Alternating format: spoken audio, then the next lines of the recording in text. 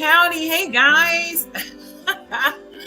Yes, we are here today at the Beauty of Blackness Fine Art Show. And as you guys can see, I am not in the same place as my speaker, Art Alicia. I'm going to bring her up in a few minutes. And we are going to have a fun time today. Let's bring this up, the Beauty of Blackness Fine Art Show. And we are excited to have you guys here. I will be over at the mall a little later. I just wanted to kind of walk you guys through some of the things that are going to happen today. We're going to do a shared screen. And I think my Facebook one, all of my Facebook people, we're having some technical difficulties on Facebook, but we will get you guys up and running momentarily. But before I do all that, I want to walk you through some of the Blackness Fine Art Show, some of the things that are going to be happening today, so you guys can be up and ready for all of the exciting things that are going to go on. We have had a fantastic time. We're all set up at the mall now. Yesterday was a bit of a setup frenzy because we had so many things going on and we're trying to get our big screen up and going. But our big screen wasn't up yet. But now it is very much up. And I'm actually downstairs in my sort of living room area because the upstairs computer was doing its own little thing. So we are going to have a lot of fun today. So I'm going to just kind of go over with you some of the things that are on the website that I want you guys to kind of check out. All of our stores and shops are open. So yay. I think I left my sound on the computer upstairs. So I'm hearing it down here. So I have to turn that off, or at least click that off. So as you guys know, we have our wonderful Miss Zudeka. You definitely don't want to miss her work. It is absolutely phenomenal. A lot of the stuff that she has up is just amazing. So you definitely want to check her page out. We're going to take you through some of what it looks like to be able to check out some of the things that are on our website. So to shop, I just need you guys to go to the shop page, and it's the artist page, just like their artist gallery page. So for you guys to shop, I'm just going to bring it over a little bit, and that way you guys can go to the artist gallery page and you can do some really great shopping over there.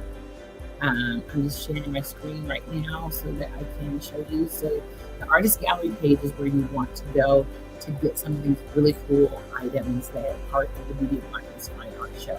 So we're just going to head over and you just just hold on it and it'll show you a drop down menu, which is awesome. And then you can find all of the artists on the drop down menu. These are all of this year's artists. So you have Zudeka, you have me, you have Thomas Lockhart, Ethela, John Toms, Deborah Shedrick, Philip Cutler, Karen Clark. Yes, Karen will be here tomorrow. We have Gideon, which it's with an E, Conrad, and we have Art Alicia, which is one of our speakers for today. She's actually our first speaker today. I'm really excited about having Art Alicia be a part of the Beauty of Blackness Fine Art Show. I just absolutely love what she's doing. I've been following her for a while. And this new collection of work is absolutely phenomenal. I just absolutely love what she's doing. So when you click on those, and we're just going to go ahead and click on Art Alicia's, and you can see all of her work will pop up, and all you have to do is click on it. You can either do a quick view of it if you just want to see what the work is. It has the name of the work and the cost, and then you could see she does these absolutely amazing collages. And if this is one of the pieces that you want to purchase, you just push the add to your cart, and that particular piece will be added to your cart. You see over there? So now it's added to my cart. And then you can view your cart. You click that view your cart, and then you can make your purchase. So it gives you all of those, and you can use either PayPal. Then, PayPal also has a pay later, but you can also just do a checkout and pay right then and there for that particular piece. We're going to go back a little bit, and check out some of the other artists, because Artlesia will be able to talk to you about some of her work today, because she will be on in just a little while. So we'll go back over there and then we'll just click on, we're going to go ahead and click on Zudeka, who's the featured artist for the show this particular year. And you can see she has some pieces. You can do a quick look at those pieces and you can just click on them in order to make purchases. This is right here. She says, "When you're in my arms," this is one of her Black Love pieces, which is absolutely amazing. And these pieces go quickly, so you definitely want to check that out. She has, this is actually a mixed media in a frame. She has some other stuff that's in like a shadow box sort of frame. And then she has some stuff that's just raw canvas, which is absolutely phenomenal. So definitely come down and check out the show and share. So this right here, the other thing I want to show you guys is the schedule. So when you click on the schedule kind of walks you through what is happening today. And so today we're actually supposed to have Philip and Timothy coming to you guys live today, and they'll probably be on a little later. They're going to host some of the show. But we also have Ethela, who is supposed to be on along with me. That's Ethela. So Ethela will come on a little later today. But we have Artlesia at 11:30, and I'm really excited about having her come on, chatting with her. And she's actually at the mall. She's at the exhibit right now, so she'll be doing her feed from the exhibit today, which is really, really cool and really, really exciting. And then after that, we're going to be showing a really great video from Gideon of how he does his work. And we'll be talking about Gideon a little bit, because Gideon right now, he's at a different art show. And so we'll be talking about his work and showing you some of the wonderful things that Gideon is doing as well. So let's see. And then after that, we have Zudeka, who'll be coming up at 12:30. She'll be talking and sharing about her work. And then we'll have Conrad, who you guys saw yesterday, who has a very colorful, sort of rhythmatic work, which I absolutely love. And then Marcel, who we missed yesterday, who came up, and then Thomas was on, and then we ended up having Marcel wasn't able to get up, not him, but wasn't brought up. But as you guys know, exhaustion had kicked in for me. And so we will definitely have Marcel up today. I just absolutely love Marcel. Does a lot of abstract art, which is absolutely phenomenal. I just can't wait to hear about his work. So I'm looking forward to that. And then we have Thomas Lockhart and Philip Cutler. Deborah is coming up, and I think she's going to do a fun project along with talking about some of her work. And then we have Andy, who tried to get on last night, but just could not make that happen. So these are some of the things. So what I say is go and check out the website. You'll be able to see all of the different things that are coming up. We're going to bring Artlesia up. I think she's over there ready to go just to chat. Hey, Artlesia. Hi. How are you today? How are you? Wonderful. Thank you. I'm doing good. Wonderful. It is good to have you. It is so good to have you here with us. There's so many things going on. I'm here looking at this computer, seeing what my backdrops are on this computer, because this one's different. I think I'm just going to go with this fun backdrop right here that has a little bit of leaf, because it's almost fall, y'all. It's almost fall. And and then I'm going to, so Artlesia, what are you going to talk? First of all, I just want to say, I love your name. Art is in the basis of your name, which is phenomenal. You can't beat that. You can't beat somebody with art in their name. Okay. So I am just loving that part of your name. And then, and it is just a pleasure to have you a part of the Beauty of Blackness Fine Art Show. So I just want to just tell you that it's just a pleasure to have you with us and just, hanging out with us, talking with us. I think we had so much fun yesterday. Absolutely. Talking with you, talking with some of the other people. It has just been a fun time. I don't think people realize how much we actually enjoy each other. Yes. when we're doing this kind of thing. But I just want them to know I have thoroughly enjoyed, and you know, and it's crazy because this is my first time meeting you, and it has just been such a pleasure and so much fun. I mean, just the conversations we had yesterday was Thank phenomenal. you. And and yes, most of them were out of the box, and half of them didn't have anything to do with art. They were just conversations, and they were so much fun. So share with us a little bit about what you are going to be doing today. What are you going to be talking about today? And what are you going to be sharing today?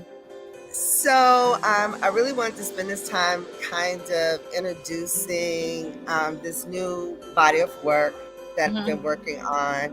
I'm really excited about it. It's a box set that will be coming out probably at the beginning of the year. I'm really pushing that I can get it done by the holidays. But it's going to be that that Christmas gift for that politically savvy person that already has everything. They won't have this. So it will be the painting that is the cover piece is my instrument. And so looking at that piece, I don't know if you can pull that up and I could talk a little bit about my instrument. Yep, let's pull that up. And that's selected to be the cover piece. And really my instrument, let's talk a little bit about who I am first. Like you mentioned, my name is Artlesia. Most people don't know that. Yeah, that's actually my birth name. My mom's name is Artie, and so she liked Lisa, and so there we had it. So, but her grandmother's name was Artie Mae, and her mother's name was Artie Mae. So that's how the Artlesia kind of came together. She just liked the name Lisa and figured she would have to call my name a lot, so that was my nickname. So that's kind of how Artlesia came to be.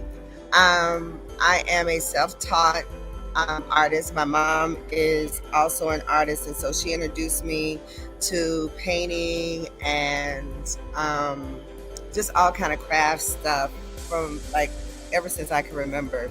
You know, Bible school and all those kind of activities. There was always a lot of stuff. The picture isn't coming up. I'm not sure. Oh, the picture is it's up. Oh well, I don't know. Maybe it's my computer. Maybe it's just something it's over okay. here. Yeah, it is on the screen. I'm going to. So anyway, that painting basically it shows that in the far right. Can you see it now, Artlesia? Maybe do I have to press this button to add? Well, it's up. It's on the screen. So picture. Yeah, my screen is black over here. Okay, well, anyway, so it's called my instrument because I'm also a musician, right? But at this now moment, I'm using another set of skills. So at this moment, the instrument that I'm using is art. And I really want it to connect to people and really tell a story. Because artists, we are the custodians, as far as I'm concerned, of the storytelling of our time.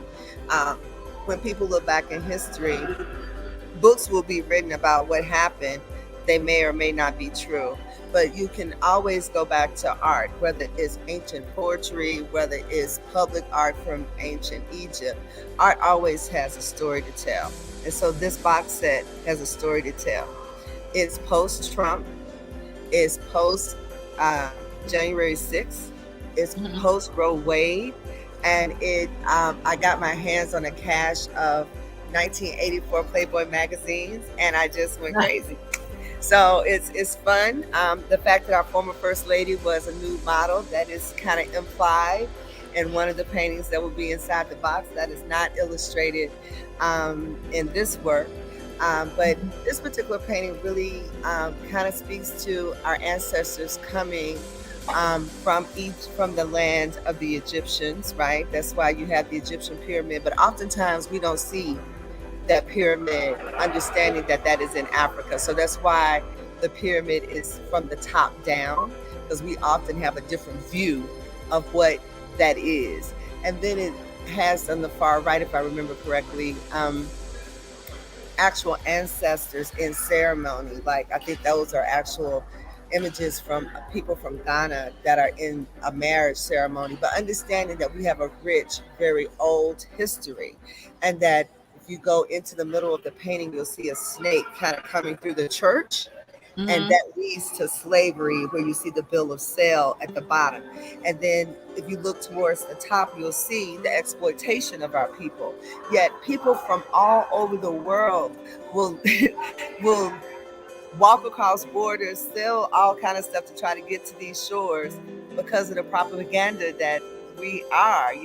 This is the home of the free, and all your American dreams can happen here. And yeah, but if you look in that painting, there's an underlying issue of drugs, alcohol, issues with civil rights, and it's all based on the Roman Empire, which is why you see that over there.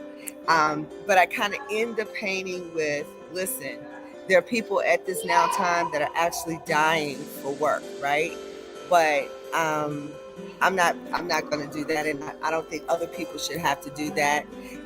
But out of the midst of all of that nastiness and the greed and the what America's cities have become on some level, some of the negative aspects, our youth still come out of that with one message, which is we're not a threat, and Black Lives Matter. And Black Lives mattered when we were in Africa, and Black Lives Matter today.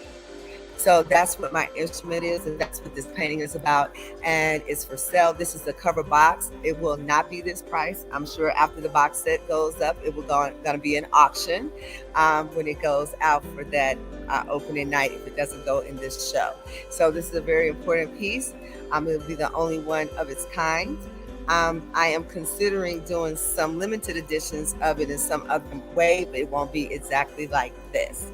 So a one-of-a-kind gem that kind of really speaks to the essence of this new body of work that I've been working on for the past year. I went on an artist retreat with a friend of mine. Oftentimes I'm very lucky that when I go on trips like this, a friend will travel with me, and so I did an artist retreat, and we just were experimenting with different mediums, and collage was one.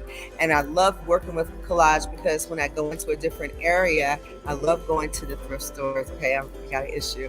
But I love going there for art supply type things, because what it's going to represent is the community that I'm in.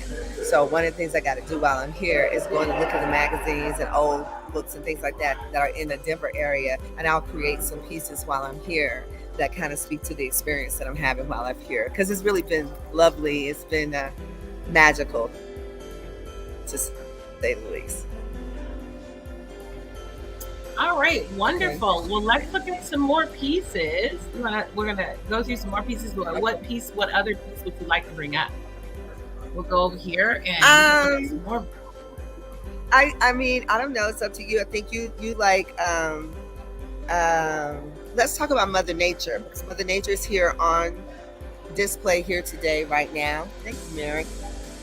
I don't think Mother Nature on here. Mother Nature is not on here. Yeah. She's bringing them. Hold on. I think that was one. Oh, okay. That was the one that we'll put that one up, and we'll talk about it a little later, because that was one of the images. Okay, well, just pick up a How about this COVID piece? Oh, okay, COVID. That's a fun one. COVID is fun. COVID is fun, and COVID will be on display. So COVID, of course, COVID has been what COVID has been for all of us, right? But some people during COVID, they were not moved by COVID. There's a whole segment of the population, they didn't even care about COVID. They kept living, they kept doing everything that they was doing. So while COVID was walking around handing out death sentences to people, which is what's in the image, you got death, Eku actually walking around passing out COVID. COVID is the actual germ. COVID is in the background. That's what you see in the sky. And then the funny part to me was like, well, who's actually out here that I could kind of like make fun, that's not taking COVID seriously. So so I got the Cash and Playboy magazines, and there was a swingers group. So I have a group of swingers together ordering a wedding cake during COVID. So it's a spoof on like one. We have to have a sense of humor about this, but literally there are parts of our population that they didn't care about COVID at all. They kept doing whatever they were doing. So I thought that was funny.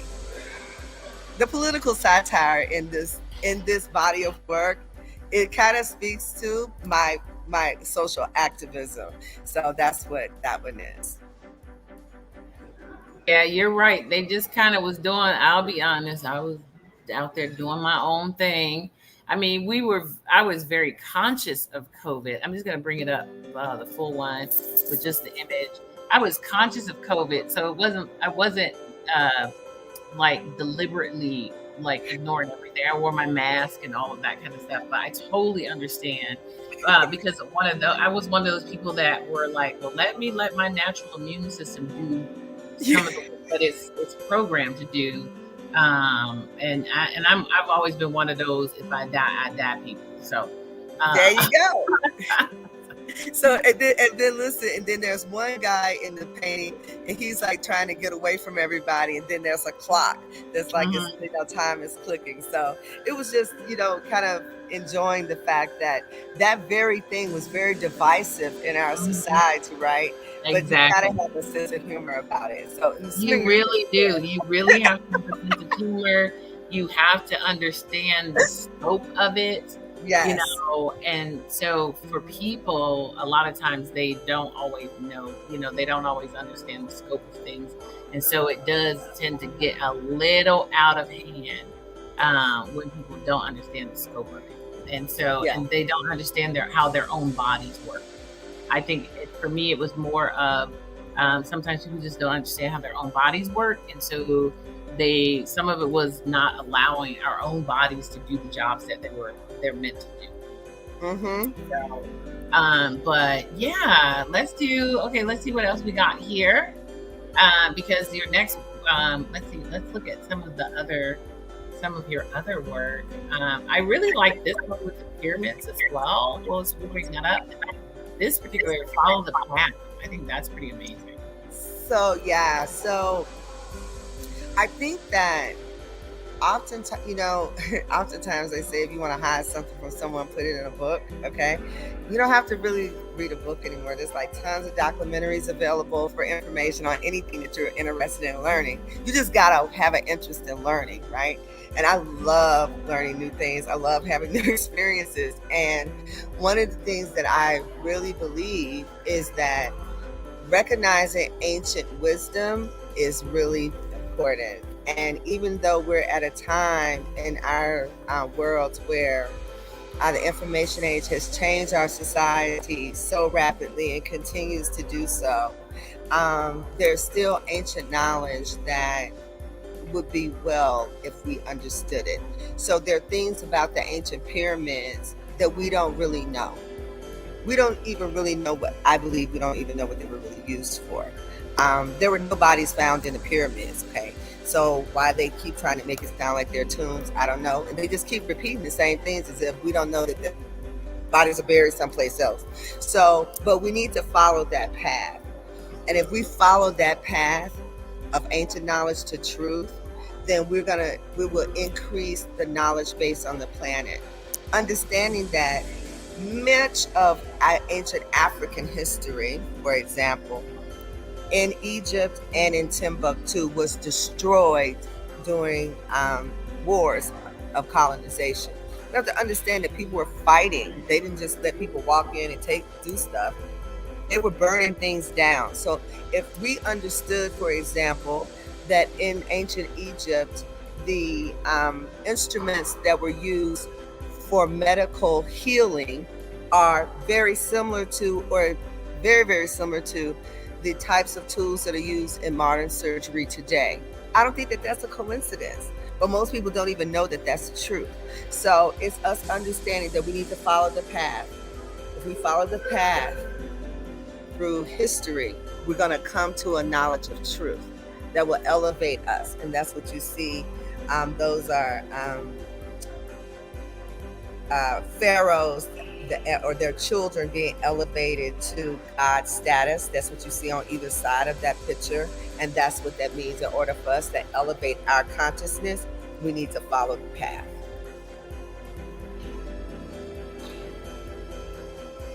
That I love that. I love that concept. I love that idea. Oh, hold on. I'm sitting up here clicking buttons. Arlesia, I'm clicking buttons. That's okay. I know sometimes you have technical difficulties. I'm touching buttons. Let's do one other one. Okay. I really like. I'm just gonna put it up there. I know people are probably gonna be like, "What?" But I have to know about the whole behind the scenes. Here. I have to know what. Like, what? I'm like. Okay. So yes. So I'm a history buff, right? So when you start thinking, can you get it up? When you finally get this picture up, people are gonna go, "Oh my gosh!" I have to know what this is about. Look, okay, and then we're gonna do a quickie look at it. Okay, so that's the behind the seat, and I'm describing. That's that image behind the seat, and then we're gonna come to. So I mean, I don't see it up. Like I still have COVID up right now. Okay, she's up now. She's up. Oh, okay. All right. So behind the seat. So like behind the seat of power. Behind the seat of power, there's usually a woman that's being manipulated. I don't care what story you go to. It could be Troy. It could be Cleopatra. It could be anybody. There's usually a woman that's being exploited in the midst of some type of political situation. And especially in ancient times. So on the far right hand corner, you'll see these images of ancient drawings or carvings or something, because I'm doing this from memory, to be honest with you, because the picture, I don't see it. And then when you move across and you go up, you see this woman, she's sitting on the table. And that's what it is. This is one of those images that came from the 1984 Playboy cash. And instead of her having her eyes, she has one focus. And her focus is to, you see those oysters on the table? It's all kind of this whole eroticized notion of women of color too. It's kind of exploiting that reality. But she's got one focus, right? And most women of color are taught to desire to be married. So even though you see she's got this wedding cake as is on her mind, right? Even though she's being used in a very sexually explicit way, and it's behind the scenes of church and behind the scenes of all of these other institutions, you have scandal after scandal after scandal that's dealing with sex and is dealing with perversion, whether it's with the church or whether it's with our former president or whether it's with Prince Charles's brother. It's still the same, where women are being exploited. And this is an opportunity to have a protest kind of against that and recognizing that we understand what's going on with it. And there's going to be a better day, because if you look in the far right of the galaxy, there's a hole over there, and we're going to rise up and we're going to go into a different dimension, and that all of this is going to be different. So that's what behind the seat of power is. Okay, I have to have it was interesting because I'm like, everything has a concept. Now, what was the cake again? Tell me, what was the... Most women, regardless of what society you're in, most women are taught to be mothers and to raise children and to desire to be a wife. So that's on the mind of every girl, even though she's being exploited. Okay. Like the wedding cake is on her mind. The wedding dress is on her mind. We're taught to have that on our minds. I got little cousins that I'm counseling right now saying, listen, you're 20 years old. I want you to want to get married. I think that's great. But I want you to, men come into your life to protect and to serve and to support you. What are they going to support? Have something, be something, work on yourself, focus on who you are, become the best version of yourself, put that forward so you can bring forth the best version coming to you. Yeah, I love that. I mean, that is such a great, and that's why I said I really love your collages. Like, I think I was telling you once before how people say things like, "Oh, I can do that. I can create this and I can create that." And I said, "Yeah, lots of people can tell you that they can create things, but the question is will you? Are you? And the understanding your concepts behind what you're doing. Like your concept behind putting the cake on top of her head, your concept behind putting all of those foods at the bottom of the her, near her feet and her legs and stuff.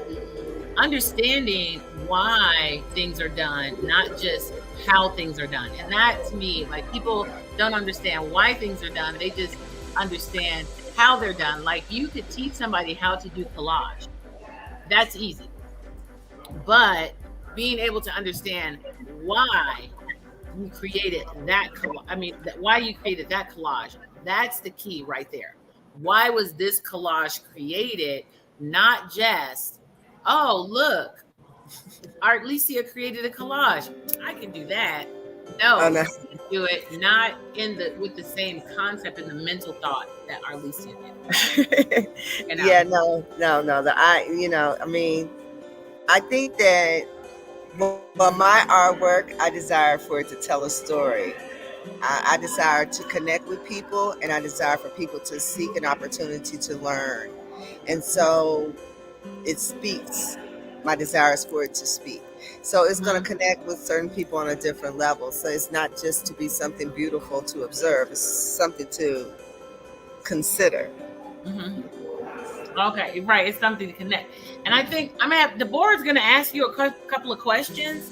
So I'm going to have her come over here and ask you a few questions about, I'm swapping out the leadership here. Okay. It's amazing how I find myself in places. Hi, Arlene. How are you doing? I can barely hear you. All of a sudden it got really loud in here. Can you hear me now? Can you hear me now? Can I hear you now? Yes, ma'am. I can hear you now. Yeah. Okay. The last piece you were talking about was, what was it? What was the last piece? Behind the Seat of Power.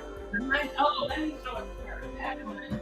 Behind the Seat of Power. It's right here. All you have to do is right here. I have to let her see this one. Here it is. Look. Ooh, look at it. And then this is the cake on her head about how we're always thinking about marriage and relationships. I just say, share with her a little bit more about that one. So behind the Seat of Power, it doesn't matter what culture. Like, I think I have, I love documentaries. Like, that's something I love learning. So I had watched some thing about ancient Troy and about the story of Helena.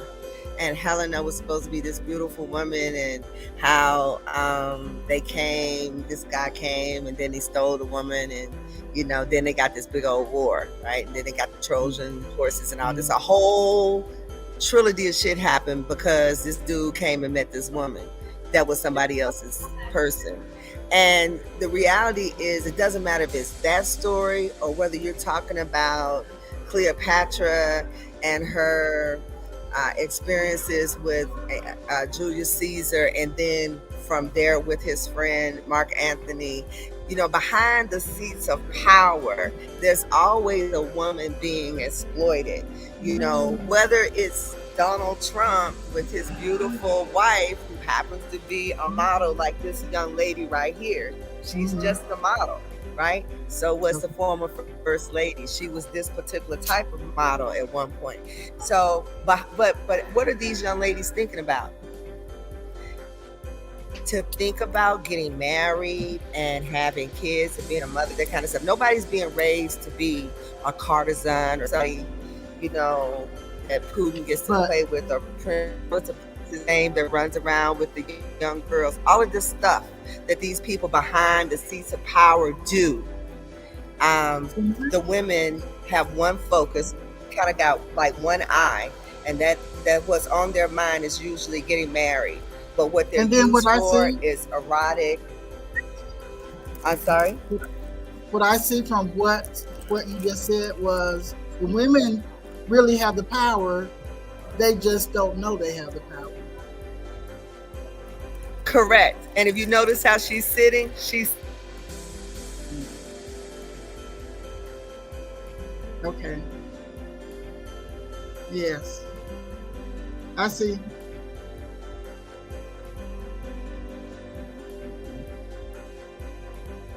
I see how she's sitting. Oh, where'd Artlesia go? Artlesia. All right, I think Artlesia might have popped off. So, yeah, she might have popped off. She might be experiencing some technical difficulties at the mall, but hey, we have Deborah here, and she's gonna chat with you all in a little bit. Okay, so what are we going to chat about, people? Does anybody have a question? You have a lot of art and stuff going on, so Deborah's gonna chat with you guys. Does she know how to pull it up? I don't know if you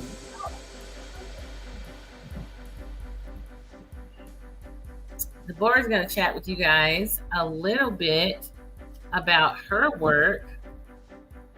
Deborah. There you are. And this is all yours. And I see Karen I'm calling you Karen. And you have some new pieces up here. Oh, you got some comments, Deborah. Comments. She said... Okay.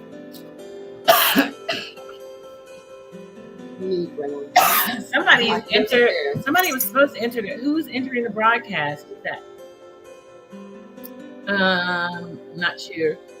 Who's entered? Okay, let's see. Where are they? There she is, Artlesia.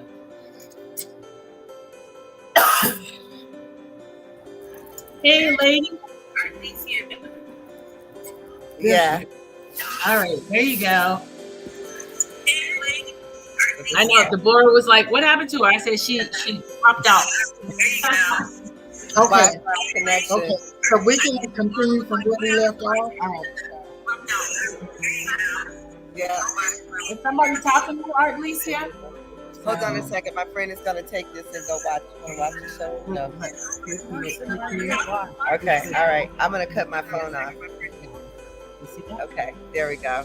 No, we were getting feedback from the phone. You can pull up any of the artists. Okay, there you go.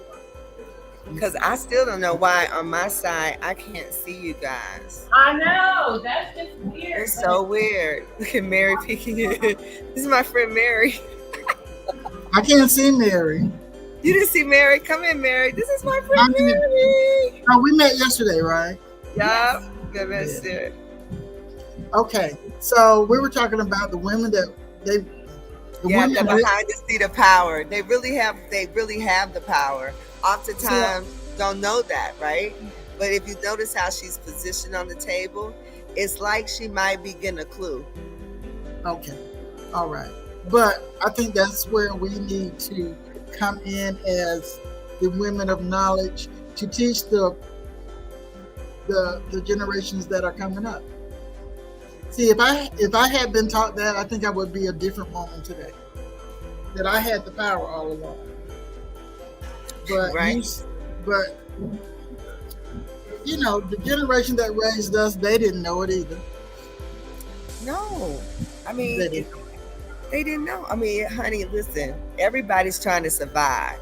When I did my DNA, I found out that my mitochondrial DNA is 180,000 years old.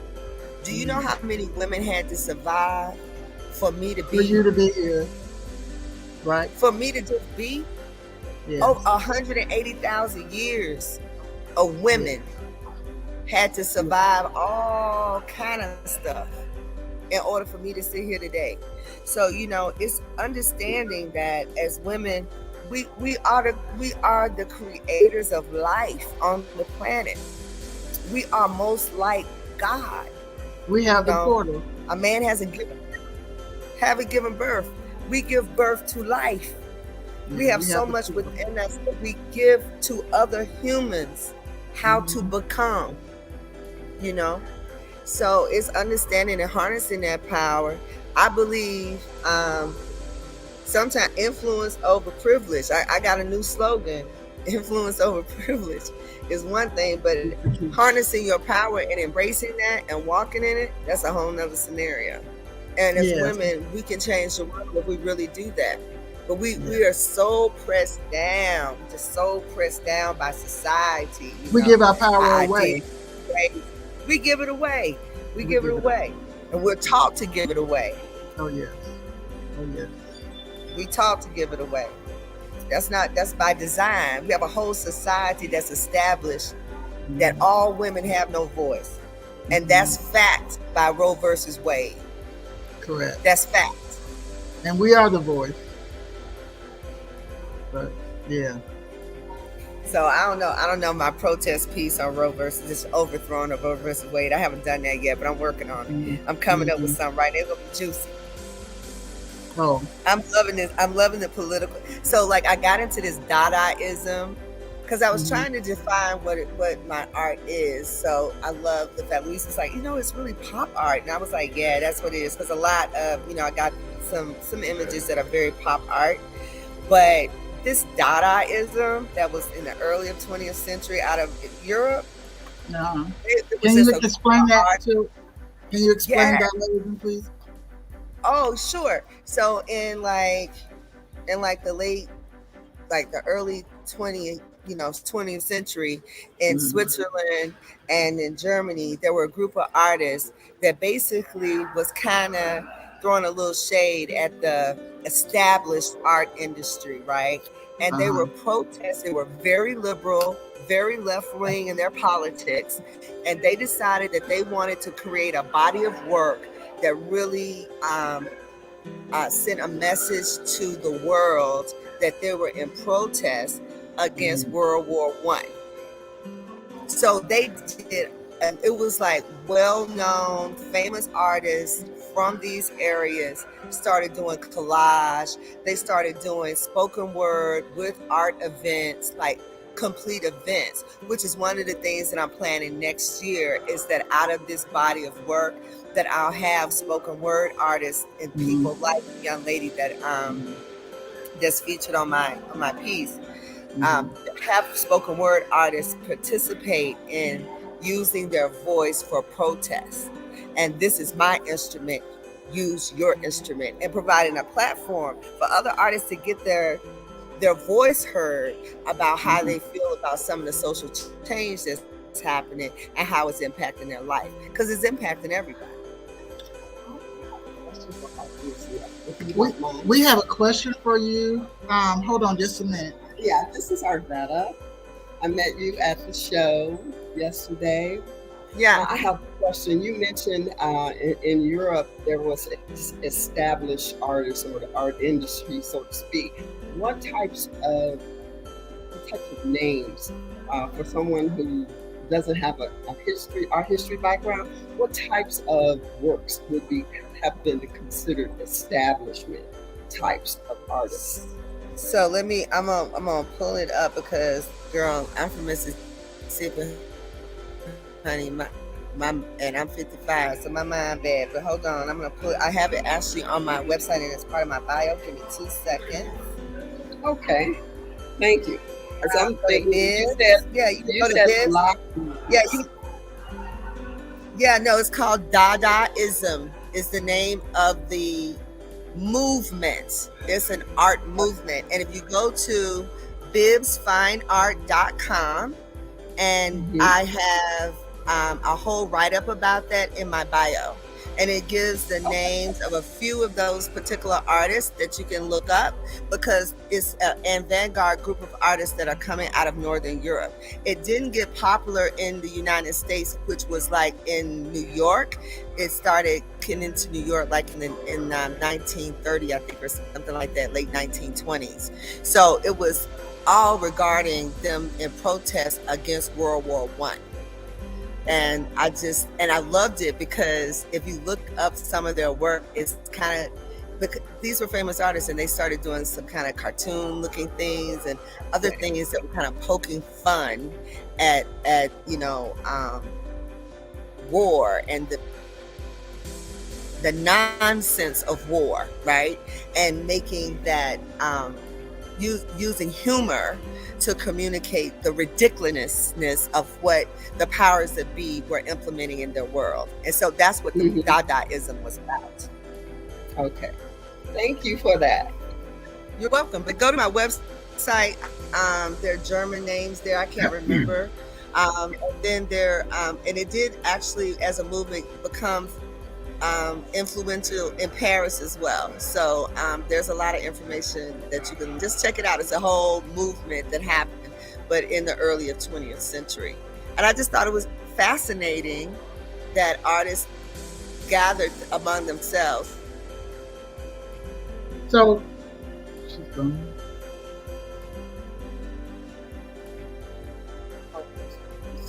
It's buffering. PC is buffering. Alicia, your computer is buffering. Can you hear me? So it seems like Miss Bibbs has a new movement. I hope she's realized it, but I see it as the power of women that they have that they're not embracing or not acknowledging. They don't realize that they have. So I am going to keep in touch with her to maybe push her forward in that birth. I'll be her doula for her new movement. That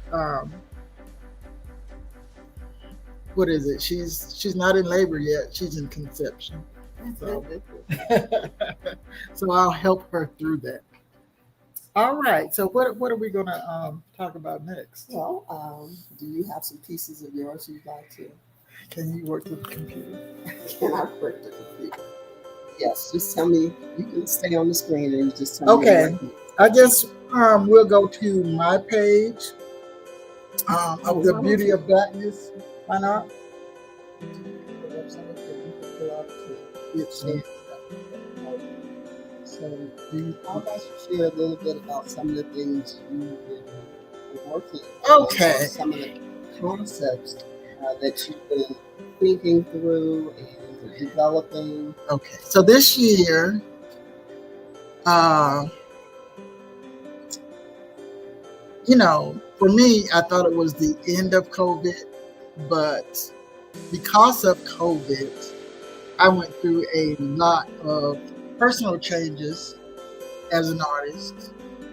My focus for art was no more art. Let me try something different. I've done this for the majority of my adult life. Let me try finance. That seemed to be like working another part of my brain that I thought I would love, but it turned out that I am art and art is who I am. Art is me. I am art. Art is me. Me is art. However you want to say it, I had to get back into my studio. So I use tissue paper a lot. I use tissue paper instead of paint at times. So I thought I would do workshops concentrating on finding your center. If you were like scatterbrained and didn't know how to pull stuff together in your life, I wanted to introduce art as another medium to find your center and to find your peace. artists today, yesterday, artists in the future. They use artists as therapy. So that's not talked about a lot. I did get a degree in psychology, and I just wanted to bring those two things together. So that is a project that I'm working on now. I've had one live, I don't want to call it art therapy because I don't want people to come on and say, oh, you're not an art therapist. You don't have a certificate in art therapy. So I'm working around that. Just to say art will bring you peace. Art can bring you peace. And that's another way to involve people in art that aren't just trying to create a picture. I've talked to Arlesia and Using. Art has started another movement. You know, art is life. Life is art. Everywhere you look, someone has created something for something else, and it's through art. You look at your car. Someone had to design that. Someone had to pick the color. You know, you can look at a flower pot. You know, someone designed that to hold a flower. You look at your clothes. You know, we're into design, and design is nothing but art. So I took my art, and I'll be doing workshops with people that have no interest in art, but they can see the value of art. Art has so much value that we don't give art credit for what it does for people.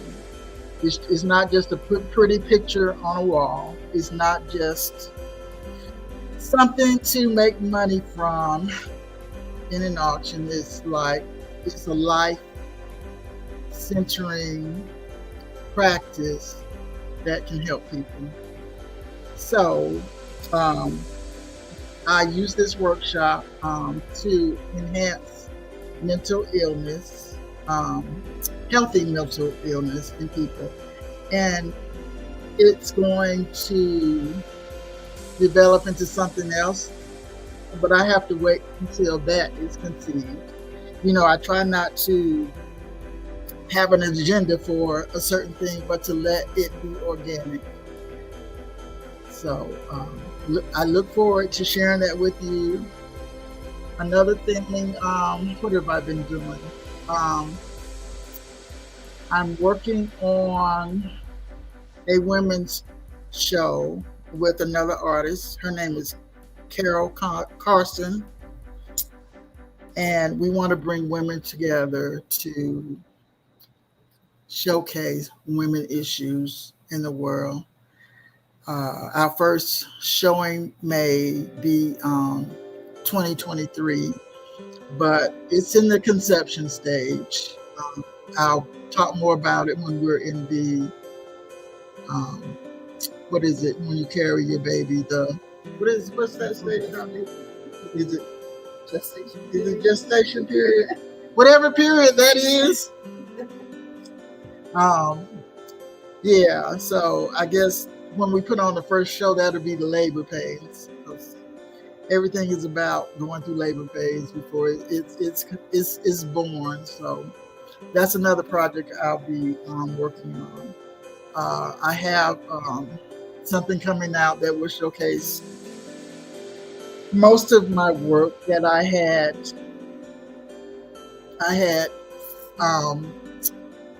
I shouldn't say I had found, but I'm not the greatest, what do you call it? I'm not the greatest, what is that word? When you keep your stuff all together, I am not a structured, organized person. So when I present my art, you'll see the art that I had records of. A lot of artists, me. As far as the business side, it does not compute, but the creative side has taken over, and you go with that. You know, you go with what you feel comfortable with, and you go with what you like. And I believe that should be in any industry that you're in. You got to do what you love. because that's where you shine. And if you concentrate on what you're not best at, you're not going to shine. You're not going to shine. So take what you shine at and give it 100%, because it'll make up for, what you don't shine at. So yeah, whatever industry that you're in, mine is art, and I love creating, and I give that 100%.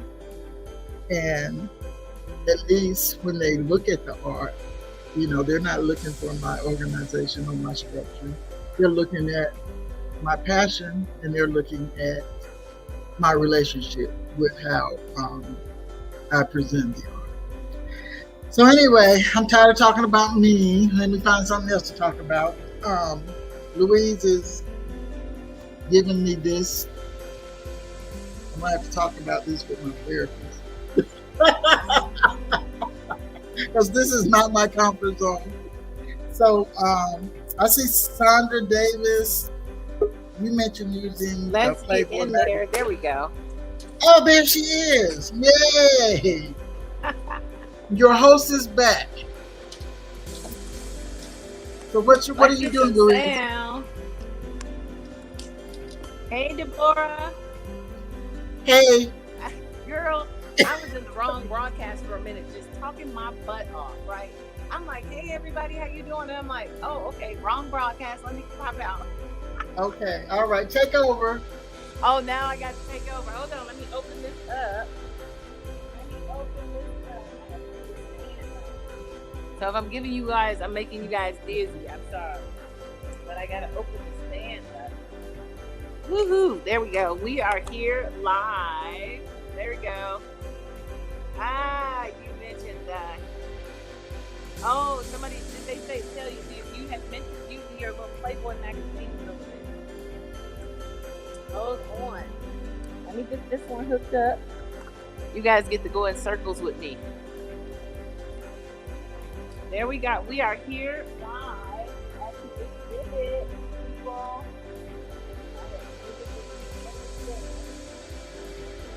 And the stand. There we go. Hi. Yes. He's here. And, all right. We just failed. That's okay. It just fell over. There. All right. There we are. So, welcome. We are here in the exhibit at the mall. I still have Deborah trapped. Deborah, are you trapped? Deborah is trapped at the house because that's where I left her. I am not in my comfort zone, and that's right. Deborah is trapped at the house, but I will be going back to get Deborah because I trapped her. I left her stuck at the house because I had to get up here and get all of our screens and everything up because I have a question. We were running behind, and I think, let's see, Deborah, can you check my schedule and see who's coming up next on the website? Look on the website. We're going to ask if I can cut off my screen, but yeah, we're going to try to look for the schedule. Oh, okay. There's this is Arvetta. Arvetta is my okay, this way. Wait, this way. Okay. This is Arvetta. Arvetta is my the person that writes out my contracts, and she is there to help organize me. So say hello, Arvetta. Hello, everyone. Louise, right. She considers herself behind the scenes girl, but I keep telling her I'm going to bring her forward. Now I do have the schedule up, and should I share it? Since I never used your application before, I just need to make sure that I'm using it correctly. Oh wait, okay. I think this is here. Okay, let's see. I'm trying to see if I can put it up on the screen. Okay, there it is. The schedule. Okay, so it's tiny for me though. The schedule is very tiny. Do you want me to turn off the camera here? Oh, say that again. You want me to turn off the camera here? That may give you more room on the screen. No, no, I know how to. I know how to. I don't. You don't have to. Who did you say was up next? Who did you say was up next? Oh, the person that is up next, Louise. That would be, well, it's 11:58, 12 p.m. You're showing Gideon. Oh, Gideon. Oh, okay. All right. So that means that I have Gideon up next. Gideon And has some amazing stuff. So I'm gonna let people walk around here at the show until then. So yeah, I'm just gonna walk around the show until we do Gideon. So all right, Arbella, I'm gonna go ahead and bounce you guys off. okay, You guys pack up one so other I thing. can take- One other thing, just so that you know, Zadekia, she's on at 12:30, and Conrad's on at 1 p.m. Okay. All right. So I'm gonna go ahead and bounce you guys off. Go ahead and just pack up until I can come and get you. All right. All right. Bye. Bye-bye.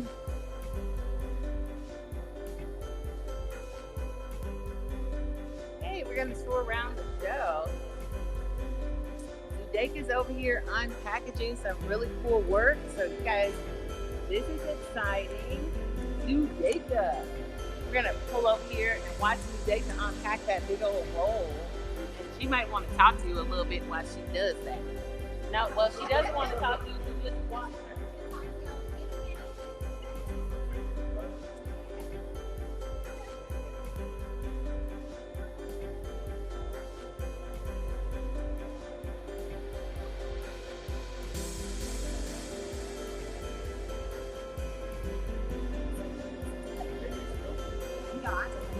Thank you, though.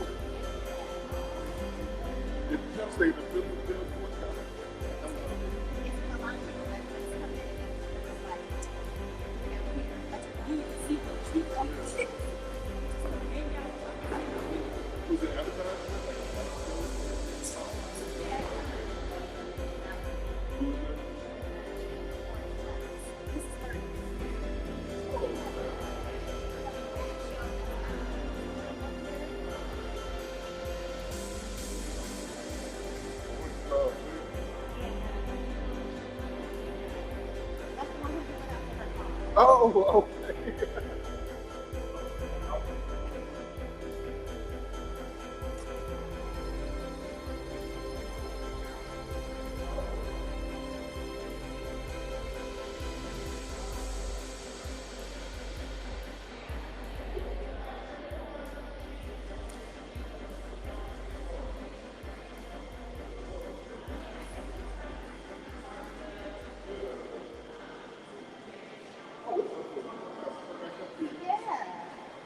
Are you keeping stuff up for that show? Or? No, I don't have anything. Okay.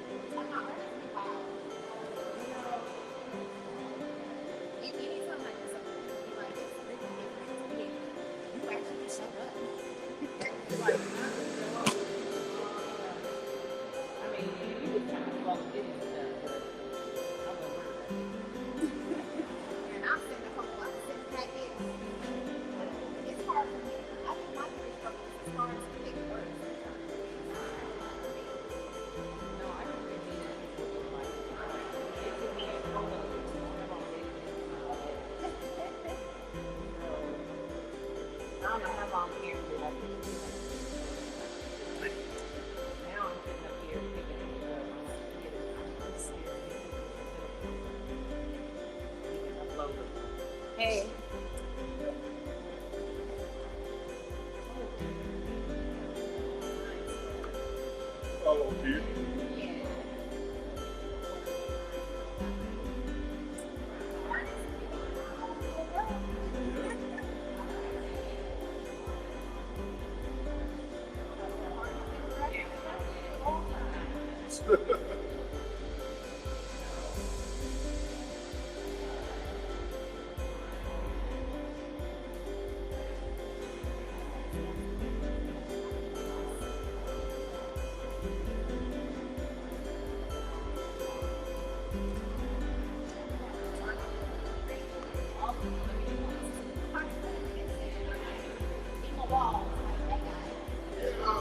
But, you know, I hope we see other stuff as well.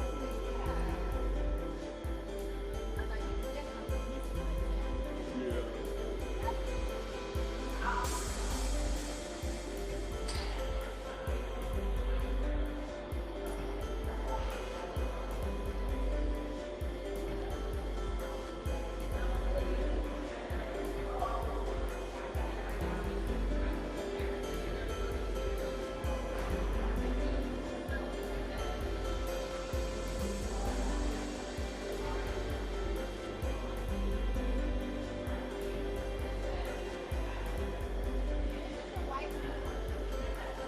She's a therapist.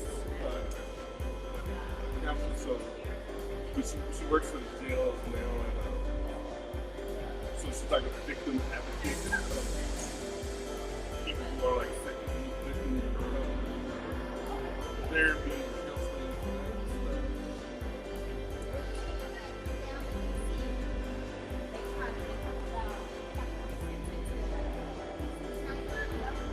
Yeah.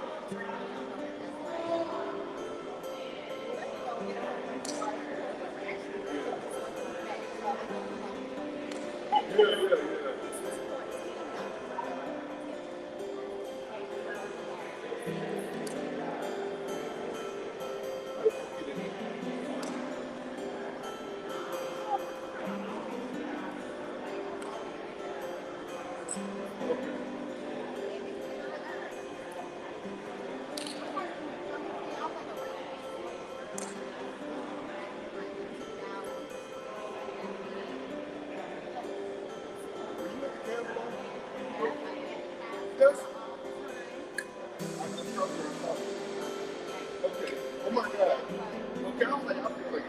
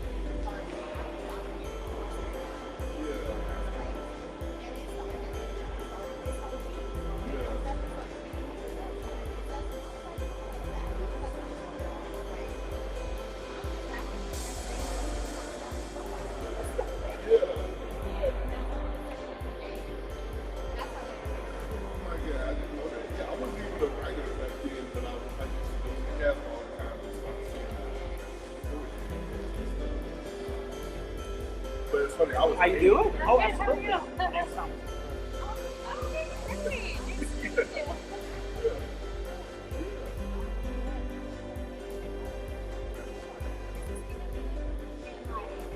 No, this is sorted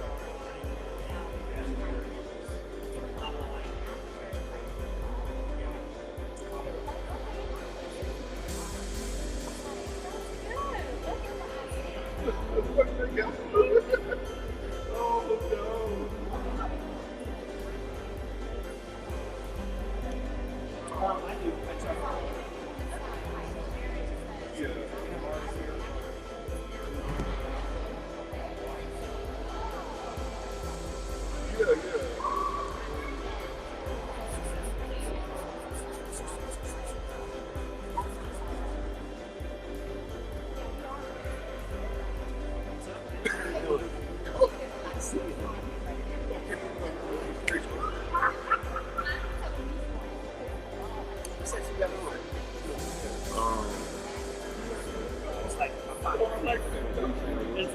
Last year, I had sprayed some.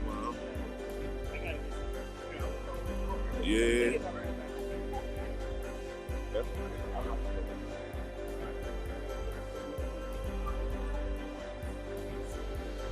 You're on the big screen. It's a delay, so.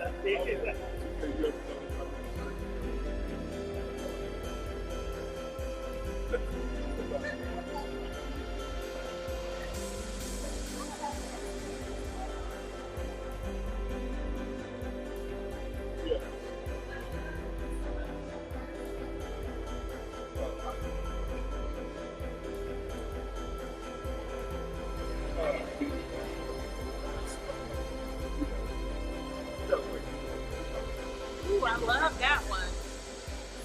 That looks really nice. I love that. Her stuff is really nice. Okay, I'm gonna walk around. We're gonna walk around a little bit.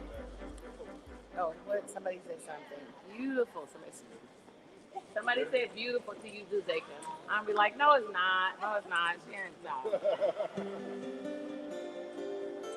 All right. We over here. Here we got some more heads. Look at that. These are some of the heads that are actually showing at the museum as well. So Karen actually has some of these showing at the Museum of Arts and Fort Collins. So you definitely want to go check out some of the things that Karen has. Uh-oh, somebody is ready today. Somebody's ready today.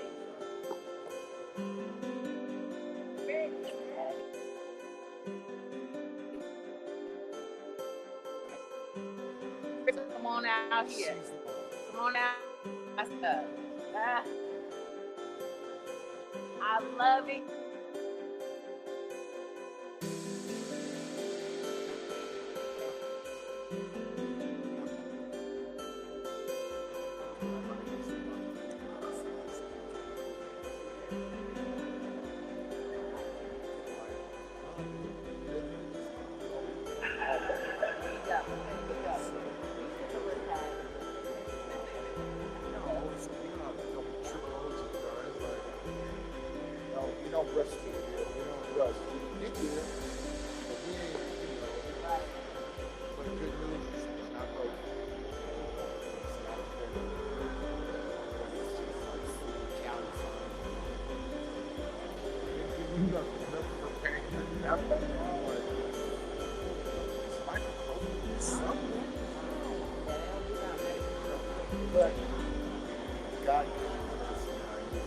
There you go. That's all we want. That's all we want. And- The rest of it can be taken care of.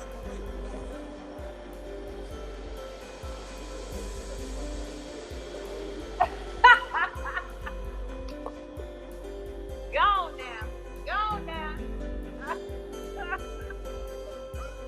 There you go. Hey.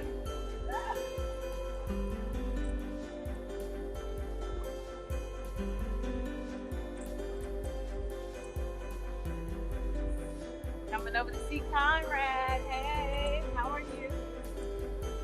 It's stunning, isn't it? These are absolutely beautiful. Absolutely beautiful. Hey, Conrad's from California, so you got to get it now.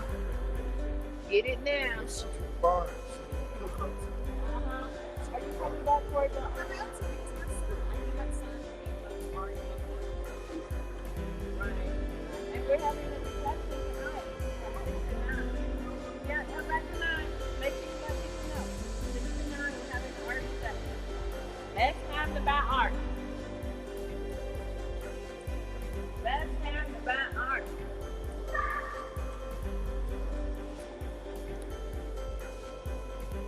Oh, we got something going on over here. This is the jewelry of jewelers, okay?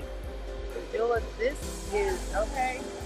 Well, I already picked out my pieces.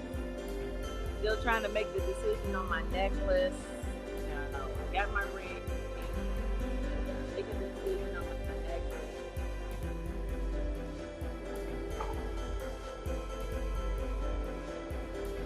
I got to stop coming over here.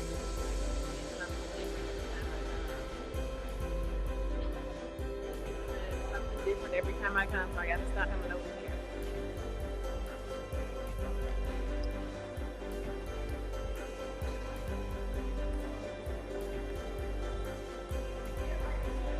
Oh, look at these belts.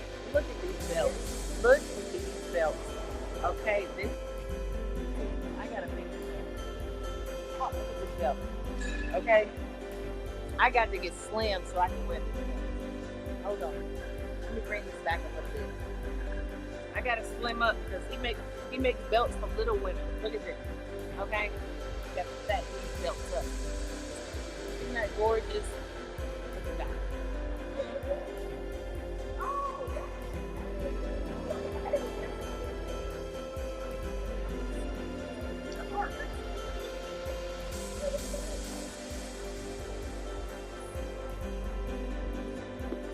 We gotta get something.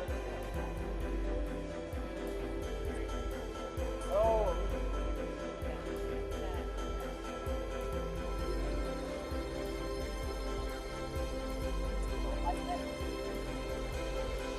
Oh, okay. All right, guys, I gotta try something on.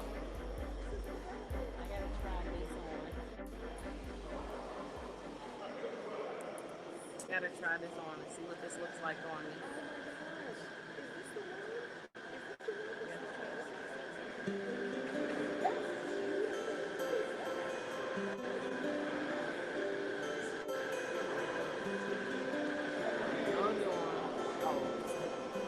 It's got a different kind of latch on it. Oh my gosh, look at that. Look at that, people. Isn't that gorgeous? Isn't that absolutely stunning? Look at that. This is, now if you want some jewelry, look at this. That is absolutely stunning. We're going to put some of these on the website so you can see them. These are gorgeous, gorgeous, gorgeous, gorgeous. And this one comes with a bracelet.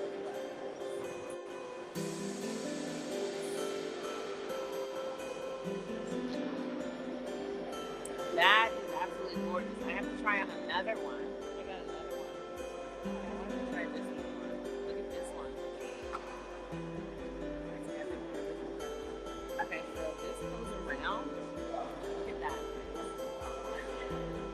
Alright, let's see. Oh, look at that. Absolutely gorgeous. Gorgeous. Isn't that a beautiful beautiful piece. I love it. Love it. Love it. How are you all today? Wonderful. Stop in and have a look at the artwork. A lot of the artists are here. The reception is tonight from 6 to 9. I love this one. I know. I keep coming over here trying on stuff, you all. He's making it difficult for us. He's up here making it difficult.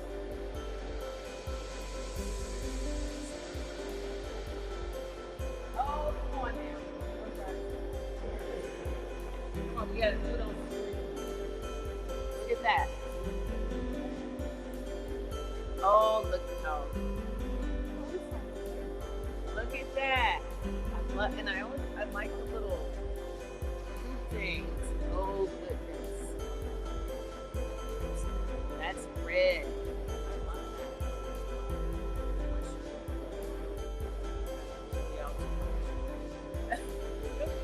Oh, I love that. How much is this one? This is $225. I love that. But you all might not get it once I make my decision. Yeah, I like this one too. This is beautiful. Where's the mirror? I'll get a closer look at this one.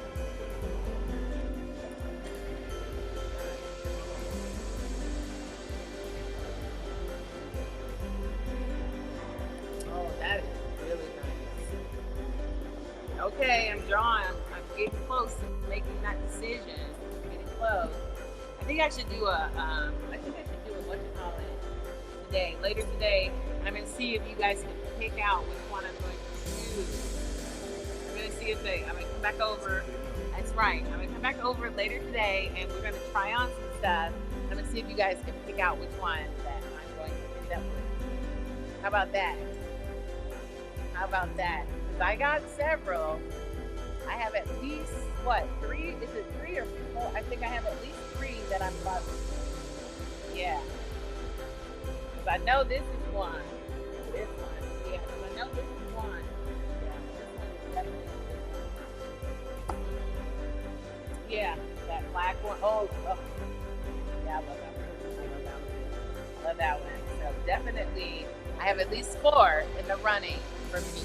So you guys will see what the unveiling is that I choose.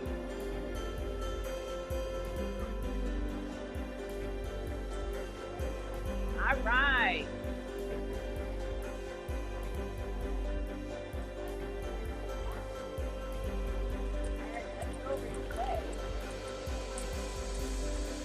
All right, now I'm going to put you to work. Tell me your name. Oh, my name is Stephen. Hi, Stephen.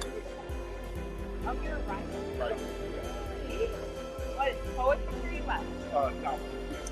Really? So you're a real writer. No, I'm not. I write poetry. I'm not messing with poetry. And I know this is a real poetry. And it's,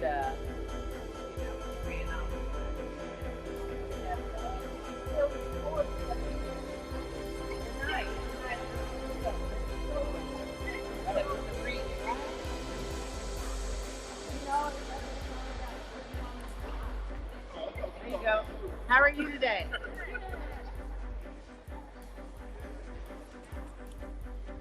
All right, we're moving around, enjoying things. I'm gonna leave you guys here. I forgot. Oh, who was up today? Let's see. We're supposed to have somebody.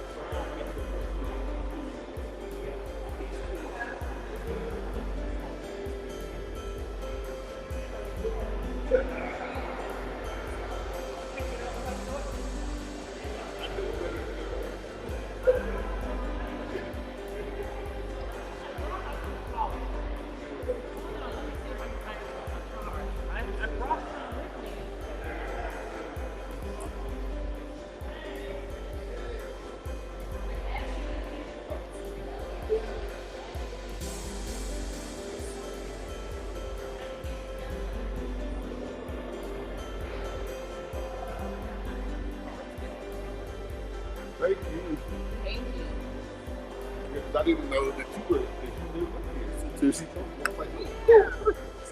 And I'm always looking for, like, artists, poets, painters, writers.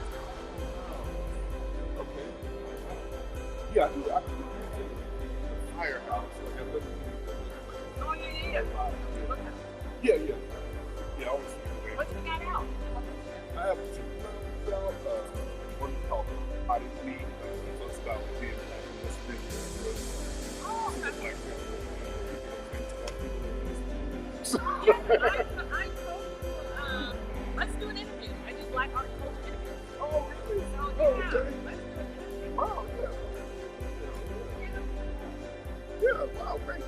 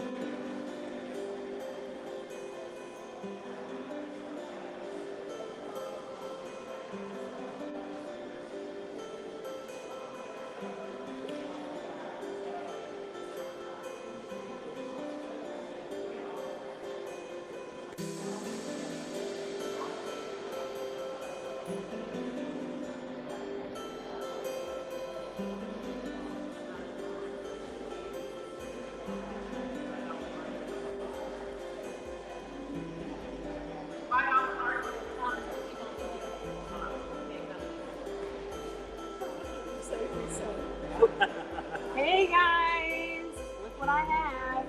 You can win one of these today. We're going to be doing some drawings.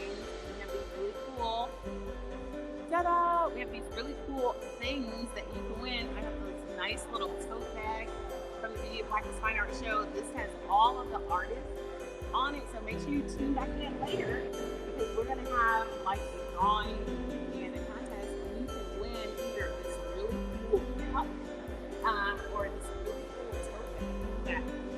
We're gonna have that really cool tote bag. Oh, wait a minute, it's 12:30.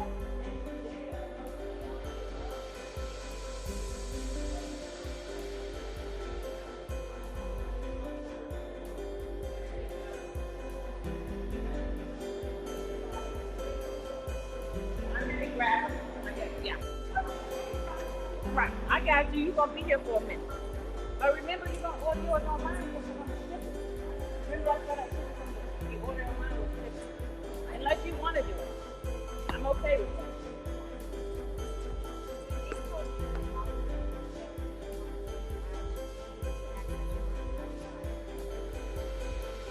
Is that the Instagram? Oh.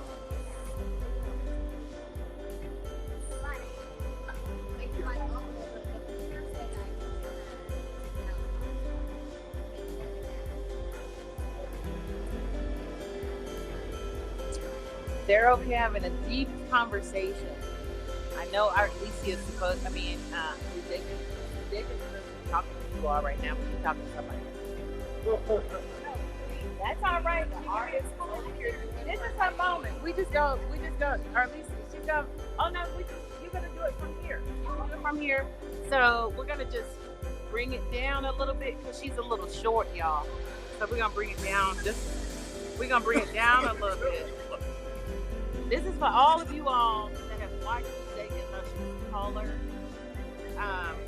You know, so I'm gonna bring it. Look, New Day, look. Look at this. Look at this. No, I'm kidding. I can't put it. Oh, did you hear that, girl? She said she do not know the struggle. See? You see how they see that? No, she didn't ride that with you. She went there with you. Okay, you guys, here is the poster. This is the poster for this Beauty of Blackness Fine Art show. So if you haven't seen it alive and in person, this is the poster. The poster does not do it justice. All right.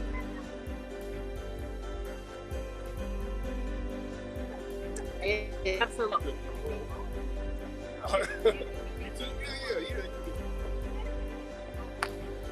I'll tell you. This is Udeika's world, and she ain't no squirrel. You know that saying really like. There we go. Zudeika's gonna talk to you guys, and I want you guys to really enjoy her space because she creates such a fun space and a fun world. I absolutely love it, and I really want to know about this piece right here.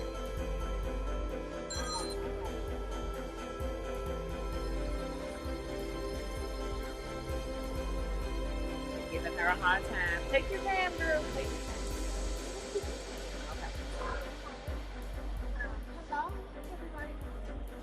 I know. Look, I'm over here. I'm doing that too. Thank you. And that's the thing. It's like when you look on here, you're like, oh yeah. I was like, ooh. Well, see, that's why I was bringing it down. Right. Yeah, I'm gonna bring it down a little bit for you. Yeah, my husband about to be like, man. It's like what you doing and who you doing it to, right? And so they could be like, yeah, I got a lot going on. I'm trying to sell this art. Is that better? All right, there we go. Because we're only trying to sell one thing. We out here trying to sell art. That's the painting. Don't be sitting up here getting happy. There we go. All right, that's better. Yeah, no, that's perfect. There you go. Welcome to my I'm expecting you to bring it in now. Blackness. And I'm very excited to be here, and I'm very excited that most of my paintings are made. So if y'all have time today, go play about my 4 paintings that are going to be here next Thursday. Girl, they just said it's been scheduled September 8th. I get all my boxes at the same time.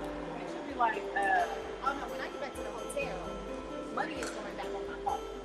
Okay, that's ridiculous. So, tell you guys about this part here, which is the this is called breastfeeding number 2.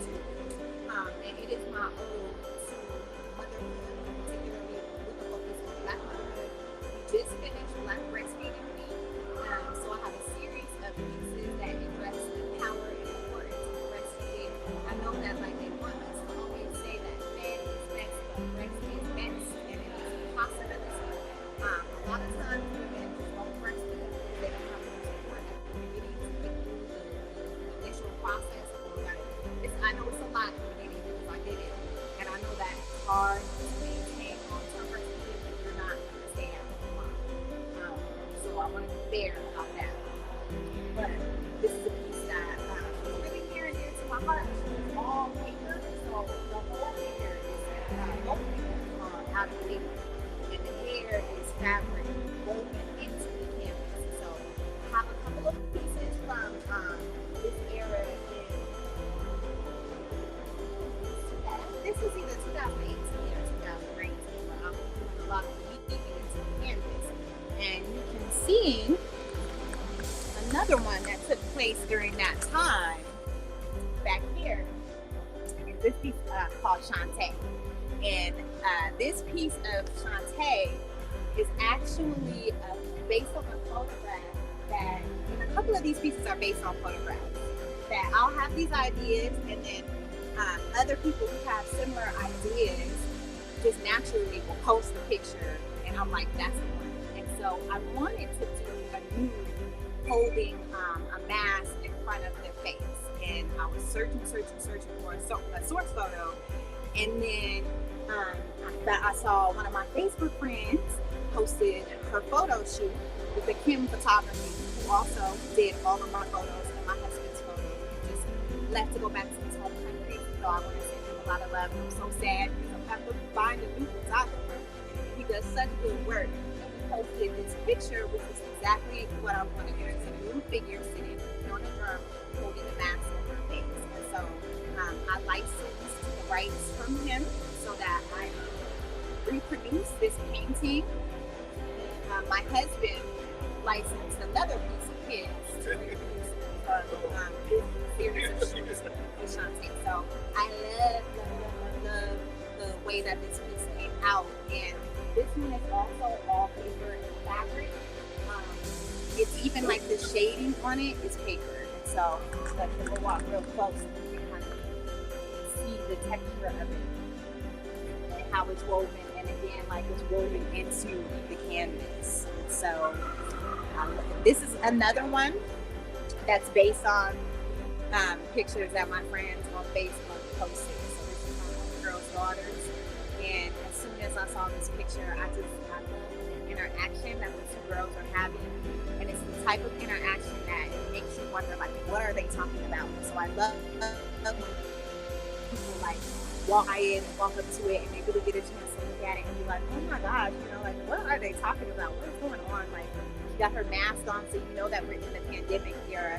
Why is she about to lick her hands? Like, what is going on? These pieces here, these two collages, are from a series of works called After New York, and you can see the third, which did not make it into UPS, but it's on the website and it's available for purchase still. It's called Lolita. In April of 2020, we went to New York, and during that time it's Poetry Month, and the poets are encouraged to write a poem every day for April. And so I don't really do poetry anymore, so I did face sketch, like just a freehand sketch every day in April for that series of time, and particularly when we were in New York, because I didn't take art supplies, because I promised my family I was going to spend some time with them and not be there working. And so I was doing just these quick sketches, and 9 of those sketches actually became collages from paper and fabric and stuff that we picked up while we were in New York, jumping from art store to art store. So that's a big thing, is every time we're in a new city, we go hit up all the art stores. Like literally when I'm done here tomorrow, I'm going around the corner because Jerry's Marnorama is over there, and then there's a Joann's up the street. So I already called my husband and was like, I'm about to down back a bunch of new textiles, get ready. And then here is another picture that's based on a Facebook friend and a friend in real life. This piece is called Salika, and it's named after the person who it is. Her name is Salika, and she's an educator in DC, and she has like a really beautiful house. And so you guys know that a lot of my work is very inspired by interior design. I'm very much into maximalist Afro-Bohemian design, and her house really fits that, you know. So I like when people have a lot of baskets and a lot of masks and a lot of plants and like pool chairs and like books set up as props, you know. And so I love this picture of her standing in her house, and of course I added a couple of extra things, you know, like her house definitely did not have all of this that you see in here, but it had a lot of these elements that you see. And I love the vinyl that's on this piece, and on the piece I'm going to show you next, I actually got in Brooklyn at the same time as I was doing the other sketches. Like I walked into a bodega, they had these rolls of vinyl, and the guy who was working there did not know what kind of fabric it was, and so he sold it to me for $6 a yard. And so I got like 3 to 4 yards in each. And then it said, like I walked out, and then I was like, he don't know what kind of fabric this is. So let me go back in there before somebody who actually works here knows that this should be at least $14 a yard. And so I got all these yards of fabric and have been using it. And I actually have 3 yards of it that I have not used. So I've had it for last 2 years in my studio, and I'm not interested because I'm waiting for like the perfect moment. It's like absolutely gorgeous, and it's similar to this. And I'm waiting for like the perfect thing. Like I want it to be the perfect environment on one of the characters. So you can see on this love piece here that vinyl is repeated. And so I just love like the texture of it and the flowers and just the way that they move. So this piece is called When I'm in Your Arms. That's a Cleo Soul song. I love me some Cleo Soul, and if you're not familiar with Cleo Soul, you need to make yourself familiar with Cleo Soul. She's an absolutely amazing singer. Her band is fire. It's so inspiring. So, I want y'all to make sure you check this out. And if you're a person who loves Black love art and you like this, you need to go ahead and holla and put some money on it and go ahead and buy it. Okay, because these pieces go really fast. This one's 5,000. It's framed already. So I already got this box around it, so it's ready to go up on the wall. You don't even have to invest in getting it framed or anything like that. And the pieces that I brought that are not framed, if you want to purchase them and pay a little extra, I'll frame them and ship them to you as well. I know people like the shadow boxes. I kind of low-key hate doing them because they take a long time and they take away from me being able to actually paint. But y'all like them, so I got them. So then I brought two that me and my husband did together. So I brought Basquiat. Hold on, let me get back to Miles Davis at the bottom. So these are both mixed media pieces. My husband does these absolutely beautiful sketches. And then I take them, I pick them up oftentimes and toss a little fabric on them, toss a little razzle dazzle on them. And so we end up together being like really a perfect connection or synergy between artists. It's absolutely amazing. So I'm happy to show you some of these other ones too. I got some big ones on the side. I have to get me one of these rolling things so this is on. So this is wine down time behind me. It's wine down time for people who like to drink wine. Not a wine drinker, but like I'm almost 40, so I'm trying to go to like a wine tasting type of thing so I can develop a wine palate because I don't like it at all. And then, but I feel like really ghetto because I'm out with like my classy friends and I'm busting my Jameson bottle out of my purse. And y'all know I've been busting Jameson bottles out my purse for 20 years. And so I'm trying to upgrade and like get into my wine. But a fun fact about this is these Monstera earrings that she has on, I actually made them for myself out of leather. But I couldn't get them to hang right. And I wasn't sure if they would do well if I put the fabric stiffener on them to make them hard. And so it ended up being added to her painting. And I love this because she has her little waist beads on. So she's looking so adorable with her waist beads. So she's 3,000. She's prominent, so she hangs like a textile. This one hangs like a textile as well. Okay, this is called Lollipop. And this piece is about going to the club. And you know, you be at the club, you and your homegirl looking extra saucy and extra fine. And y'all standing, y'all looking around the room trying to see who's about to get chosen or who's about to choose you. And so that's what they're doing. And I'm not a single woman anymore, so I can only try to like choose up on my husband when I'm good at the club. One time we tried to do some like role playing and everybody was like, that's your husband over there. And I was so mad, like y'all busting our bud. I'm thinking, hot girl summer over here.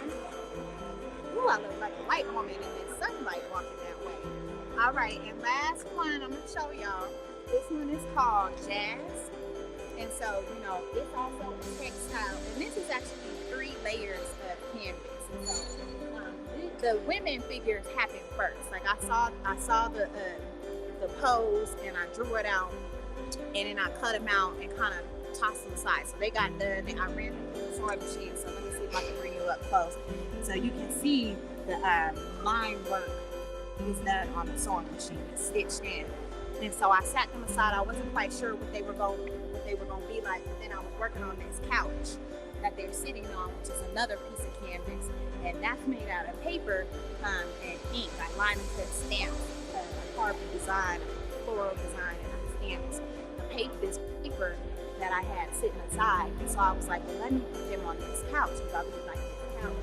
And then I have this home scene that I built on another piece of canvas in the background. So a fun fact about this one is that it actually contains digital photographs of some of my actual plants. So I got my money tree named Blackness, and all my plants have real good ghetto names. So this is Blackness, and Blackness got big now, y'all. But I took a picture of him to put up on here, and then this is Pkwy. Pkwy is a gangster. I don't know if y'all ever had a proton. You know, proton is finicky, and if you look at it wrong, all the leaves fall off, and you think it's dead, and all of a sudden here it comes, and it's growing right back again. So I added some of those to this, just give it a little bit of life. I have another piece that was done at the same time. That's of my husband sitting in the chair called the red chair, and it has a lot of my plants added to it that are digitally transferred, and you can also see some of that digital transfer situation on these two pieces here. So the Black Love piece, you'll see these statues, the fertility statues, the statues of different African gods and goddesses show up in the paintings. And another fun thing about these paintings too is like there's paintings in the paintings, and so you know on Zalika's wall she's got a painting, and you know it's a design that you know I created because I wanted her to have art. So you know she's got two paintings. So, these pieces that are design work pieces, there's so much that goes in there. Like this one would have had a painting, but I just love the floral design so much. I really wanted that to have an opportunity to breathe, and that element to have an opportunity to exist on its own. And so, and then I forgot the last one. I'm in the process of hanging it right now. This one, I finally decided to go ahead and call it Willpower, because I know everybody was saying that it looked like Will Smith, and that was hilarious to me. They kept saying it looked like the Fresh Prince, and that made me crack up because that's not the source photo. Is actually from so it don't look nothing like Will Smith. I just drew it out, but I had that full paper and I was looking at it and I was like, this is gonna be a bomb high top. So I gave him a high top, and I was actually thinking about the Kid and Play high top, not the Fresh Prince high top. So I found that really hilarious. That's part of a set. Well, it's supposed to be a series, but they keep selling. So if you want to buy one with the yellow paper, you need to go ahead and jump on it because they fly quick. They are on fast. That's part of a series that addresses masking, and masking in a number of ways, like thinking about the things that we hide, thinking about the ways that wearing masks have changed how we interact with each other, thinking about like, do we tell each other all the truth? I know I'm real reckless at the mouth, so I be saying all kind of stuff, and you know, I'm trying to talk to myself now because I'm getting a little older, and I be like, girl, you need to reel it back, and like, it's not necessary for you to always say everything. And then I just still continue to always just say everything. And I know that, you know, I might burn some bridges by just talking as freely as I do. But I don't really care. I'm going to keep a real type of person. And that comes across in the artwork as well. And so I'm going to check and see if it's somebody else's turn to talk, because Louise be bringing me this camera and then she would be disappearing. And I can talk for the longest time. And so I don't want to like be holding y'all up and rambling on you when I'm showing y'all all this artwork. But if you are in another city and you see pieces that you like, not just from me, but even from any of these other artists, you make sure that you jump on the website and you can purchase the artwork directly from the website, or you can contact us as artists directly and say, you know what, Ms. Day, I want this Salika painting, and I'll send you an invoice. You can pay for it right now, and I'll ship it to you. If you're in another city, I'll make sure that it gets right to your doorstep delivered. It might take forever though, because UPS is ugly package. That's what I'm gonna call it now. While we walking through, walking back to the beginning, I know she showed you all this other work too. It's a real blessing to be able to see all these people's work because it's so inspiring. So you need a charge up. Here, you got a charger? You got a charger? Is it going again? You know what? That's because Zudeka is so hot. She be like the battery be going out because of her. See, I do have a little charging thing.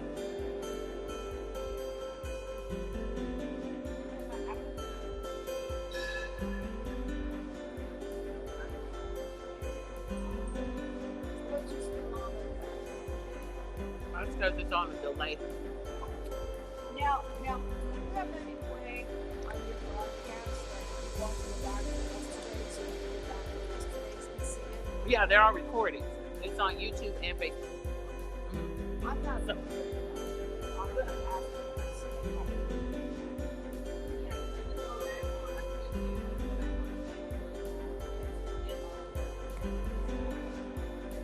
I'm just looking. Oh, okay. Well, that's what we're here for. Oh. Oh, okay. So then you're good at the stuff that we're not. That's my mom.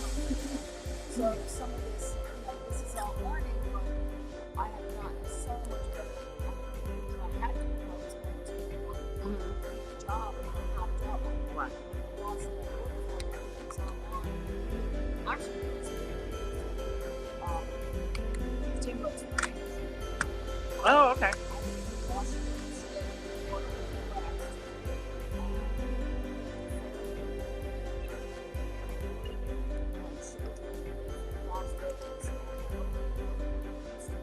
Oh, okay. So it's, You're kind of spread out. yeah, so it's all Right. I haven't even met Really? That's a lot.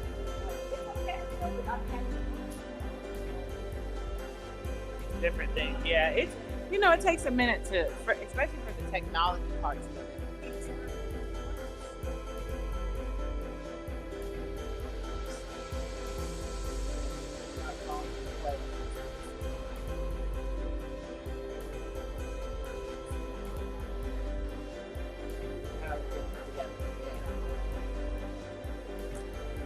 We're touring the show. And, there's Arlesia and Arvetta trying to get some stuff together. Arlesia and Arvetta. Hey, look at that. Arlesia and Arvetta.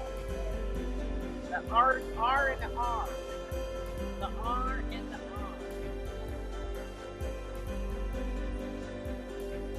Go down here and look at some products.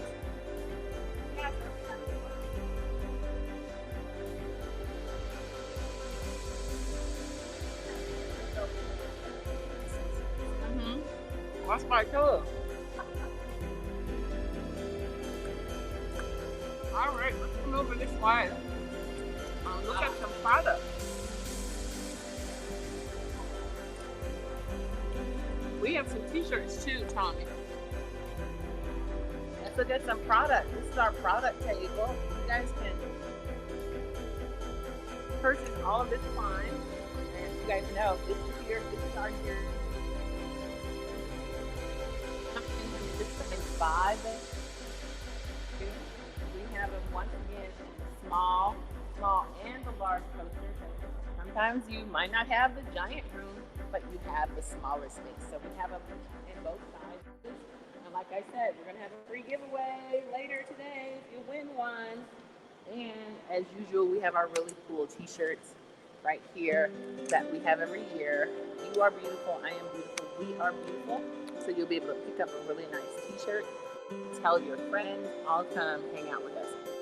So we got a little behind the scenes of some of the art that's back here, because we don't normally come towards the back of the, but we have some really cool art towards the back. You keep going, honey, it's okay, I'm gonna travel around. That's actually one of my pieces, it's called Sanctuary. So here we are towards the back of the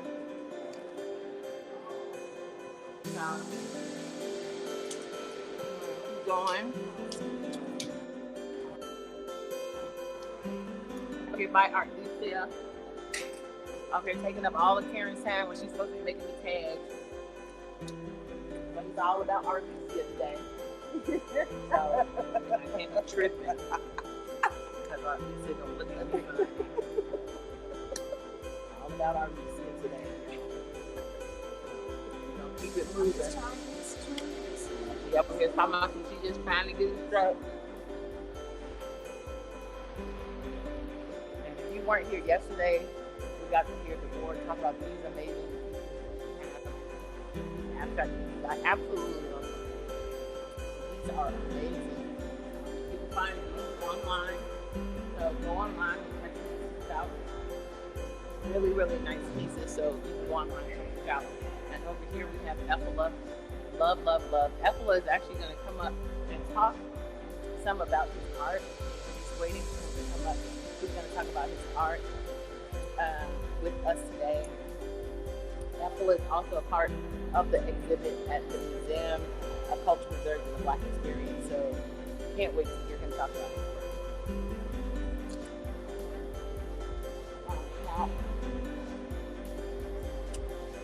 These are just absolutely lovely.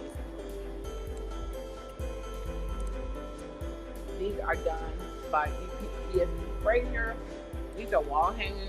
I'm probably going to end up with me one of these because I absolutely love it. I just haven't decided which one, but I love it. Once again, we have another one of the forest pieces. I think this is the only piece that was left over from last year because she sold all of her pieces. And here, oh, you see me eating an apple. Here's another board. These are some of Arlesia pieces that I absolutely love. These pop art collages.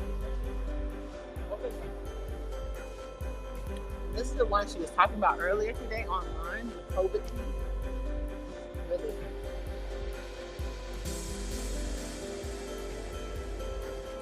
Over here, this is Mother Nature.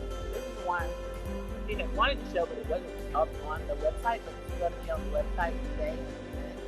So this is an absolutely gorgeous piece. This is her instrument piece. You guys got to talk about that. See how large it is. Really nice. Back up a little bit. So you guys can get a full view.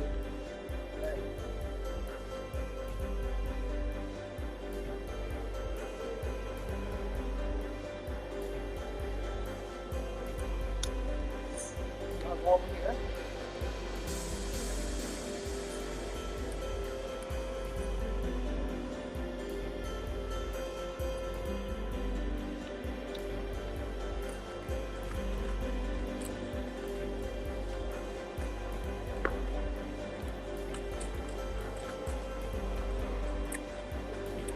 We're going to go over here and check out some of Thomas's pieces. How are you today? Wonderful. Are you enjoying the show? Girl, you're like a work of art.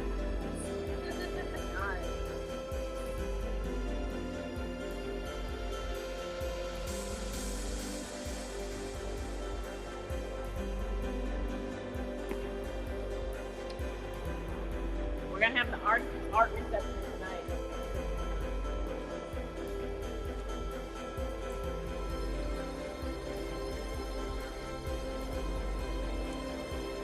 These are all Thomas Moss cards. We're checking out the back side of the show. This is all from the back side of the show. We're gonna come up on you from the back side too. Oh wow. Okay, hold on, let me throw this out. There's no trash can. We're gonna stay right here. I'll show you some of this stuff. Okay. Hold on, keep this side.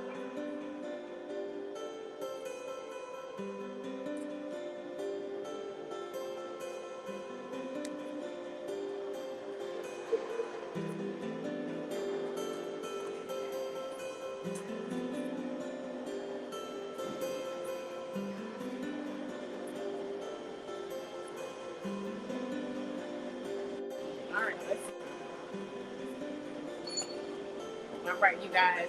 Okay, he's got me over here again. I'm trying something else.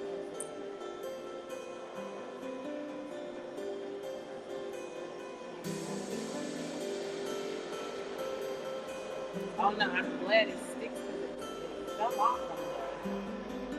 And it just so happens I was outside and I heard it come off.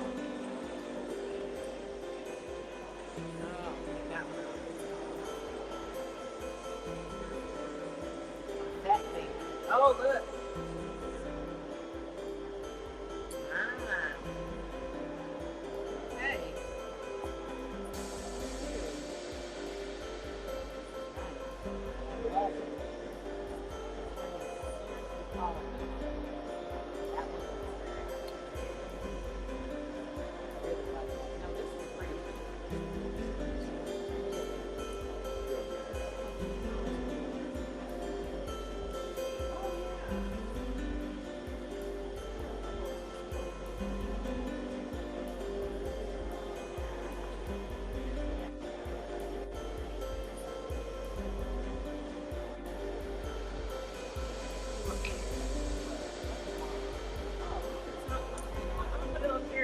You feel like talking right now?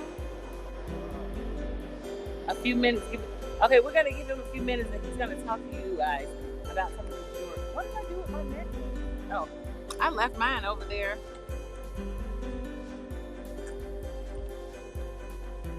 Okay, my necklace. Look, my necklace wants to be part of it. I don't want to be over here. No, my friend.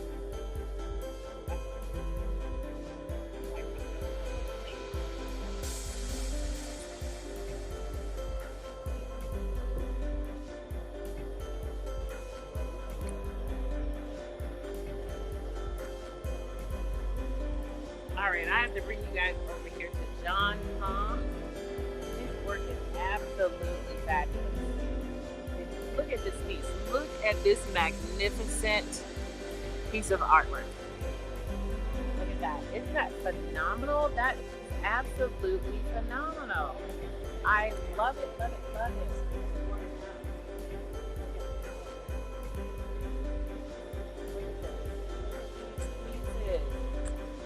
Oh my God.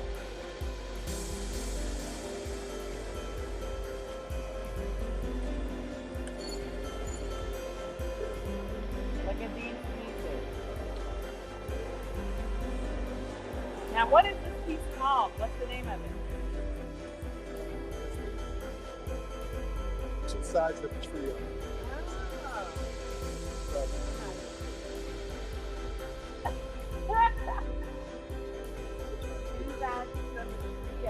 We have the drummer. I know, that's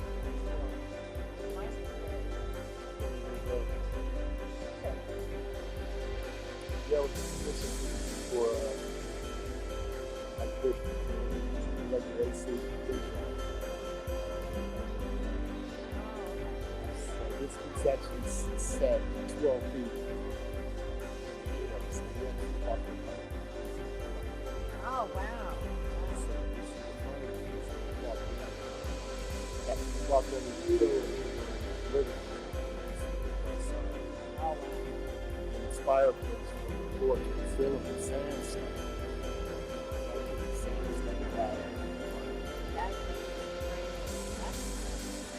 That could definitely be like a music hall. That's really cool. Let's go back and look at the front side. These are amazing.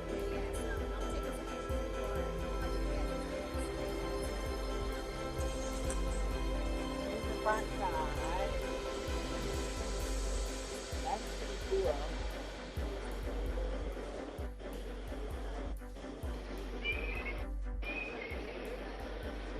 You don't know why with music and other things, but these are really cool. These are some amazing pieces of art. .com. What do you what? What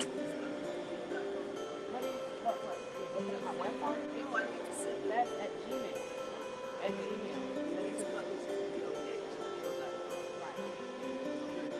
Right.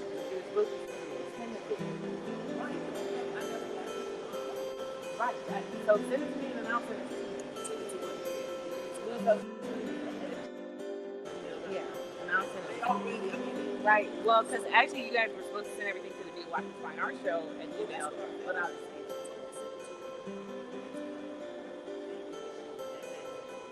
right. But I'm gonna send it to Timothy because I need her to be doing something. Yeah. She was.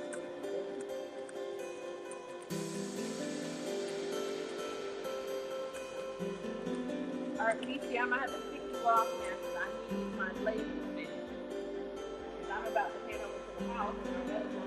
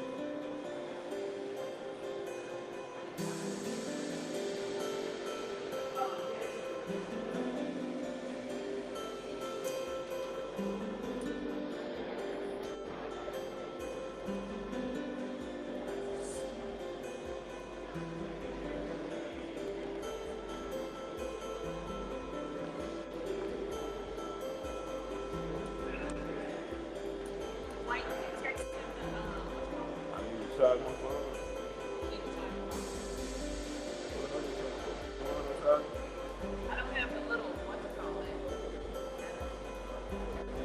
This finna die, fool.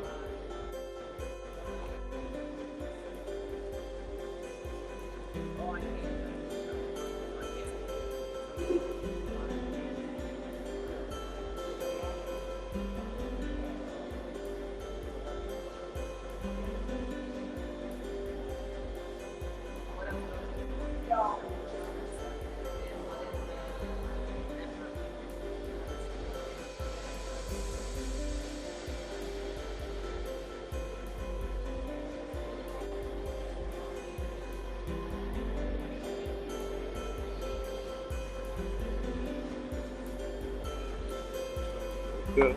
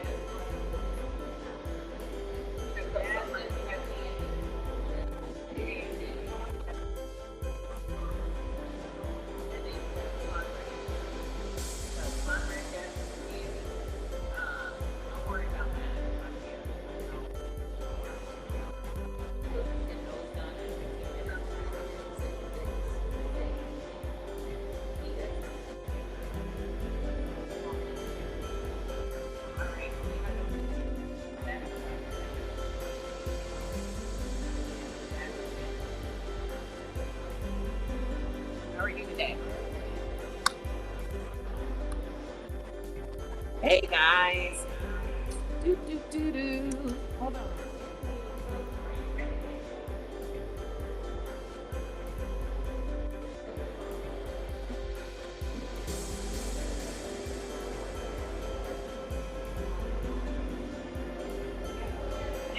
Share.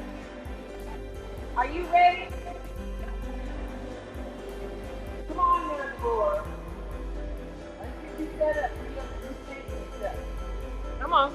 Deborah's coming up, so you guys are going to be ready because Deborah's painting and showing you some of her techniques and some of what she is doing. And then Deborah and I are going to show you a piece that she and I collaborated on. So she's going to be doing that piece. It's going to be exciting.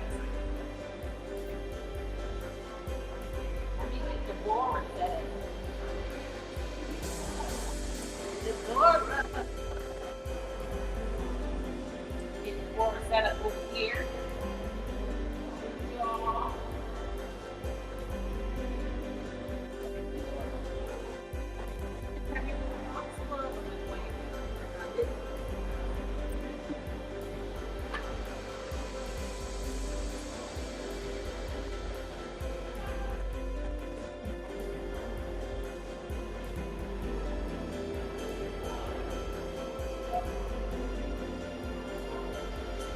Let's get set up tomorrow. I'm sweet.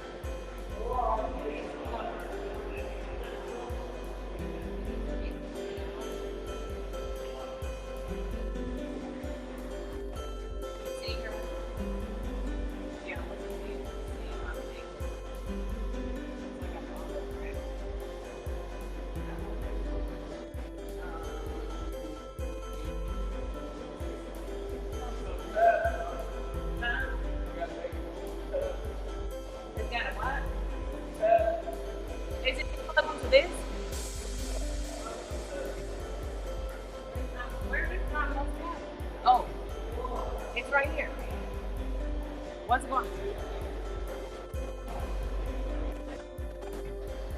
Oh, okay.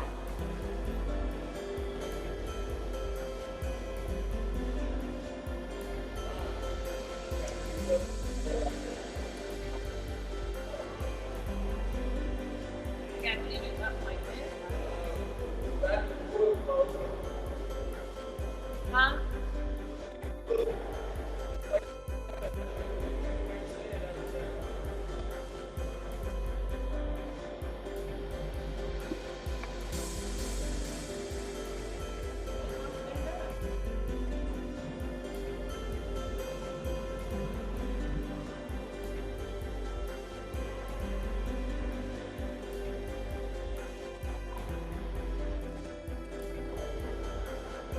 All right, Laura.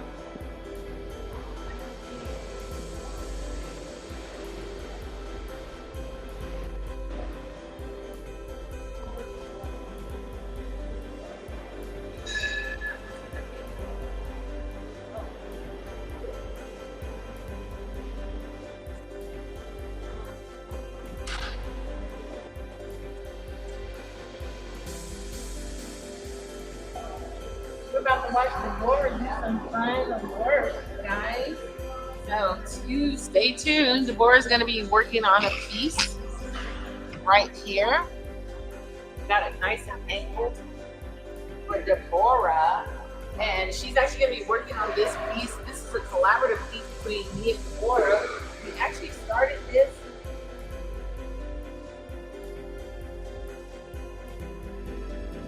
I did. It was called Sisters in Unity.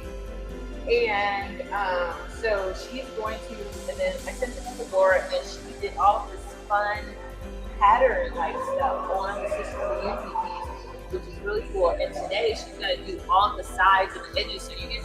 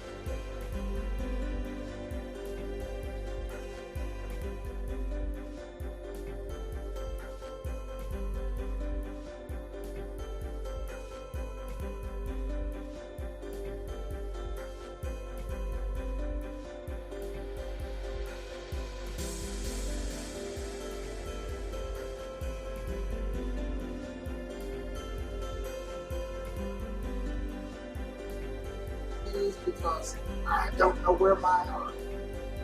Somebody gave you some glasses. Glasses. Wow, let me see. Yeah, they're kind of scratchy. Oh, those are Richard glasses. You gotta make sure those go get back. I didn't do it. But Richard needs some movements.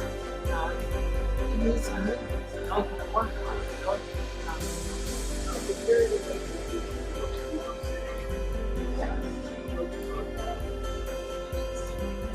Now, we'll see. Once you pick it up, yeah, you can see it.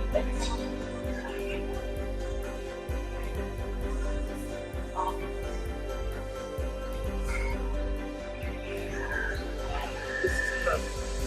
I usually use black, but we're having growing pains.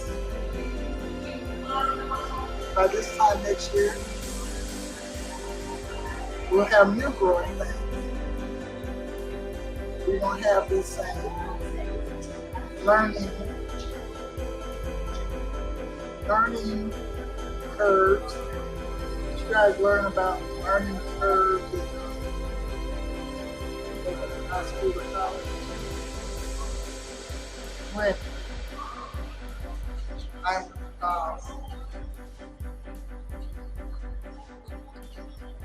putting some color to the top, bottom, and sides of this piece. This is a collaboration piece between Louise Cutler, who you all know as the host and artist, between Louise Cutler and Deborah Shedrick. Deborah Shedrick is. So we were doing a creative quarantine with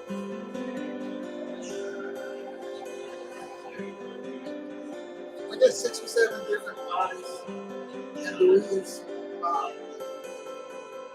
said she had a piece for us to collaborate with. Louise pulled this piece out of her studio, so she had already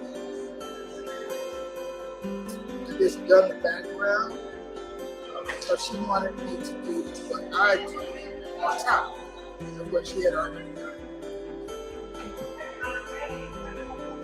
So I didn't realize the collaboration was going to be this big, but this is the finished product. This is the play, right?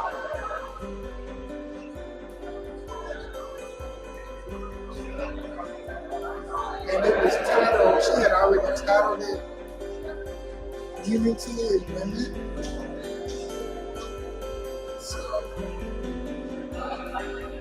I looked at it, and I studied it, and I looked at it, and I studied it.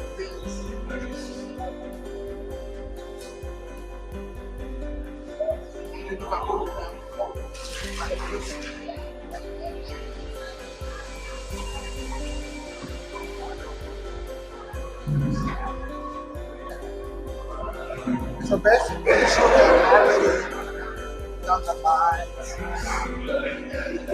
and so I embellished the profile. So I don't know how many women in this case, but it's like 1, 2, 3. This is a woman profile. This would be like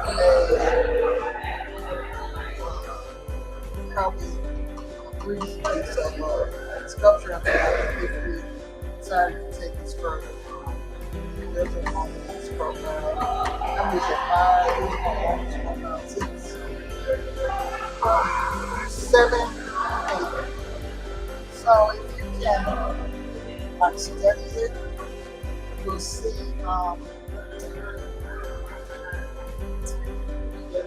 will find the different, just look for the nose of this shade. But I use a lot of color and stencil to not have most of the profile of her face a solid color to bring more depth and interest to this. I am going to work on.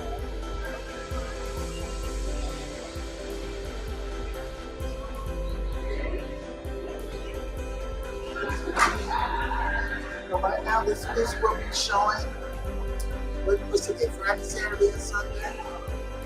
And the movie of Blackness. So I'm just finishing up the signs for you guys. By the time you get here, you hope your purchase the sides, top and the bottom will be done.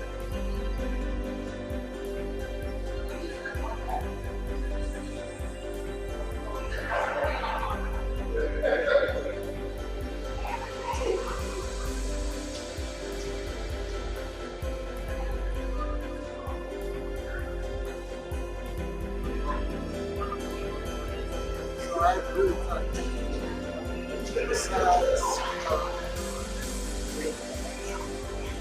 on my work for myself. It just gives it a nice finish touch.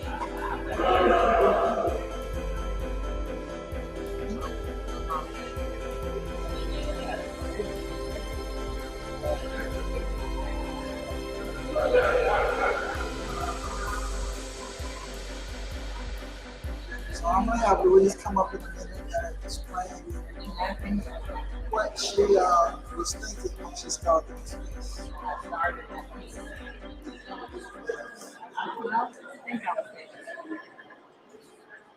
I'm going to have to speak. I'm going to have to do her explain.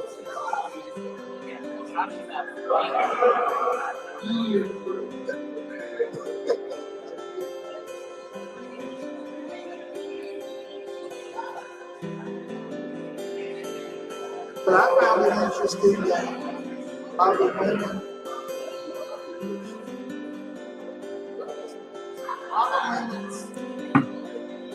faces were of a particular shape. No two women is of the same appearance, or the same facial structure, or the same approach. I kind of wanted to take it to where you saw a different woman and you keep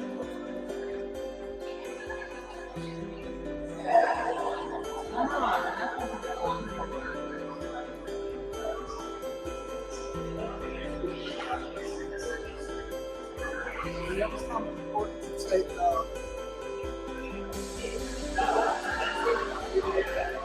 a little bit further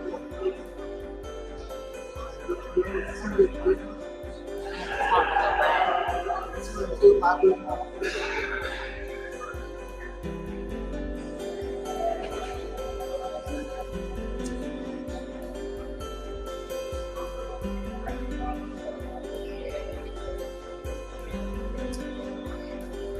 So the artwork is not only expressing what you feel about a piece, but the sides have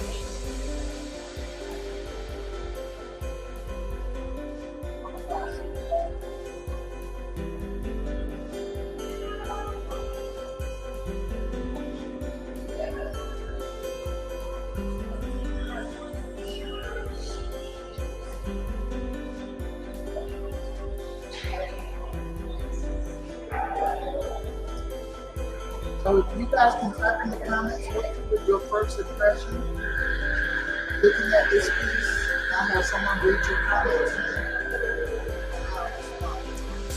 Leave your comments. I really like this piece. And I like the fact that you're doing that black on the head. Are you going to do something else, or are you just black? Well, we can. Don't get it all on your clothes. I love that top. That's why she picked that color, because it would mess up her shirt. This piece was Didn't want to tell you. I'll tell you. the designer Dana Easter out of Chicago. I like it.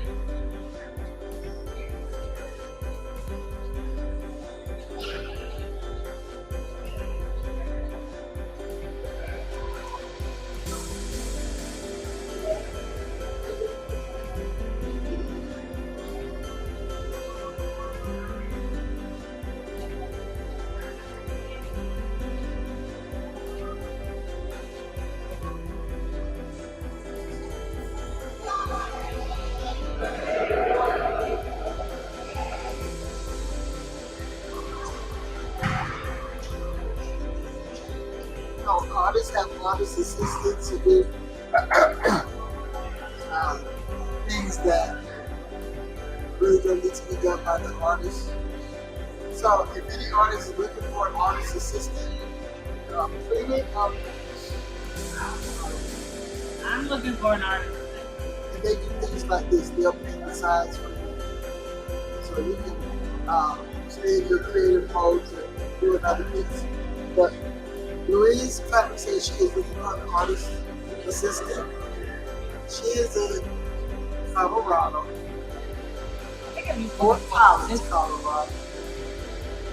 looking for the assistant.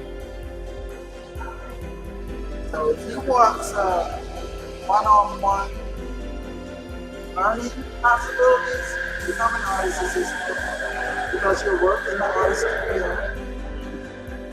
To learn from their process and to develop your own process.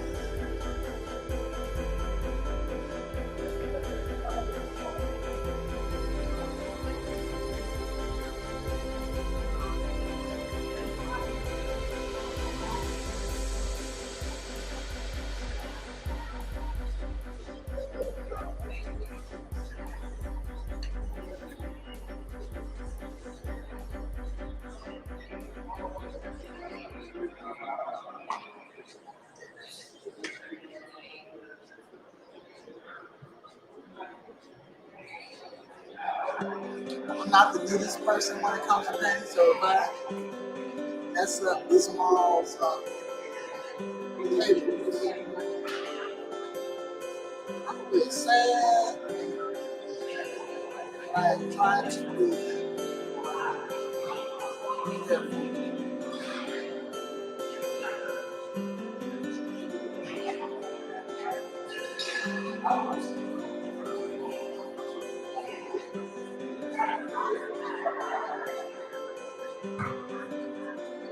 So nobody gave us a comment.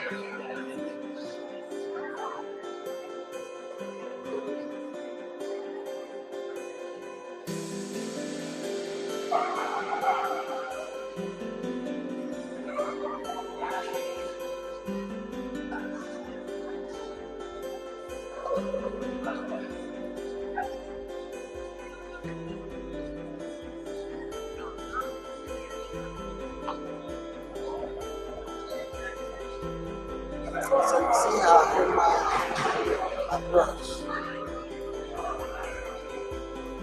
I never did hold pencils, but tried to teach me but transfer to paint brushes. I think I have a better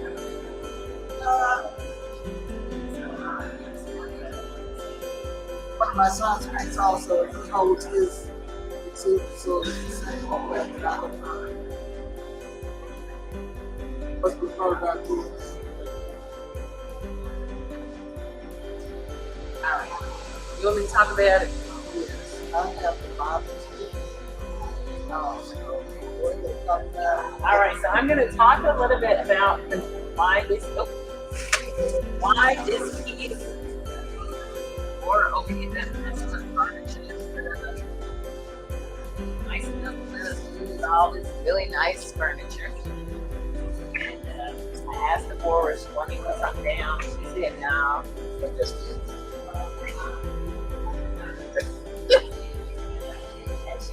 piano, so I'm gonna put a piece down right now. I'm gonna hold it.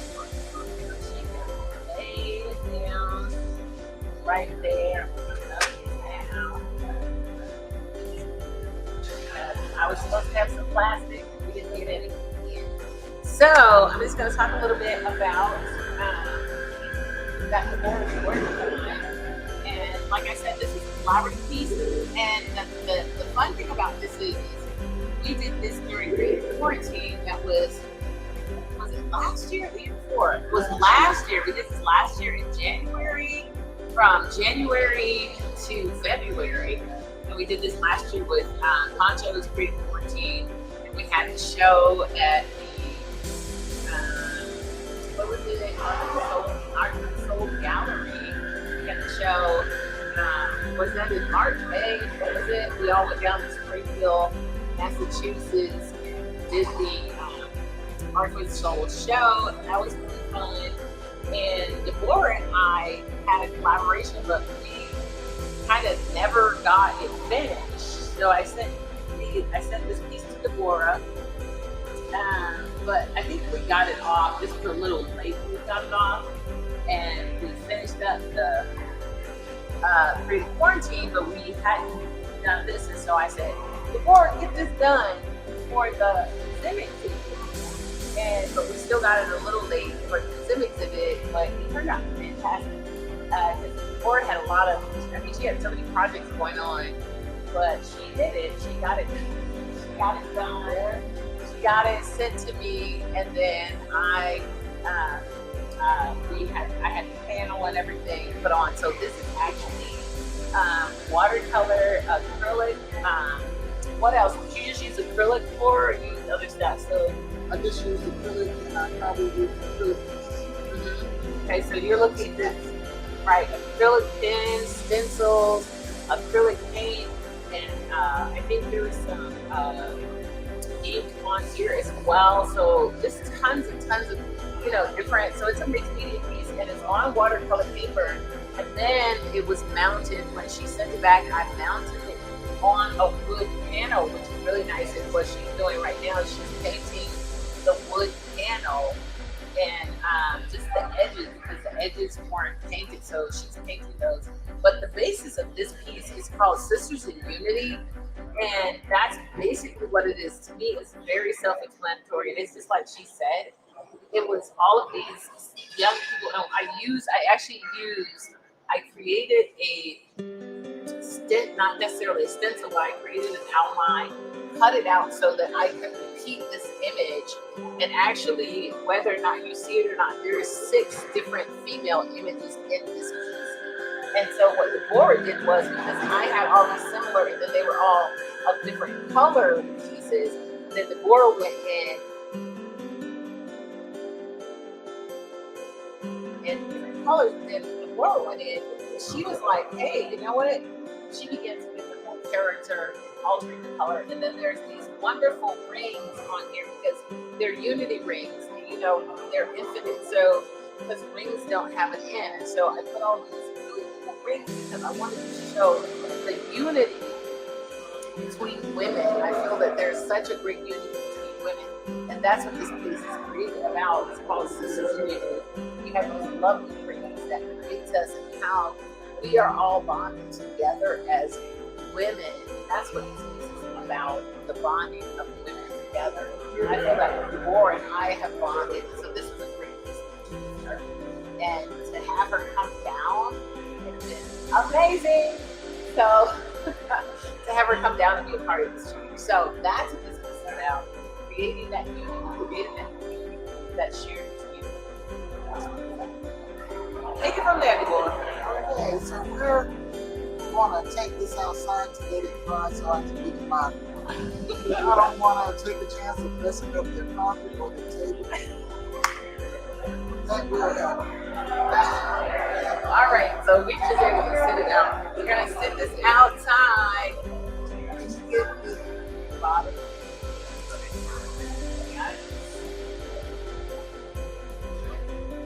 Look at that. Okay. All right. Okay.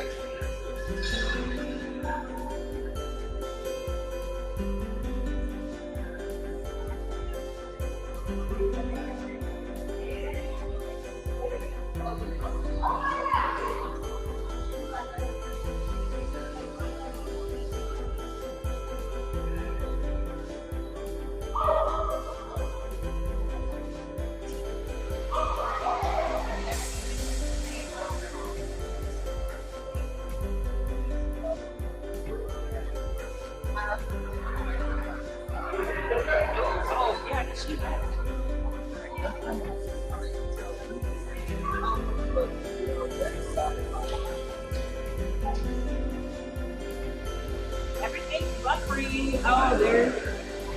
All right, so we're gonna go ahead and grab Karen. Let Karen chat with you all. Talk a little bit about her work. Yeah, that's fun.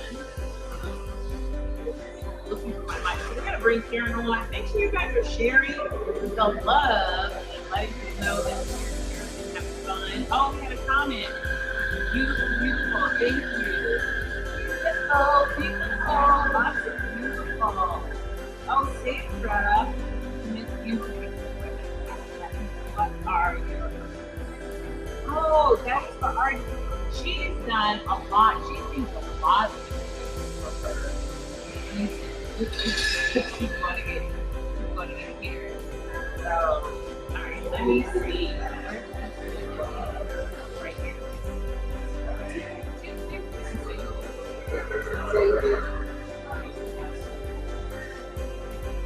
What are stickers there, Mom? Who got stickers? Who got stickers? Oh, the labels?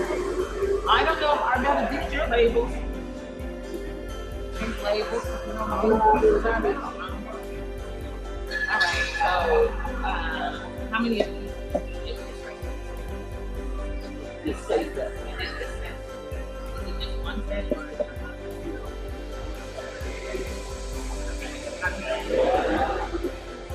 You talk to oh, we're talking, we're saving some stuff, guys.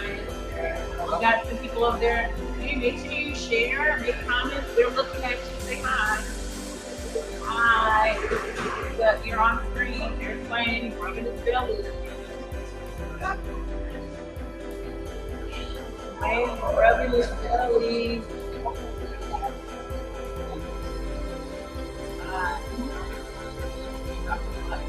All right, Jasmine. Jasmine, there we have to get Jasmine. That's hard. Yes, I do. I'm sharing our better. You guys know who our better is. I introduced our better. loaded. Okay.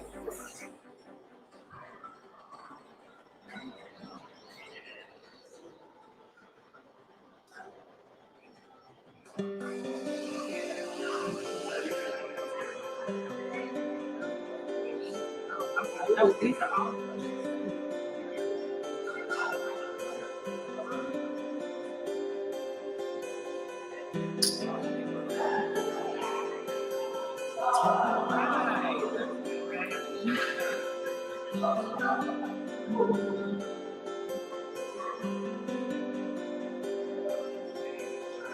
Is Karen? I think we're going to have Karen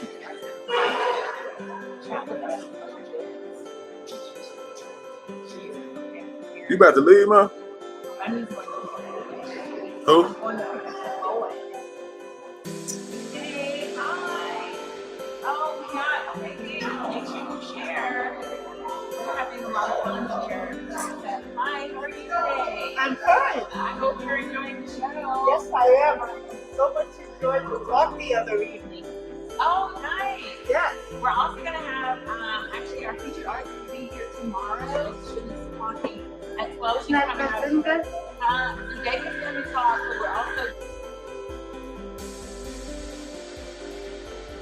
Yes, the lady I think that she with my phone back and scan the thing there. which one? I don't know, when I first walked in, it said scan. There's going to be a live talk. Yeah, there's going to be a talk. I'm going to do the talk, John. I'll wear my mask, okay? Where are you from? Where Denver. are you? No, you're in Denver. Oh, you're fine. You're fine. Okay, yeah, so you came to the Vegas on Double check. it's right. Yeah. So it's today we'll be talking. She's part of everything. So she's up everything.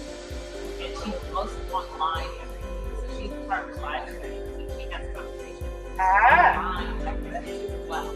So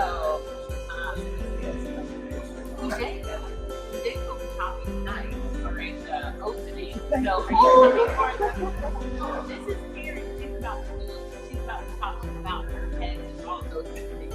But Karen's going to be in one moment, guys. know you guys are like, I'm not following your schedule, but you know, serendipity up in here. Unless you get to the hold it up. Karen's like, I'm just gonna be standing. I'm like, yeah, so you get to share. So I'm gonna show you guys. I'm gonna turn you over here to Karen right now. There she is. There's Karen. Karen's gonna talk to you guys about some of the work she's doing. And like I said, Karen's actually part of the exhibit at the museum. So you definitely check out the work that Karen's doing. She is absolutely phenomenal. She's doing phenomenal work. So Will you slap my hands if I touch? just don't break it. Break it to butter. Break it to Oh, wow. And what is your medium? This is well, it was sculpted with plastic with a harder form, which is hyperpathic, harder than the plastic. But of course, Oh, yeah. Oh, Dad. Is that me? Daddy's not here anymore. I'm like, who is that white man? You're on. hello everybody. As Louise said, my name is Karen. I've been doing art for about most of my life. What's your last name, Karen? My last Grab that. Hold on, Karen. I done dropped. I done dropped, Karen.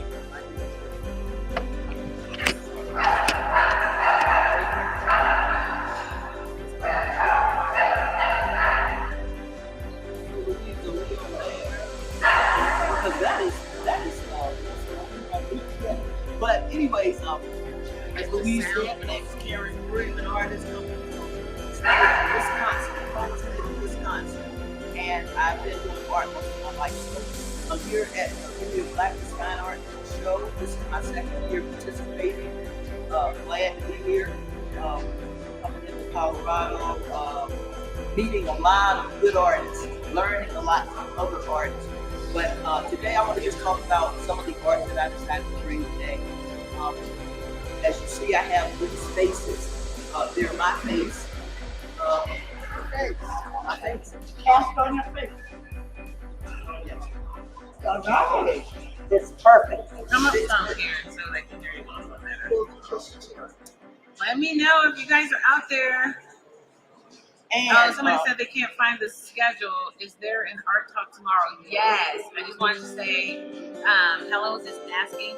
There is an art talk tomorrow at 12 o'clock, and Zudeka will be talking tonight for the evening during the art reception. Zudeka will be talking tonight during that time.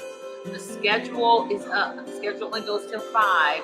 It will, because we'll have the reception from 6 to 9, so Zudeka will be talking during that time. And then tomorrow at 12, we'll have Alpha. Alpha will be talking at 12 o'clock tomorrow. That'll be the talk for the featured artists. So, go ahead. all right, and as I was speaking about me as an artist, today or this weekend, I decided to bring my sculptures of my face. I have quite a few at my station, but I have some here that I want to talk about. And one of the pieces that, or let me back up for a moment. The whole series is entitled Gracefully Broken.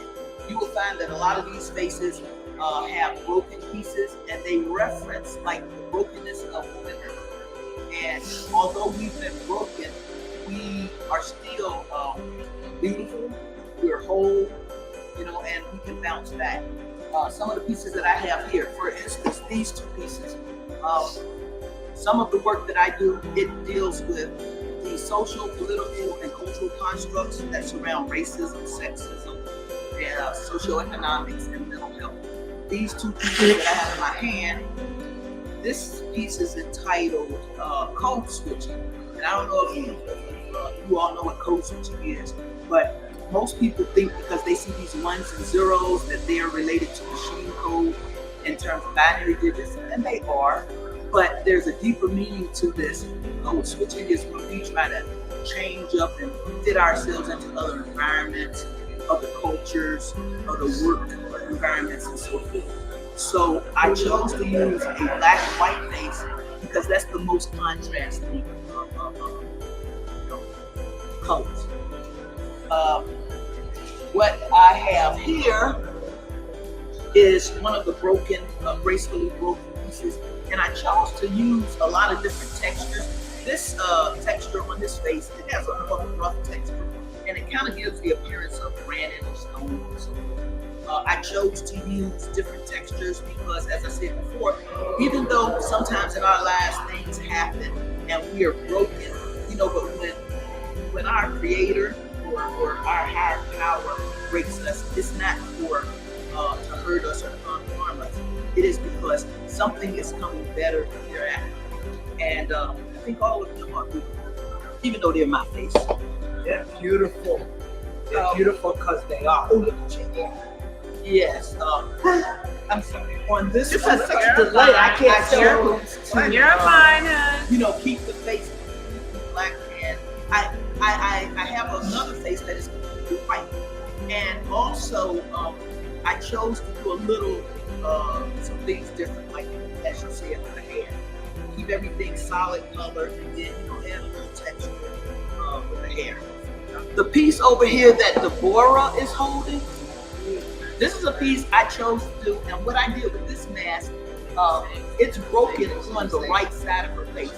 I chose to take and cut down the middle. This is a cut from here, from the head, all the way down to the forehead, and then I made a cut from the chin up to the nose.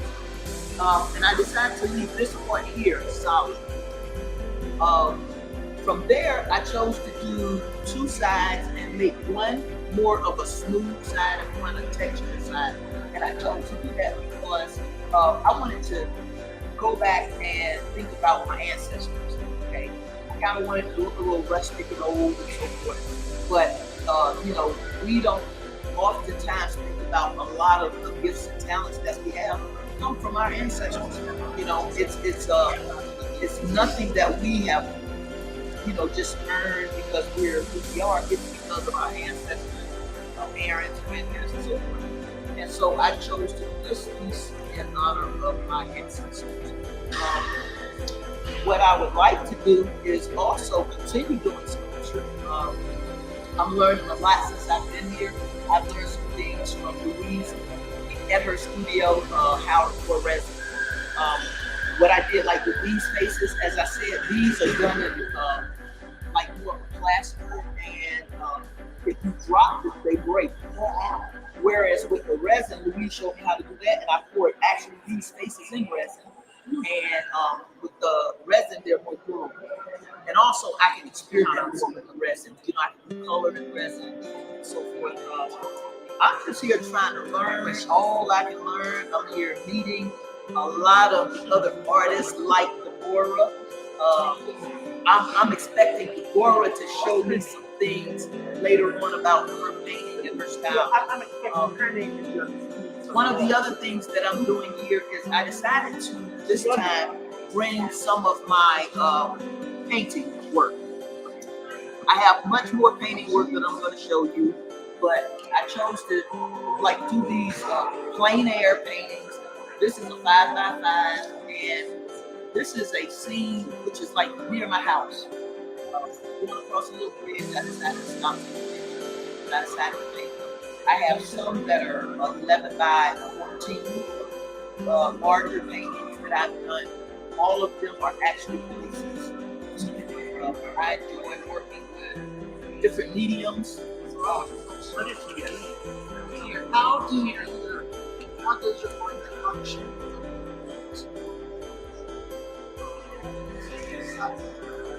It's like a landscape.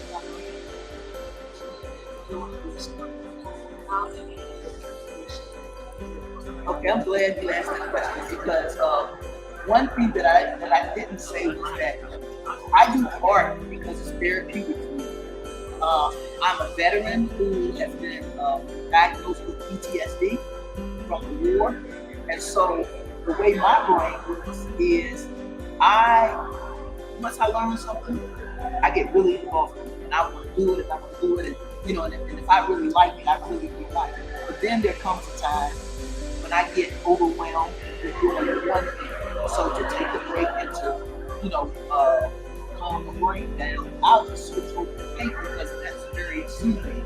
You know, there have been times I'll paint like for 2 or 3 months, and then I'll get kind of tired of doing that. Not tired of doing it, but I'll get, you know, to where I'm like, okay, I've done enough of that. So now let me do something. I do graphic design. I do 2D art. I like to paint and draw. I like to work with wood. I like to work with glass. You know. What's that mean? What's that mean? That means painting landscapes right while you're watching. Okay. Not doing it from a photo. Okay. So Got a class on that. I had no idea. okay, well you can learn a lot. You're gonna be in the park. And so Acrylic? no, that's what. It's touching. That's great. So yeah, that's how my brain works. But also for you know, process. Sometimes I don't even have a layout of what I'm going to do. You know, I just do it, right? And a lot of times it turns out the way I want. Sometimes it doesn't. And then a lot of times it doesn't work out. I get those happy mistakes, and it works out. You know, I'm mistakes right? Exactly. You know, because you can take it. And it's like taking lemons and making lemonade. You know.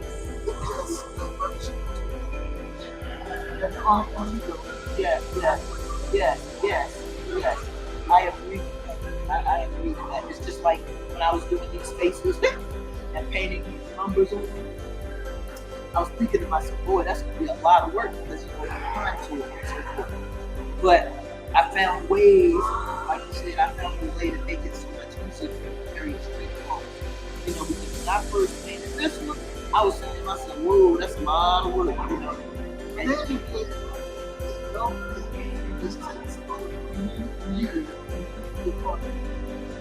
yeah. And it's a good feeling, you know, and especially after you do work and you can sit back and you know you've done some good work, you know, well, for me, I feel good. I feel good about myself. Sometimes it makes me, the wheels start turning in my head. I'm telling you, I get other ideas. You know, I take my phone because a lot of times when I have an idea, I don't write it down. I lose it. I'm trying so hard to remember. So what I do now, the reminders in this phone, I have about 108 of them right now. Things I want to work with. Then when you're having a hard time, you're transferring the information to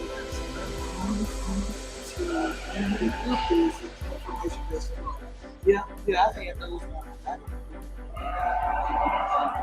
I don't know, I guess right now I'm in a place in my artistic journey yes, where a lot of what I thought when I was younger, I'm seeing it come to pass. I'm seeing it come to fruition. Even in my mind, I thought about, you know, being around other great artists. You know, I thought about it, never really said it was going to happen, but I heard it in my heart for it to happen. Here I am. I think maybe Blackness is going to go places.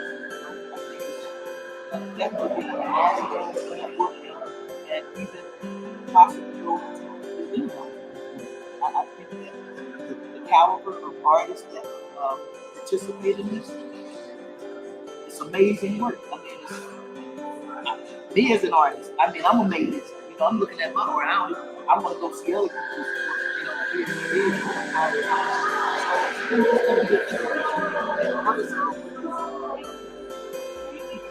What's your last name again? T-R-U-R-Y. T-R-U-W-R-Y. D-R-E-W-E-R-E-R-E-W-R-Y.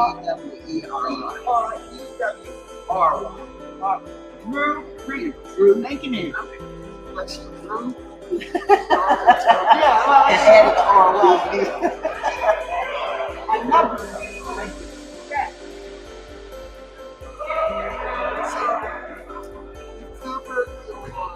Cover your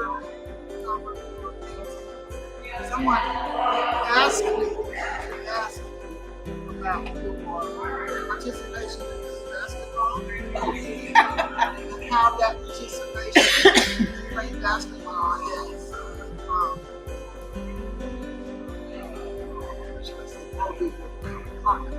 basketball. Yeah, I played basketball.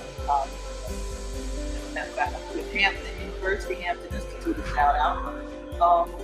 But played basketball there, and even when I was playing basketball, I was really hard. But I wasn't participating in any shows. So, in my phone again, as I mentioned, I have a piece in here. It's called Sept song about basketball. We're playing basketball.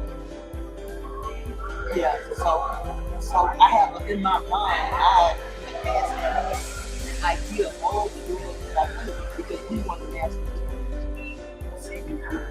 And we have a record of 33-1 that year. And then I said, you know what, it would be nice to go back and just have all of those females in high school. And then to donate it to the school. I work also as a mascot. I mean, they've not commissioned it, but I know some words. So I've already started working on that. Yes. I've thought about also going back to Hampton, where I graduated from, and trying to talk about doing exhibits. So what is well, at Hampton, my degree was in computer science and mathematics. So I was computer science. As you see, binary digits are all over. I wrote code.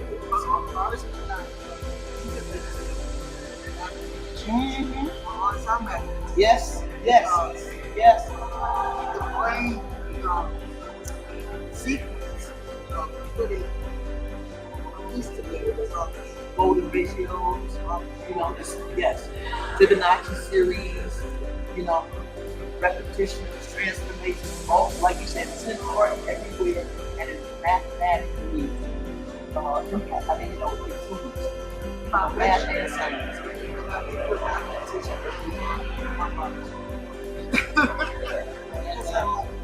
So, but since like I said, with the Hampton, where I graduated from. Shortly after I got out of the military, I started going back to school. But what I did is I went to a local community college. The type called Pkwy. That's all about it. That was one of the best decisions I made because that helped to lay the foundation of the master's degree. Then I went to the University of Wisconsin, where I competed through graphic design and so here, I'm hoping to continue being these shows with you all, and my next step is probably I appreciate the interview. Thank you for having me.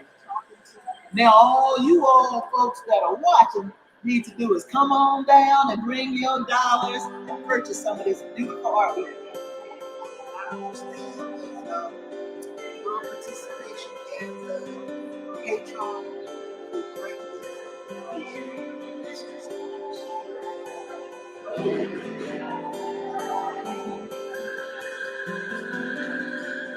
So,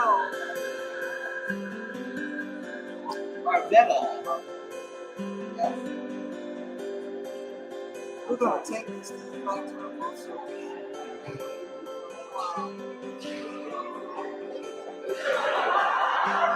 So, just show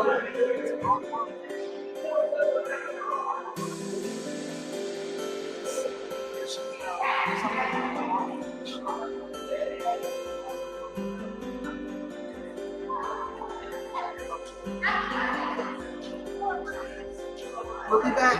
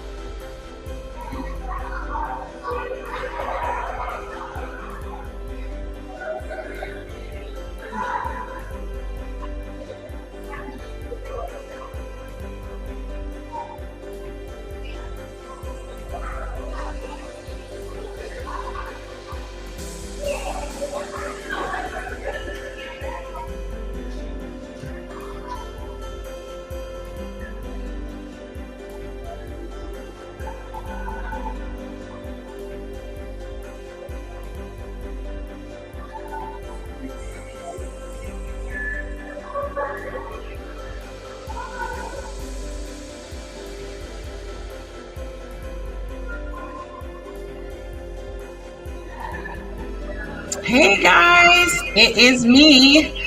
Oh, there's Arvetta. Hey Arvetta, you guys have not been answering your questions. Let's see, thank you. So what did we get here? What's the name of the veteran? That was Karen Drury. Karen Drury was speaking. So Arvetta, are you there? I'm trying to see. Yes, got some I questions. am. That was Karen Drury that was speaking earlier today. Yes, she just took her art. There we go. To her booth. And so guys, this is exciting. So yes, I'm back at the house, and we have Deborah. I'm gonna get back over there, and we're gonna do some more stuff. But I had to come here and print something out, and so you guys, let's see. We should have, I think Thomas Lockhart is up next. So we're going to bring Thomas. Let me see. Yes, Thomas Lockhart, because we went over him. So we're going to bring Thomas Lockhart up to speak with you guys and share some stuff and share his screen and talk about some of his artwork with you all. Yes, Thomas. We're going to go and grab Thomas really quick so that he can get up and speak with you guys today. Yeah, you can see my Arvetta is headed over to grab Thomas for you guys so that he can do his speaking. Ta-da, ta-da. Do we have some music? I know I turned some music on. So I don't know if you guys can hear the music playing in the background, which is really cool. Some music playing in the background for us. And I'm just going to do...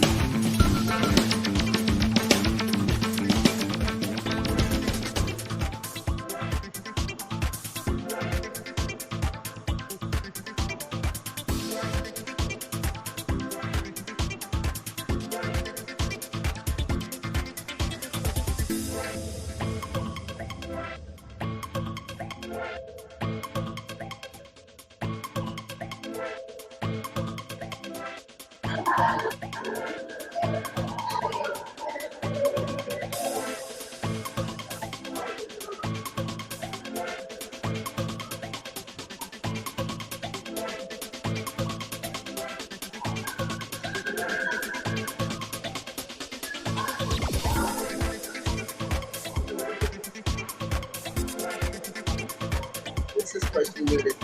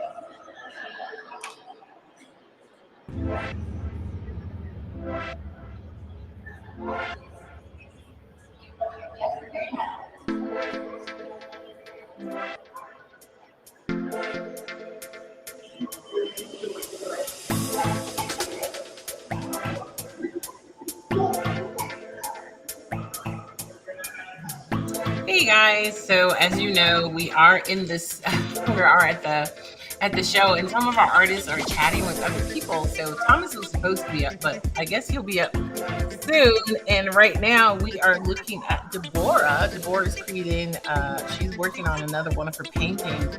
And we also, I think Arlesia is probably going to come up, and they're doing a really cool painting project as well.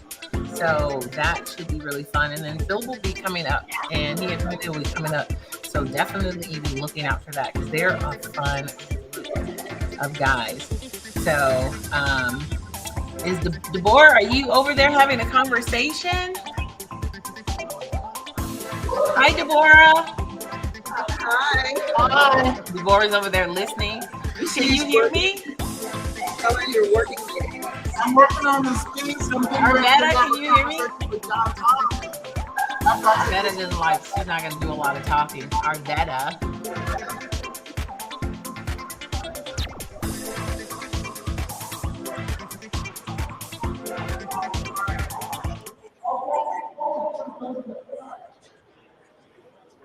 Because I have music going on too. Are you there? Arvetta's here. So Oh, okay. Did Thomas, is Thomas back there talking to someone? he just, when I went before him, he was back there. I'll call him up now. Okay, Arvetta's going to see if Thomas, because it's time for Thomas to come on, and we'd like to hear from Thomas. Okay. Thomas is being Is Thomas over there being detained? He's coming. Okay.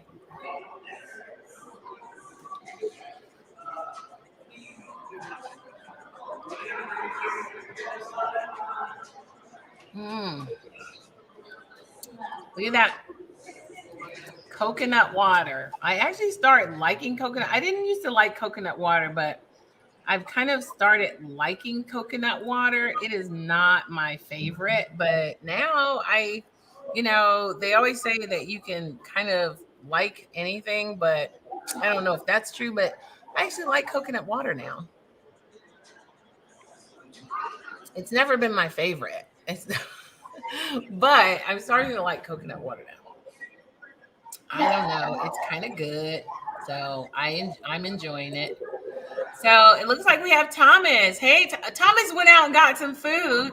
I hope he brought me something. I brought you something a little early. What'd you say, Thomas? One time. That's it. Stop it with that, right? Stop it. I know. I'm like, Thomas, did you bring me something? Thomas is like, Louise, how many times you want me to bring you something? You are not my wife. All right, and I'm going to bring a light too, because we are in a dark area. We've been in this little dark area. So I'm going to go ahead and let Deborah take it over with Thomas, and then you guys will see me a little later. Okay, are we ready?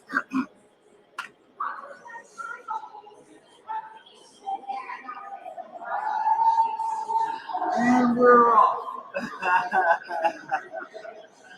She's still coming. She better not 3 minutes behind. Okay. We're going to have artist to artist talk. So I'm not your professional interviewer. I'm going to have you guys come up just a little closer. Or Arvetta, I need you to move a little closer to them. So that I can hear them, because I cannot hear them very well. We're going to start this conversation. So my friend,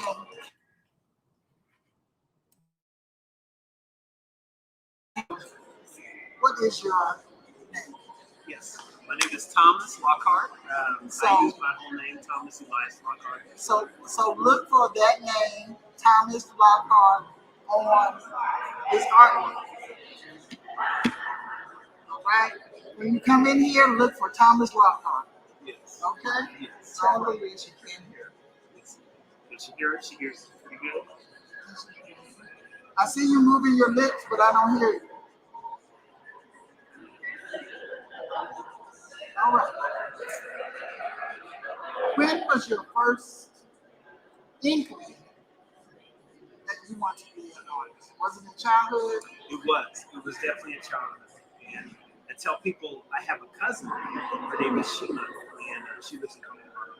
And I remember seeing some of her artwork. I was maybe 7, 6, somewhere right around there. And I really loved the design. She had, pencil drawings and things like that.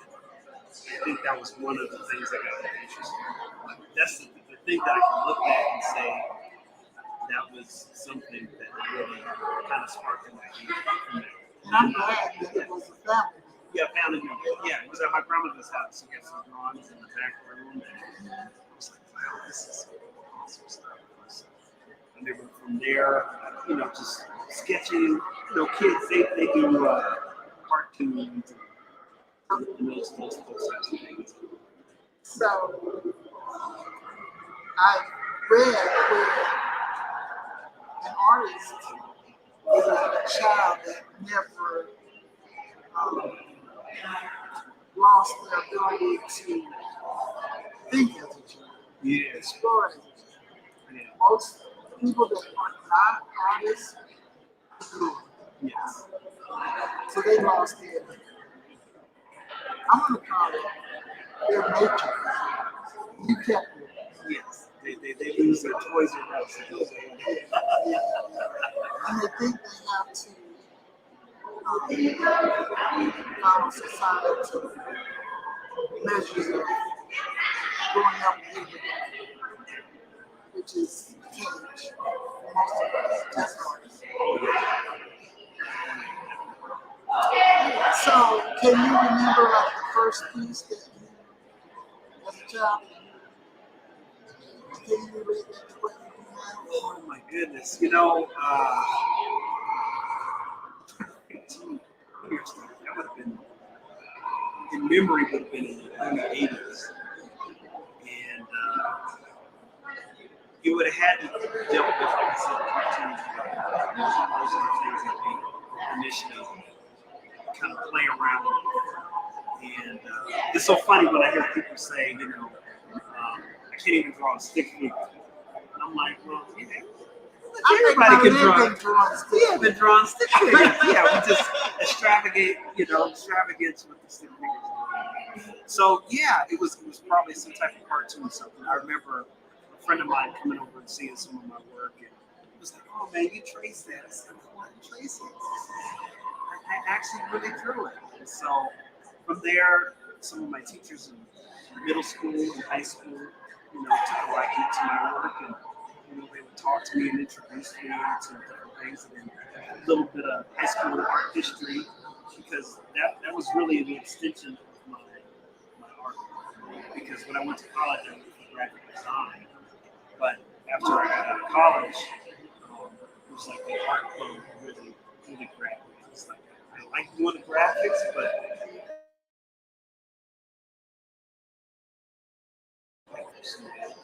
So how do you stay in tune with your child?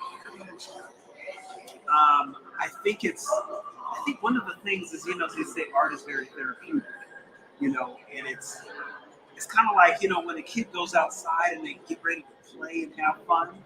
I think that's what it is for artists. We get excited, it's like that child comes back out, and then you get to use that imagination. And it's not limited. You're not limited to this desk and this kiosk and this cubicle. You get to kind of think outside the box. When you go into the art store, Oh my explain goodness. that experience. Oh my goodness, the art store is like this, what you call like a kid in a candy store. And you're seeing all of these different things, and especially like us being mixed media artists, being able to incorporate other things. So when you see different textiles, you see jewelry, you see, that's what it feels like. It's like a whole new level of excitement, because you're like, okay, what can I do? And then I know when I'm working on a piece and I step away from it, it's like you're constantly thinking about the piece. And you're like, what can I do? What can I add to the pieces? So then you end up in the person. Then you're like, shoot, I didn't see that before. Or I didn't see that before. And you start, grabbing different things, materials. So it's endless. It's endless. Yeah. So, what has been the longest time for you to complete a particular piece? Probably about a year. Yeah, and it didn't take a whole full year to do it. It's just like started on it, it was not working on it for a while. Came back, worked on it, and then it's been a year since I've been working on it. So, can you explain any emotional changes that you went through in life? Because it took a year for you to finish. I think, in the midst of working on other things and working on that piece, this piece that I worked on is called I'll Send Down. So it has these angels that are being bruised and about to be taken out. And so through the process of putting that piece together, I really wanted to tell a story in intricate detail how God sees us, when we don't think that He sees us. And so when I got down to the part of like,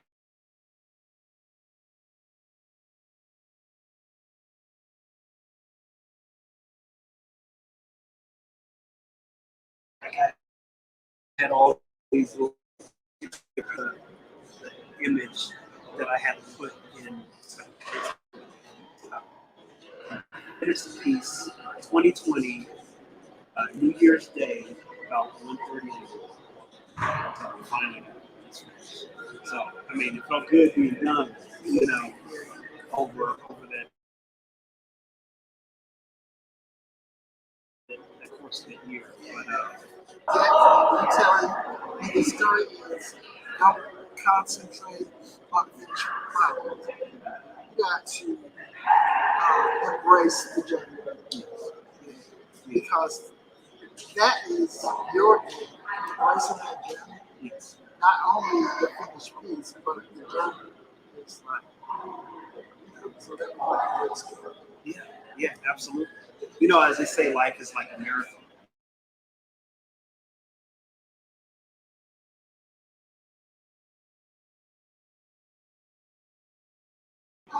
Finish it at the same time somebody else does. And there's a lot of different things that happen along the way, but these things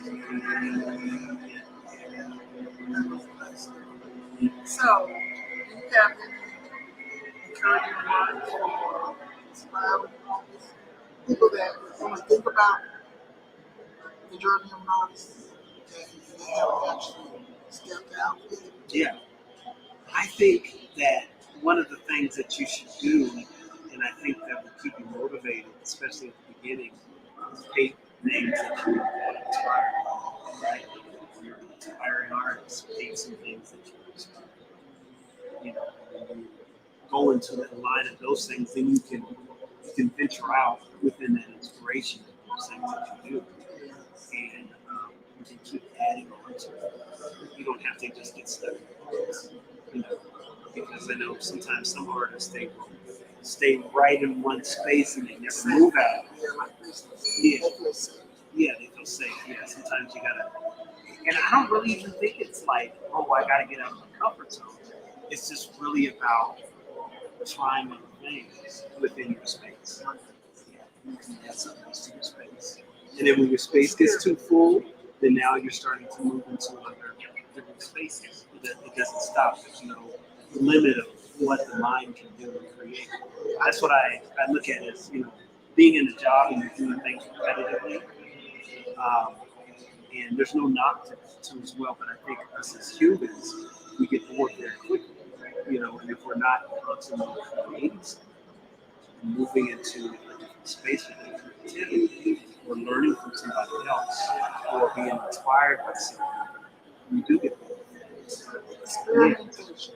Yes. I love experimentation. Okay. So, how do you balance family life with artistic life? I was just talking to one of the artists, it's like, my daughter, she turns 14 tomorrow, and my son just turned 10 a couple days ago. and getting them up in the morning, getting them ready for school, taking them to school. I love being a part of that, part of their life, so they know who their dad is. There, when it's spending time with my wife, and they get a chance, and she's really busy too as well. But those things are very important to be a part of your life because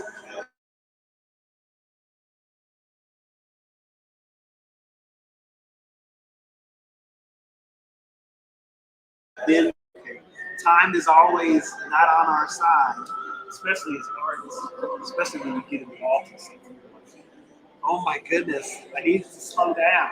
And so, My youngest son was an art show. every art show, yeah. You got to see all that creativity from all those individuals. That's a lesson you could have never gotten into. Just, to be around all those things. Yes. I know that would never be. Yeah. Yeah.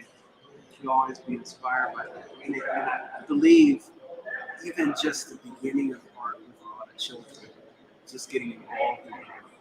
And then they can branch into other stuff. They get into music, they get into games, they get into computers, and they get into many other avenues.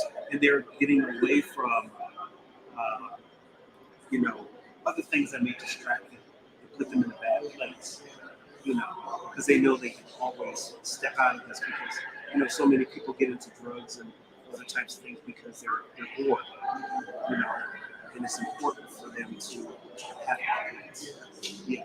And to know that they have such a creative mind to participate.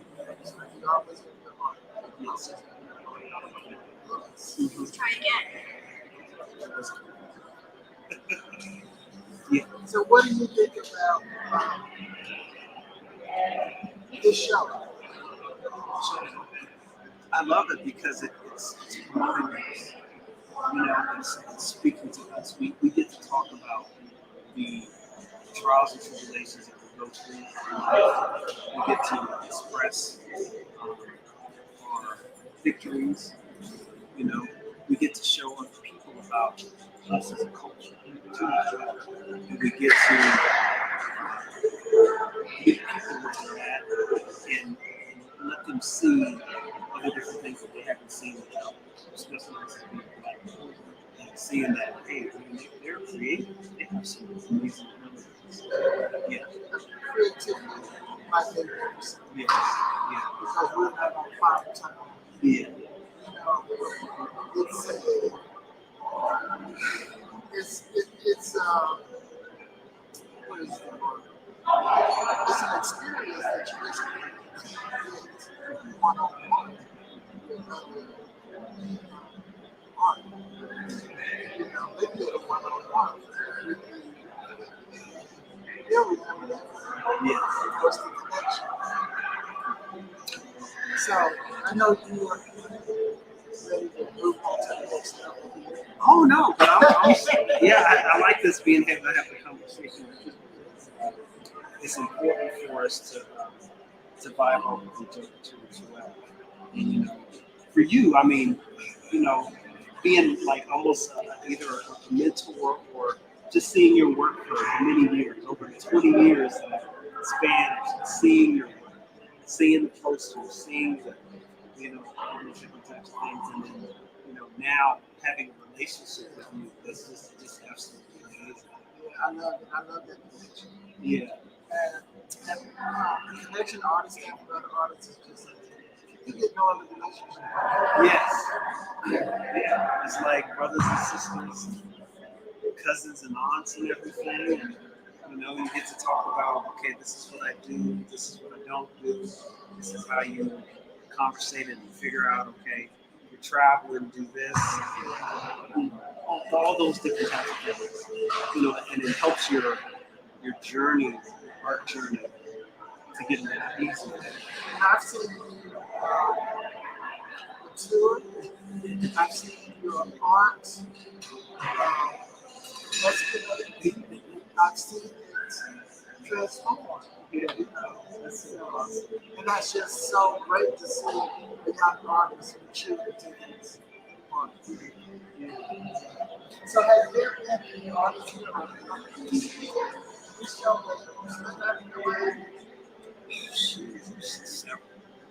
you know, and they, you know, when I look at art from other artists too as well, like again, inspired, and you see something that they've done, and then you look at not how I can take away from what they did, but how can I incorporate it into me and make it my own. Yeah, so I think that's one of the things that, you know, some artists they do. We've seen that they completely just take somebody else's style away. You know, it's like, no, you have a beautiful mind that you can create your own thing. And you can be inspired by somebody else and make it your own. Don't be afraid of your mind. Yes, yes. Embrace it. Totally different. Totally different. And it's yours. Yes, I'm sure. Yeah, so there's, I mean, there's so many different things that you can details from many different ways. I mean, from your work to where you do your styles to, you know, looking at different times to looking at, you know, for jewelry. Because I like to incorporate jewelry too as well. So, yeah, it's amazing to Miss Louise for the script. Because that's how I want to move that direction too as well and bring that in with the art we're going to do. Yes. Yeah, so It's love. It's love. yeah. Thank you so much for sitting with me, Chuck.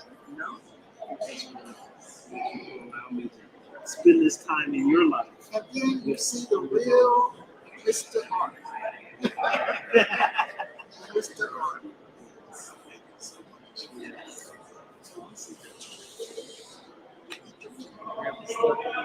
Okay. That's wonderful.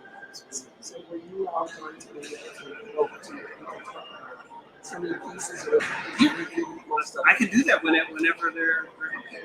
So Louise isn't back yet. I was hoping you bring this truck up.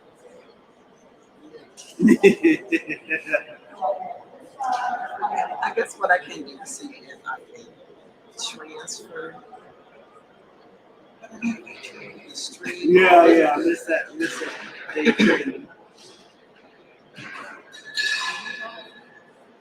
I don't. I mean, as long as it's like it's connected to whatever, it's just making sure it's on. Yeah, it's not on. What you say? Be here ready. Yes. Okay. Share. Yeah. That sounds wonderful. All right. And so you're gonna go get the next artist. All right. And the next artist's name is John Toms. John Toms. Okay.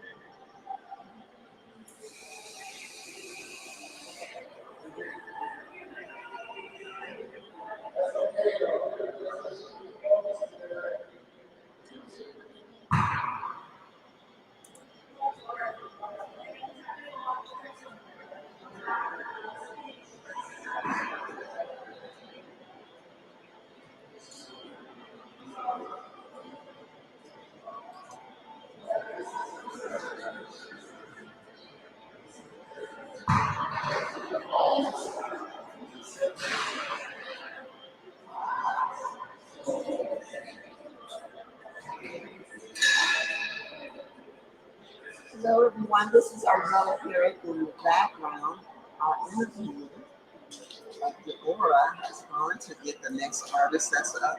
His name is John Toms. So give us a few moments for them to into their places here so the interview can begin. Thank you.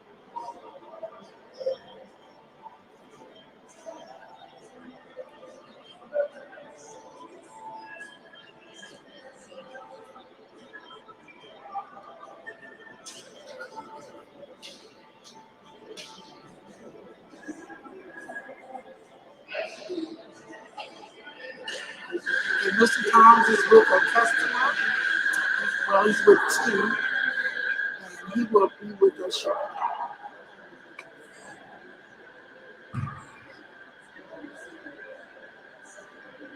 I use my Did you my finish? brush. Did you finish touching up? You know, we got to put the back on this. It's ready to hand now. So, do we have any? Look at my mark. Do we have any comments? Any questions? Let's see.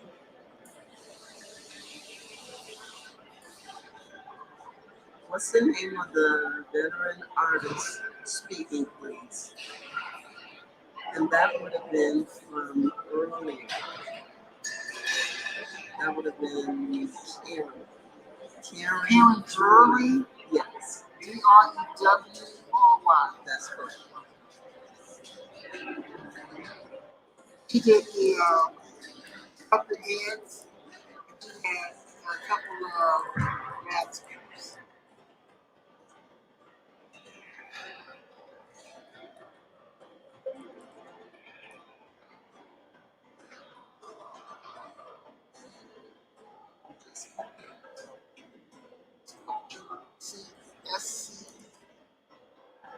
SCELPTER. For you, for the sculptor, COR sculptor. Answer Facebook question.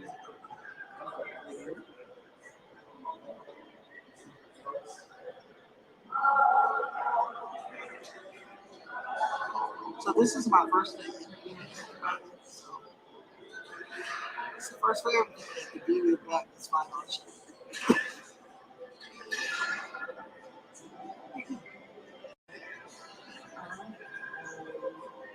I believe John is probably speaking with his customer. That's the delay right now, but he is the next artist up. Okay. So as we wait for John Thomas, Okay, you're gonna share. I am going to share. I will be working on this piece. It was a piece that I started. My son decided to put his 2 cents in. So he added fabric, he added tissue paper. So what I'm going to do is to finish this, I got a piece of, what do you call that material that's sinking that you can put through the zero? Transparency paper? I never know the names of that. Well, I painted on top of that, and I adhered it to this canvas. So this is a collaboration between me, Deborah Shepard, and my son, Walks. So I am going to sit here and work on finishing this as we wait for Mr. Thomas. So I have confiscated some things from Mr. Lee's Cutler Studio. And so you all know that I paint with palette knives. This is a palette knife. I'm going to choose this small one. And how did I get started with palette knives? As a child, I would watch the guy on TV paint the trees. He had a palette knife. And when I started watching him, I was like elementary school. And I was like, I could do that. I never had even been in an art school, but I was like, I could do that. So when I started painting, I picked out my brushes, and then one day it dawned on me that you said you could use palette knives. So I went and bought some, and I have not turned back to a brush, basically just using a brush since. I might pick up a brush today and dab with it in my paintings, but I always start and finish with it. So what I am going to do is I'm gonna see if I can hold the paintings. These are somebody's reading glasses. I left mine at home, so I'm using somebody's reading glasses. So we'll see what this turns out. I am going to choose.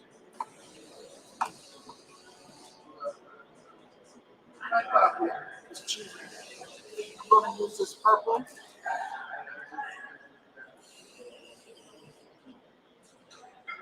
No, I'm not going to use purple. I changed my mind. I'm going to use yellow. Because there already outlines. I painted a purplish black. I'm going to use blue. Apple brown.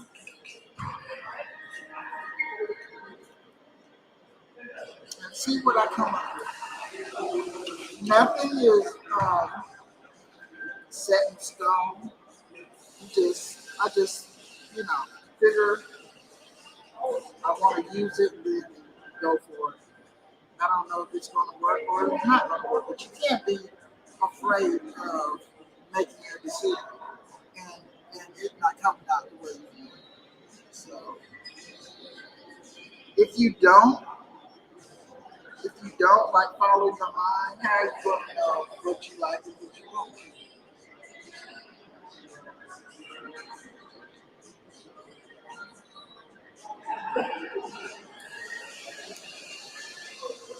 And I've never held a piece of painting on before, so that's new today.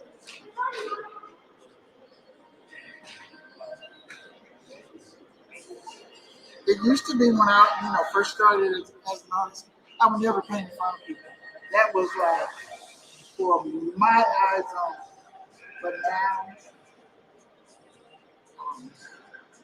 I guess I grew out of that stage. I guess you go through stages as an artist.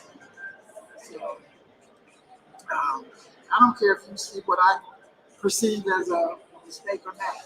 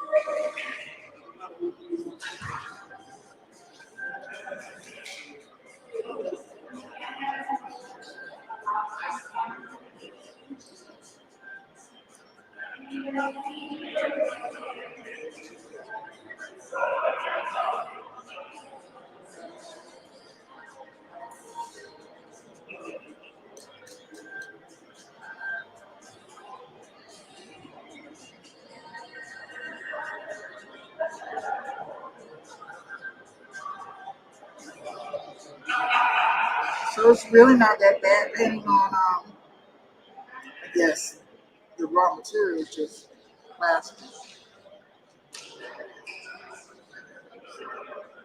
It seems to be taken. It's taken to the paint. The acrylic paint is like taken.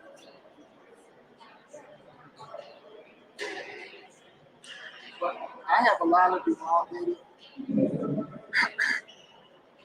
images, men, women, and children that are elongated, and that represents growth, physical growth, mental growth, psychological growth, spiritual growth.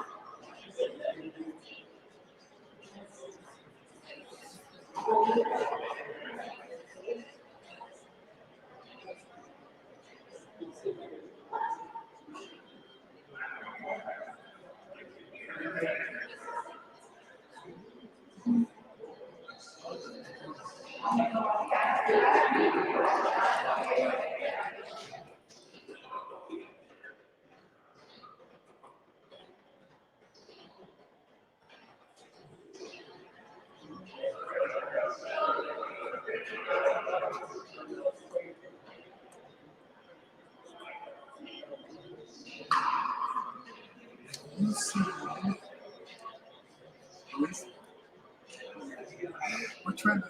I'll be back. This young I'm lady, going like, she look like this closer. Are they free? Are they free or are they? Or are they free? Nothing's free. Yes. I should. I'll be back. You number got that fabric going. Yes. My name is Susan. Oh, yeah, here she is. Oh, there she is. Louise. Oh, This shoot. young Okay. lady wants to buy these posters. Oh, okay. Those are 15 and they're online. I better, can you just pull that up online, please? I don't want to get it online. I want to take it. Oh, no, but we do all the payments online. Okay. Yeah, let me grab that. There you go. What are you Beautiful. doing? I like that. I'm adding. How do you make wedding look so simple? Yeah. What do you want? Cash app or plastic? You don't even use Oh, you know what? Let's go ahead and do Cash App and then you don't just have to do it on there. Here. We'll do it on there.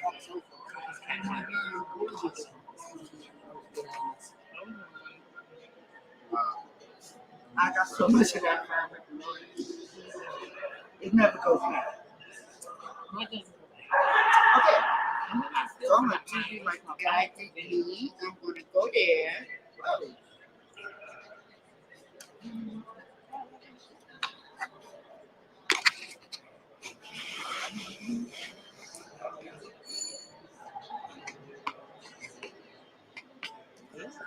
So you got your thing there. Like I know what I'm doing.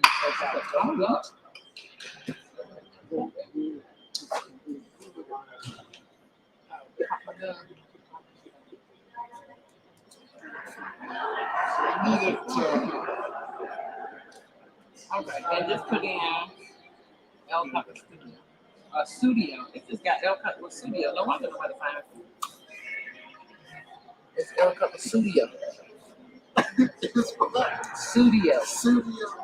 Okay, we are. Ooh, I love that. This is my son. Is that a period after the L? Put the fabric in. A little louder, please. My son put that fabric on this. Have a tissue paper. How are you on today? Right. El Cutler Studio. No, it's Studio. They left my T out. That's the You think it's gonna take? should. That's what it is. Now, if I send it to someone different, it's still considered paid for. It's good to pay for it. Sure is. See, I'm not gonna be mad at you. Sure.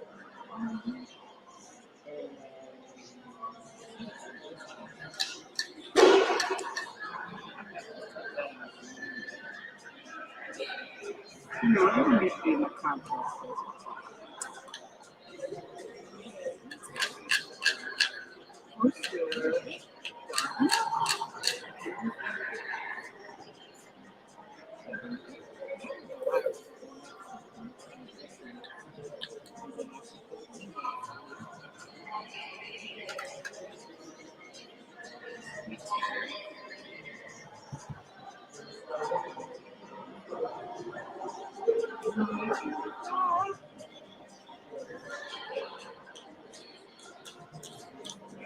I'm just searching. So does it take regular plastic? What can you take regular plastic? If I do it online, I just do all. We just do all. We just take all of it online. Did it not go through? Not so far as I can tell. I was trying to pay. What did it say? It didn't say anything. Yeah, mine did. So what do we have here? We have the dollar sign, capital L, couple of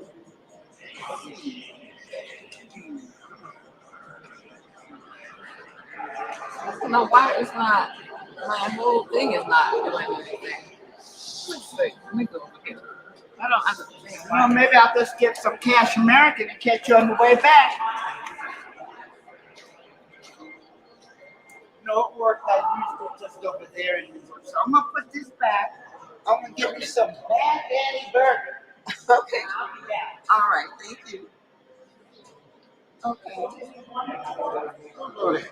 I have a question for you.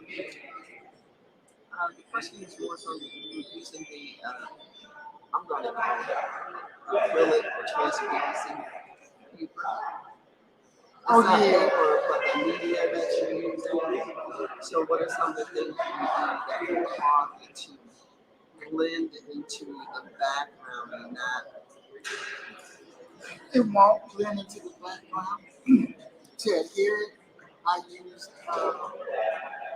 it's called Mod Podge. But it's like glue. And you can use it as a protection of your home. So I know it's not. I know we. And if it does, it just becomes part of the pain. I'm not really concerned about it bleeding.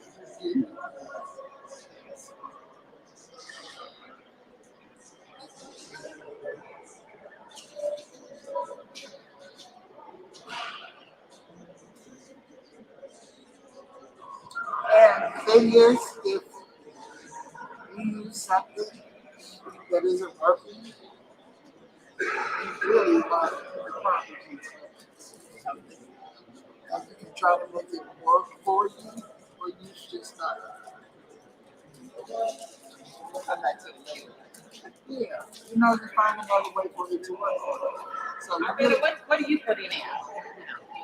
Who's working? Okay, this is the last one.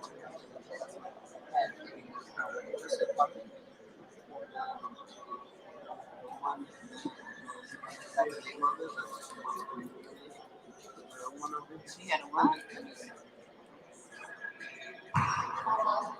Oh, fine. Somebody was interested. All right, and where are they?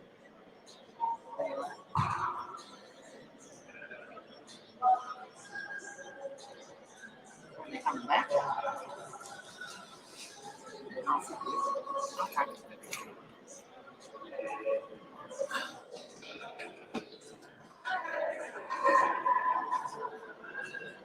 I really like that. That's gonna be really this is what you call that background. So the background is breathe through.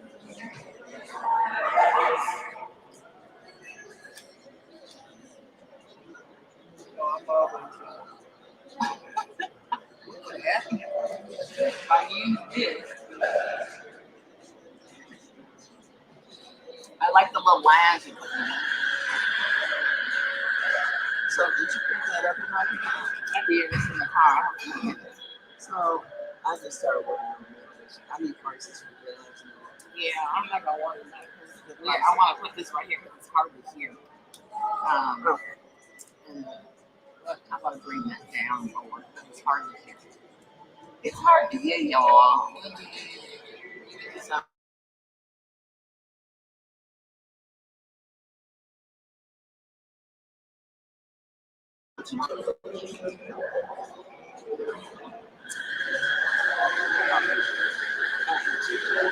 oh, nice. Yeah, you can put it up here like this, and then you just sing this.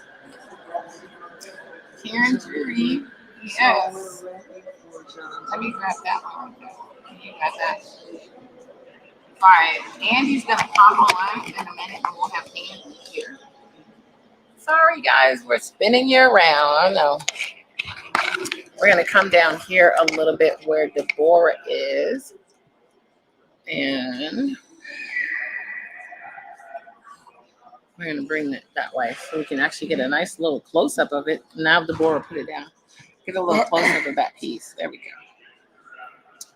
So we have Andy coming up soon. He's going to be sharing with us and talking with us. It's going to be fun. Enjoy Andy coming through as we, and we'll be able to come back to Deborah and watch her do her thing. And then we're going to have Philip come and he's going to take us, he's going to host us from there. Yay. I feel like my little bandana is kind of crooked. Let me do this way. Look, I'm bringing. Can you guys see that? There, that's better. I feel like my bandana, it's charged. I turned it off. Hey, you! Oh my God, how beautiful you look!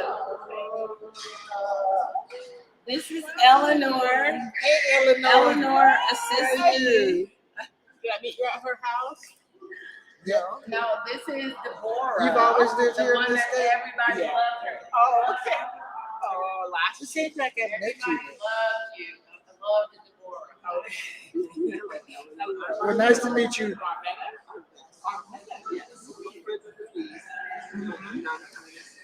Look at it. I'm not an artist. I'm just here to help her. I'm gonna go get the snacks. This young man, he's here. My son did that once. Yes, he's had many adventures also. I will say I like this better than my green space. This actually looks nice. All right, so it's good. I see the kids right there. Hey guys. Hey. Eleanor just showed up. Hi, Eleanor. Eleanor is here for the studio art tour. Eleanor is here for the reception. She is my reception. She keeps me together, especially during the reception.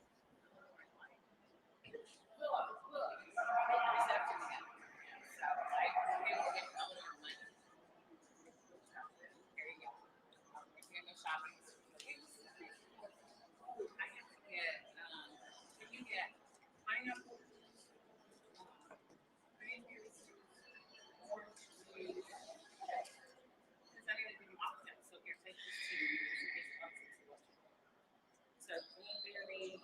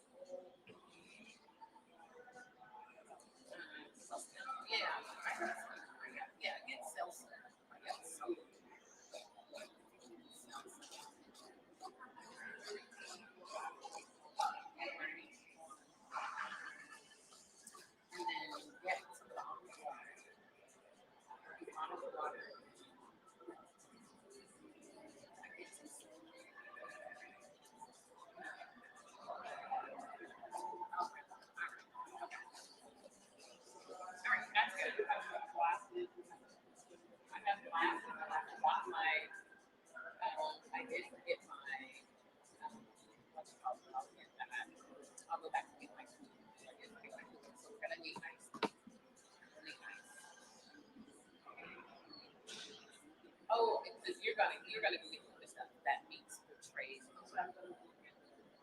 Okay.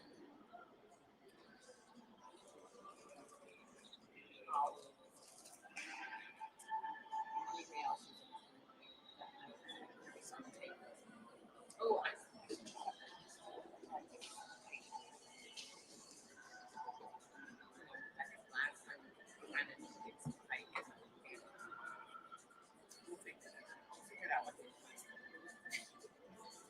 all right. All right. Okay, Eleanor. All right. Is Andy there yet? Andy just called me. I think he's gonna come on 5 minutes early. Andy is and talk. You see how she goes about doing I stuff? can't believe that. What? She Oh, makes us look like it's just, Okay. jeez. it is very secondhand to her. She's just like, Wow. oh, I forgot the paper with all the titles on it. If you don't And like me, because I I have like his you. title. That's what I say to the baby. We did his label for his. That's coming. Oh, okay. Those are in the PC, not on Oh, things that we do. I said to do Conrads. We didn't do labels for Conrad. That's all right. That's okay. No, they're done. You Why and didn't I I get it? just let me I'm saying, did you do them after I left? either I did them before you left or after you left. I did some after you left, so I have to look on here to see whose I did. Well, that's what I'm saying. The ones you did that before I left, I took those with me. Yes. Yeah. Okay. So Do you have those? yeah, I have to go out in the car. and Okay. get it. But that's okay.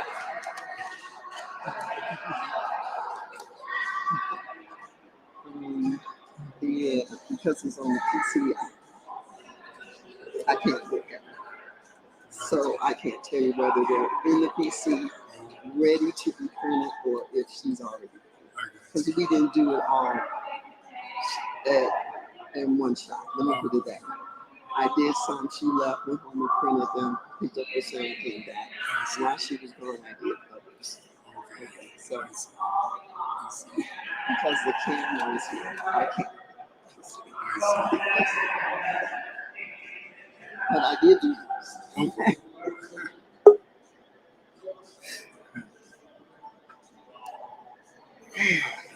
That was a strange way to hold your body. Hold your body. You need to stretch. Try not to get their table dirty.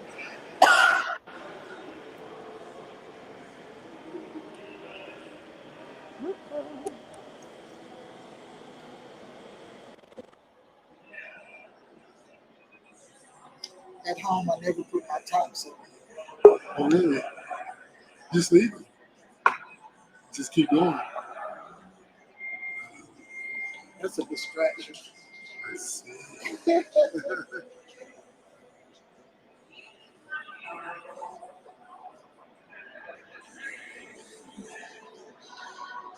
See what color this is?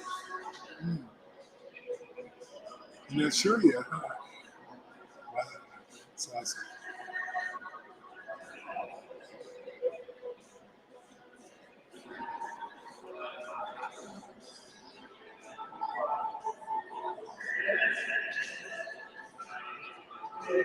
Do you do everything with a knife? Everything.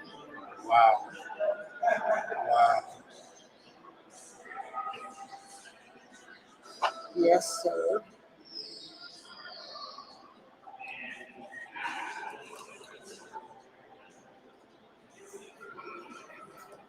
That's amazing.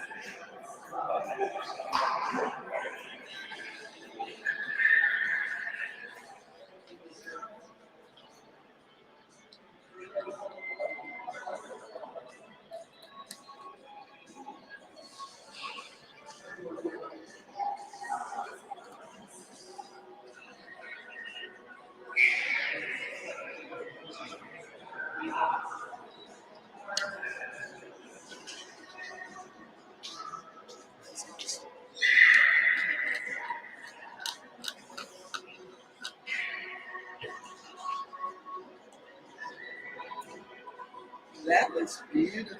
Isn't it though?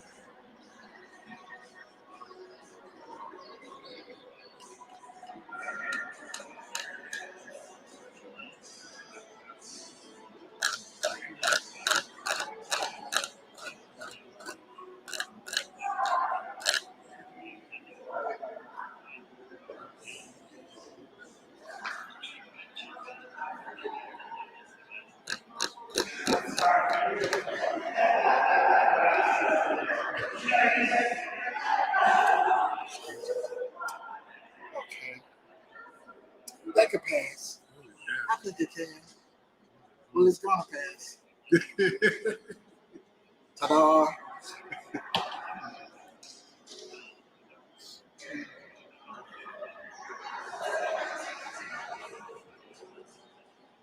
Okay, I think I'm gonna go try to find John Thomas. So anyway, we're gonna hang this up. Ta-da.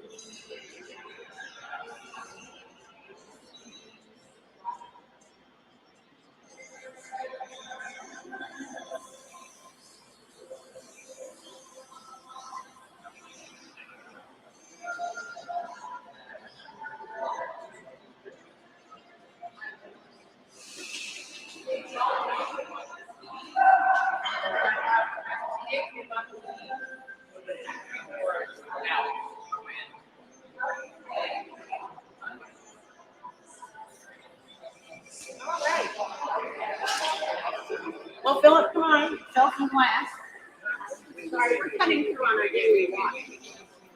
Sorry.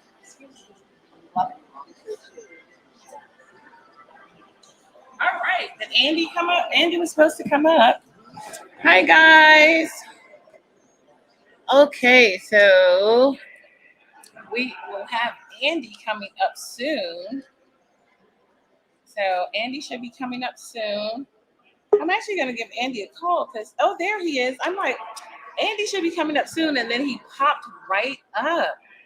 So let me bring Andy in. Hello, Andy. Hello, can you hear How me? are you? You look fantastic. Look at you all Thank you. outside and outdoors. Yeah, I'm Andy. sitting outside. Yeah. Well, Yeah, you look getting some amazing. fresh air. Getting some Thank fresh you. air. Well, Yeah, thank thank you you. You so look much. amazing too. I was watching everybody else, listened to Thomas. Didn't catch all the names, but it was interesting, and I was Oh, amazed by okay. everybody's presentation. Oh, thank you. I'm glad. It's been a lot of fun. We've had quite a few people up. Yeah. Yesterday was insane. So, yesterday was fun, fun, fun, but it's also was a lot of just energy and people chatting and sharing. And then we had a lot of noise Wow. Yeah, I because, missed that. I couldn't get the logistics to work for me, so I couldn't make it in person. But I'm glad I'm here virtually. okay, well, Yeah. let's talk a little bit about your art. Okay. Let's let people know who you are and what you Okay. do, and then we'll talk a little bit about your art. Okay. Okay.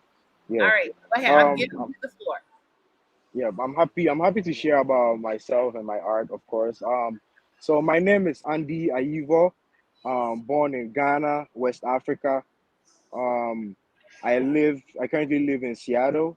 So I moved to the US for school, and currently I work as an engineer, and also as an artist. I'm really passionate about art, which is why I do it. I really enjoy it.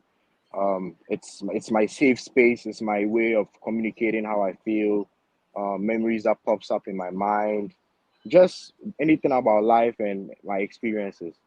I usually work in acrylic, and oils as well. I really love oils, the smooth nature of them. But most of my work so far has been in acrylic because I just like the dry time. I think that's just me. I've done just one fabric piece. I've done a lot of collage as well. So my work is usually inspired by my experiences in Ghana growing up, just the culture, the people, the lifestyle in general. And then now, currently, my work is also inspired by where I live now.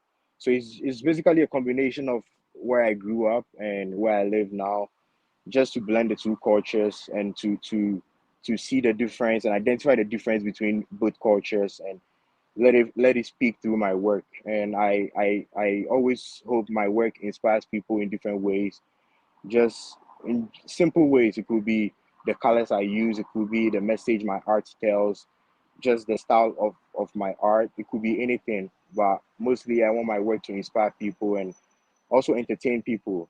So I try to gather inspiration from different perspectives and angles. I've been taking art seriously, maybe let's say a year and a half now. But I've been painting since I was 13 years old. I remember one time when I painted my mom for Mother's Day, and the whole family came around. They were like, "Oh, you made this?" And then since then, people have been talking about my work, and they'll be like, "Keep doing it. It's an innate skill. It's something you didn't learn." So I consider myself as a self-taught artist, even though I've read some art books and gotten inspiration and ideas, and knowledge of from those books. I feel most of my work just starts with me imagining things and the creative side of me. Um, I'll be happy to share about my work. Currently, I cannot see my screen because I'm using my back camera. But just let me know if you have my work up and which of my work you want me to speak on. I'll be happy to share.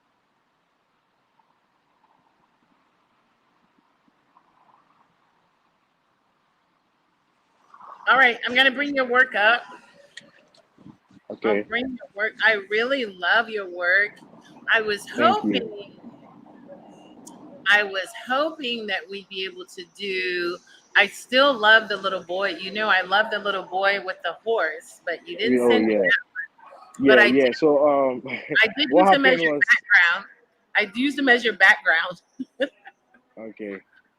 So because that was one of my favorite pieces. I mean, I love the young man, the boxer too. That's one of my favorite as well. Yeah, So one of the things I wanted to say is if you're interested in Andy's work, all you have to do is go to the website, and you will be able to purchase Andy's work on the website. yeah. So here's one of your pieces. Do you want to tell a little bit about this particular piece, Andy? Which one is this? Is it the one with the motorcycle? No, this is the young. This is the one of the young man with the boxing gloves. Okay, yeah, the boxer. Okay, yeah. So, most of my work, when you look at it, you see I usually paint black people, um, because my creative style comes from my experiences and growing up in Ghana, and this boxer is to represent the kids in Ghana, Africa, or just black kids in general. So it's just a symbol that represents that. And you can see in this painting that the kid has oversized gloves, right? The red oversized gloves. That glove is to represent achievements, goals, aspirations, right? So for me, personally, this is something. It's a personal part of me, where it's like growing up, I've always wanted to do things like, regardless of what it is. It could be engineering, it could be art, it could be music, it could be sports. I just always wanted to do something that will speak to other people, or will inspire people in different ways. So this kid here with the oversized gloves, the gloves represent those big dreams and those big goals. But then at that young age, it feels too big to handle, right? But because it's a goal, it's a dream, you still work towards it. So that's a representation of the big gloves and the little boy. And I added green. I made the hair green because I like to think just outside the box, and to just have freedom of creativity. So that's also a reason why I give it that color, hair color, and make it match with the shorts. It's just, yeah, me being fun and playful with the colors. And yeah, so I really like, yeah, and that's one of the things I wanted to ask you was about the green hair. I really, really like. I like that. I can't hear you, Andy. I think you're okay. Can you say that again, Andy? I think you muted your mic. Your mic is muted. Can you unmute yourself, Andy? Andy, can you hear me? I think Andy's mic was muted. His mic was muted. Okay, can't unmute the guest. This mic is it connect? Oh, his mic it got disconnected. Oh, Philip, come on.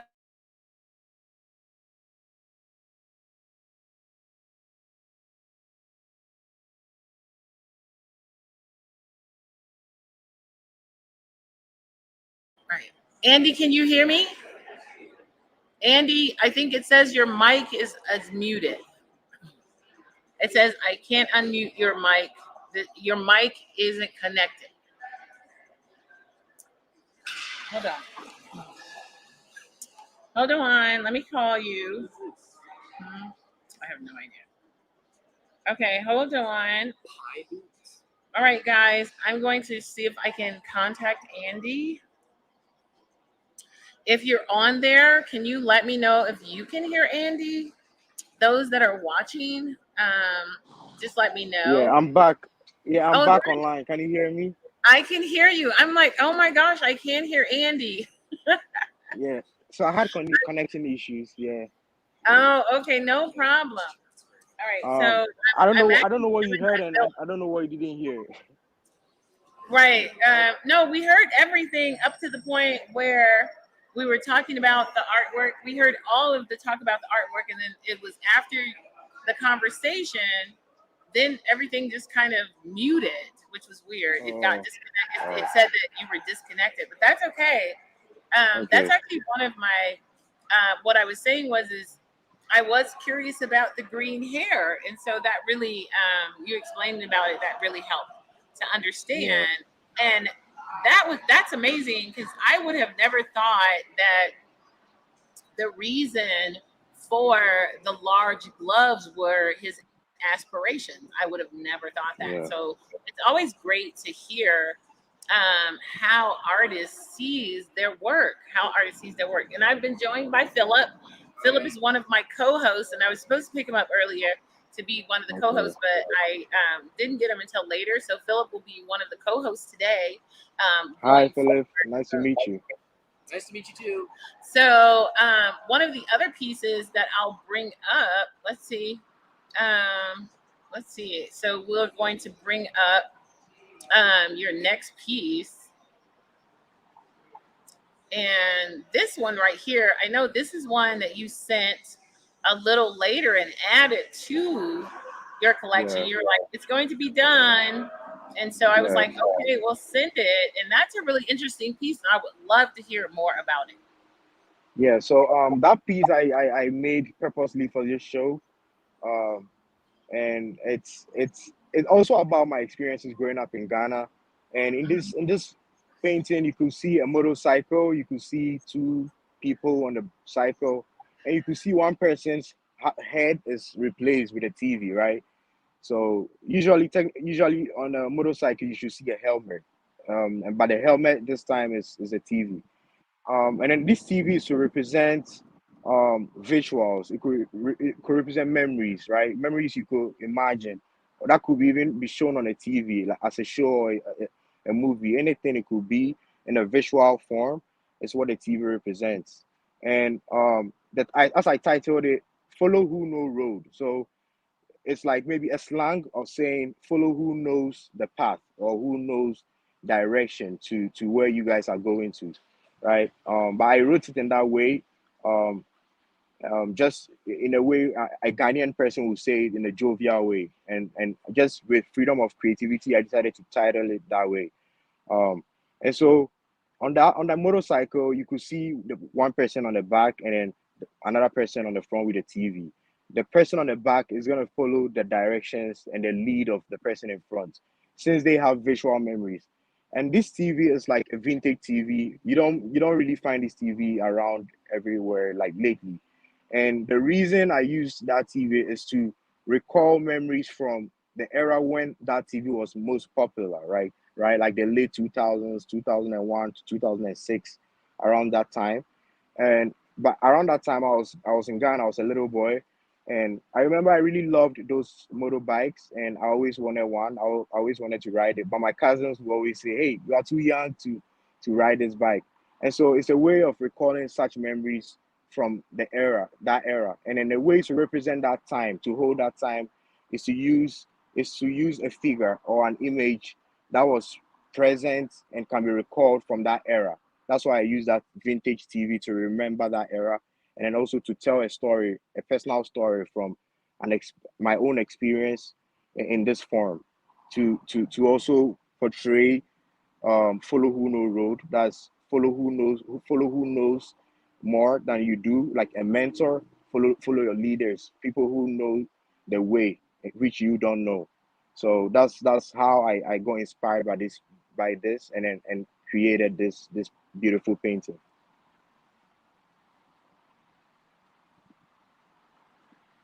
That's pretty amazing. Yeah, because when you Yeah, did this one, I was just literally blown away when you sent it, and I like the way I like your color palette for your yeah. pieces.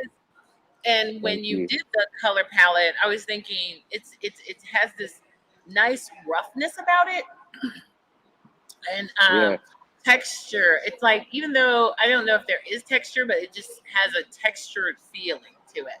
yeah, yeah. I can talk about the texture and then the colors I chose. So, I really like to have a blend of nature and then just portraits, right, of people.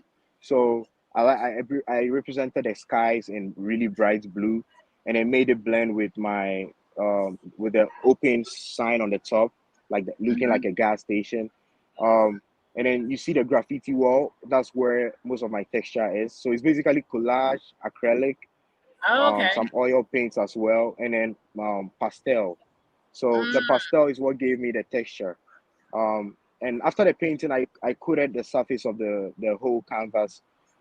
So you don't really see the texture, but there's actually texture beneath the first layer. So um, yeah, that's basically how I came about the graffiti wall and made it look natural. As well as I really like sneakers, so I included those sneakers. Even though mhm, this painting, I'm trying to recall something from the past, where some of the things you could see in the paintings are not modern. I still was mhm. able to portray that modern feel in the painting. Oh, okay. I do Yeah, love the Nike sneakers. yeah. Those are really neat, and I like the different signs. So, Oh, and okay. okay, go ahead. Oh, I noticed that you used a lot of pink in your other one, the one with the boxer. Is that related to Pink Avenue on the sign? Uh, so yeah, I was trying to create consistency in my colors. So black as the people, green. So I have quite a number of paintings that you see a lot of green, and the pink background. And so I just represented Pink Avenue because I didn't have anything that was actually pink, except the Mm. socks on the boy and then the Pink Avenue. So I just wanted to create consistency in my colors. Yeah, Okay, thanks for so catching that. Yeah, yeah, Oh, okay. Cool. All right, that was a good one. yeah, Because it does have some it is interesting, the color palette, and that's what I was looking at. It's like the color palette is really interesting compared to some of the other work that we look at. The color palette yeah, of his color palette is really interesting. So yeah, I think the next piece that we're going to look at is this one here, and so we'll look at this particular piece with the two women, and they're yeah, literally fanning. It's like they're fanning or they're stretching out fabric, but yeah. just beautifully done. Yeah, so that piece is really huge. I think it's about 54 by 54 inches, a really big piece. Oh wow. Um, that's that one is outside of what I'll usually create, right? So, the way I got inspired by this was, I saw a post online where people were talking about black women and the freedom and rights of black women, and I was thinking of how best can I represent freedom? How can I represent an open space? And also the same way include black women, but not be too obvious about it. And so I was just then I was getting inspirations and just different references, bringing them together to create this. So in this piece, you could see they have a cloth. They are trying to stretch out the cloth. Something that's not really obvious. It's obvious, but it's not easy to tell is that um you could see the girl on the right. um let's assume she pulls the cloth from the other girl. That will expose the other girl, right, from the viewer's perspective. The same way, so looking at this, whoever pulls the cloth exposes each other, right? So this is to represent connectivity and unity between people, right? So um together we stand, divided we fall. That's an old saying I know, and when I think about it, it's like, and also an African saying that says, if you want to go fast, go alone, but if you want to go far, go together. So all those sayings and that depicts connectivity and bond between people is what inspired this work as well. So This is like when you put a cloth onto the left, you expose the person on the right. When you put a cloth onto the right, you expose the person on the left. So it's to say that they both need each other for security, for sustainability, for strength, for health, right? So that cloth represents anything. So just bringing coming together creates peace and harmony. And so when I remember that tweet I saw online that talked about black women seeking out for each other, and also being respecting each other, it's just that, and then other things is what I brought together and I created this piece. And also you can see again the green in this piece, again the color palette, green in most of my pieces, and then the black that represent black and brown that represent the black person's skin. And also the sky, again you could see my previous work, with the two boys on the motorcycle. You could see the bright clouds, the bright skies, blue, right? The same way I represented the sky and the clouds here in this painting. So just being consistent with my theme, my colors as well. Um, and basically these two ladies, they are at the beach. So I try to bring in some abstract feel where it's not too obvious to tell where they are. But when you look at it carefully, look around, you can tell it's a beach. Um, so yeah, this painting is to represent connectivity, strength, bond between black women, but not just black women, but black people, and um, as a whole, humanity. You know, just be connected, treat each other well. That's what this painting stands for.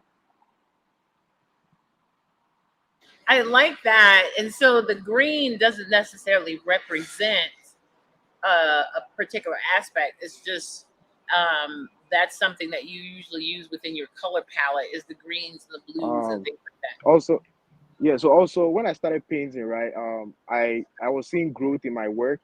And so I was like, okay, what color represent growth? And I know green represent vegetation, nutrition, right, flourishing and growth. So I choose colors based on their meanings as well, especially if it's a color that's a very major part of my work. It needs to represent something. But most of the colors will represent things, nothing specifically, but just randomly. But green, um, on hair growth, the little boxer growth, right? That's also growth, because he has big dreams and aspirations, and he's gonna grow and realize and bring those things to life, those dreams to life. So green, that's what green represents. Most of the other colors just represent like maybe a tree green, yeah. Mhm, But the rest of the colors were just chosen randomly, mhm, mhm. But yeah. I really like this piece. And what one of the things that I really liked was you said you when you go alone you go fast, but when you go with someone else you what was it? You go far, yeah. You go far. It's So like when you go yeah, alone you go fast, but when you go with someone else you go far. far. Is that something that is Ghana related, or is that something you grew up with, Um, or um, So it's an African saying, right? So I don't know where it originated from, but growing up in Ghana, I've heard it as a kid. When you go together, you go far, and it also represents it's in other ways you can say together we stand, divided we fall. And so mm, just those two, yeah, I brought together, and then I came up with this piece.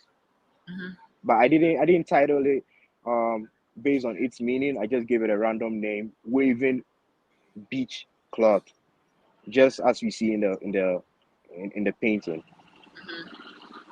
Yeah. Well, it's a beautiful piece, and I love your Yeah. work. I wish there was more. Thank you. But Thank I you. do Yeah. like the little boy. I really like the young man because this is one of your pieces. We don't have it in the show because you said it was really large and we didn't want to ship Yeah. it. But Yeah. um, we do have the young man here in the show, and I'll actually show you guys. He's on one of the walls, and you guys will get to see that. And you've probably seen it throughout because I've been walking around and kind of showing it. And you are welcome to ask questions. So if you're out there please ask questions because that's why Andy's here. Yep. He's here to answer any questions that you have. And also, you can purchase Andy's work just by going to the website, clicking on that particular piece of work, and then you can literally, that young man is $800. And so you could definitely purchase him. You could pin it and share it. He's $800 to purchase that particular piece. His other piece, and that one is 18 by 24, and that's acrylic on canvas. That's absolutely that's a beautiful piece. And the one he just finished talking about, that one is the waving beach cloth, is 54 by 54, and that's acrylic on unstretched canvas. So that's just a big piece that you roll, and that's $3,200. So you could definitely pick up some of Andy's pieces. And then the other one that we have, follow who know road. That one is 30 by 30 inches, and that is acrylic oil pastels on paper, acrylic oil pastels and paper on canvas. So that's another piece, and that one is $2,500. So those are some absolutely amazing pieces. So you definitely can purchase those when you go to the website and grab some of Andy's work. Andy, these are fantastic. Is there some more you'd like to share? I know I have some friends that will be going to Ghana in October. They're actually going. It's what is the name of the trip? It's I think it's Artists to Africa. And actually, Karen should be here tomorrow. She's actually one of the artists that will be going to Africa. And she makes several trips there, and she just absolutely loves going. She works with an art community there, and I think the artists that are going will be going, and they'll be working with an art community there as well. So That's nice. That's interesting. Yeah. There's a really big art community in Ghana. You find a lot of amazing artists back there, back home. It's amazing. So yeah, if you get a chance to visit, you should visit, and then you should check out the art scene out there. Mm-hmm. Yeah. Well, I definitely want to go, and I definitely want to go and check out the art scene. So hopefully that's something that I will be able to put on my list to do at some point, because it is something that I want to do. Nice. You should. Nice. Yeah, you should. So is there anything else you'd like to share with the viewers? Because you still have time. Yeah, I have some time. I think so. Basically, my work. If you want to purchase my work, as Louis said, you can go to the website. Also, my contact info will be shared later. You can contact me for commissions. And then also check out my personal website for my work. I'll be having prints up. I'll be having clothes, custom clothes, and stuff inspired by my work, and there's amazing stuff on the way. So what is your because you never sent me your website. What's the name of your website? Oh, okay. I thought it was on the form. It's polymathstudios.co. What is it? Polymath? Polymath.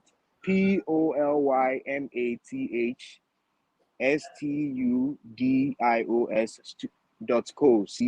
So polymathstudios.co. Yeah. I'll share it with you again. Yeah. I don't think, yeah. I'm gonna put it up right now. So Palama Studio. So this is where you guys can find more of Andy's work, and like he said, he'll have prints and different things like this. Here you can purchase the original paintings, but Palama, POLYMATH studio.com. You can purchase some. You can visit there and purchase his work. Say that again, because you went off again, Andy. I can't hear you.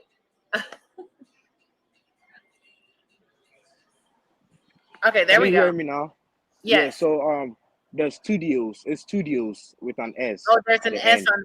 Okay, let's put that S on the end. And it's co, not com. So it's just CO. CO. .co, yeah. Oh, .co. Okay. Yeah. Yeah, Oh, you okay. got it. Okay, Yeah, there we go. yeah. Okay, there we go. Let's see if we got it right. Have a look at that. There we go. Were you PalamaStudios.co. dot co? Yeah, Okay. were you able to pull it up? You should see me smiling on the front page. All right. Well, that should be. I'm gonna actually type that in so I can see you. Philip, did you have some more questions for him?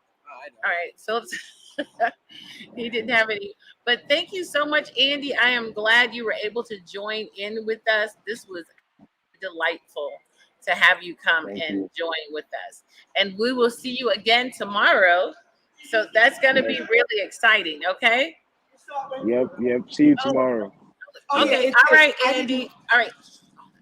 All right, Andy. I will see you tomorrow. See you later. All right. Okay. Hey. Okay. I'm going to leave you guys for a second with Philip. What? And no, she just has to tell me something. So, Okay. hey. There we go. Oh. All right. So we're going to get Tom's. So how you guys doing today? I think it's John Tom's is up. So Cool. John Toms is up. As John you guys Toms probably just heard from my mom, who's just off screen. all right, so we're gonna have John Tom's up. And I'm calling somebody on my phone. We're gonna get John Tom's is up and he's gonna be out hanging with us. Okay, yep, there you go. Thank you. Thank you, hon. And so we're gonna go. I'm gonna go get John Tom's. I meant to get the light and I forgot. So that's why I look so dark when I back up. So let's get John Tom's, and he's going to be our next artist up. So make sure you stay tuned, guys. We will have another artist up in a moment. And you guys already know that Miss Zudeka is hanging out with us, and we'll be able to see her a little bit later today. She's going to be talking. So I hope you guys are all ready for that conversation with Miss Zudeka. Da-da-da-da. Yes, sir.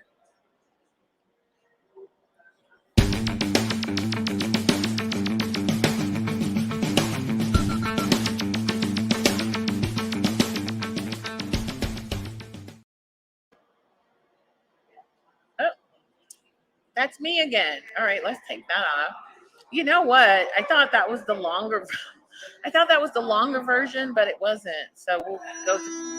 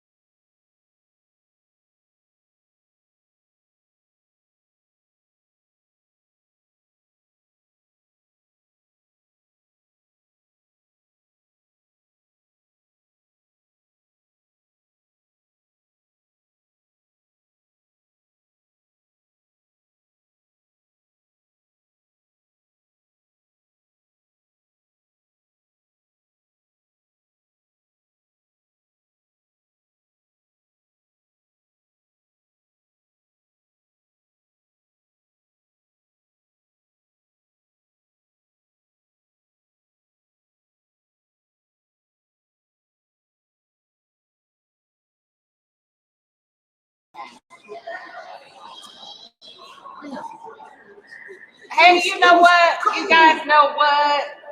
Uh, yeah, we'll cut those out. We have some scissors. I found some scissors. Oh, okay, yeah. And then we'll put them in. Hey, you know what, guys? It seems like, because did you guys get any questions or anybody? Because y'all been muted.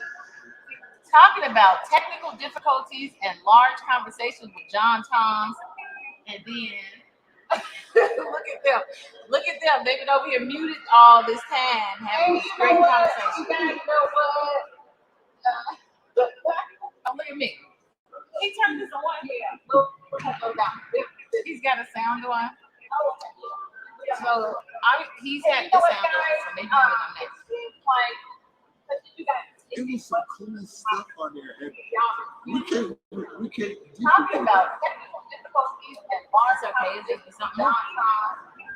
I only have so much.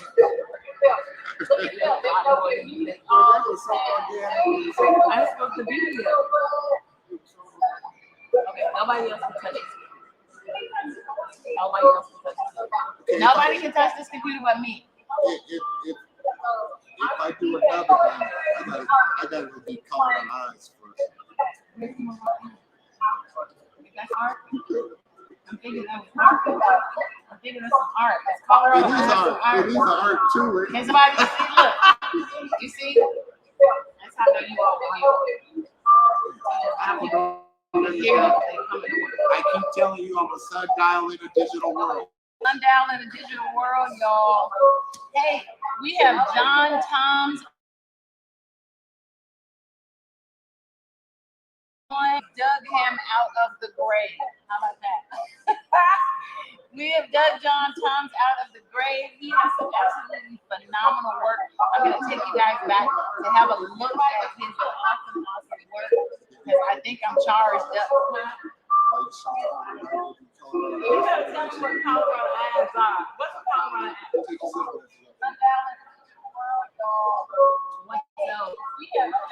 Are you all tipsy? Are you all tipsy? What's tipsy? Now I see why she got glasses. What do you in Colorado ads?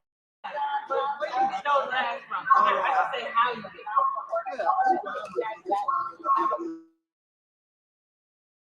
Oh, is that what it is? Is that why you always hanging out? Nobody's hanging out to catch up, but you know, I kind of fell into the role.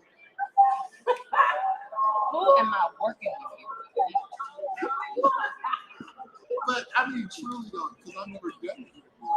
So, and then they have, you know, they had it done by Deborah, Oprah Deborah.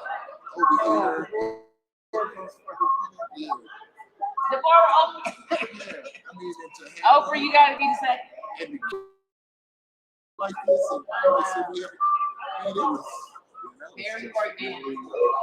All right, Deborah and Tom's was very organic. We're gonna have to organic them later. We're gonna take a commercial break, and then we're gonna show you some work, and then we're gonna bring you back. But we're gonna throw Karen in the mix, and then we're gonna come back and get you. That works. We're gonna throw Karen in the mix. You ready for Karen? No, Karen wants to come up. Come on, Karen. We did Karen today? Oprah, you gotta be the second. Oh, what do you want to do now?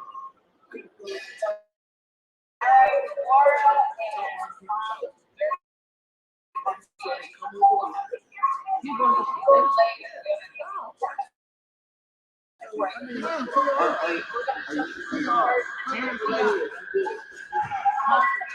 Oh, everyone's something. I got my what to call it on the card.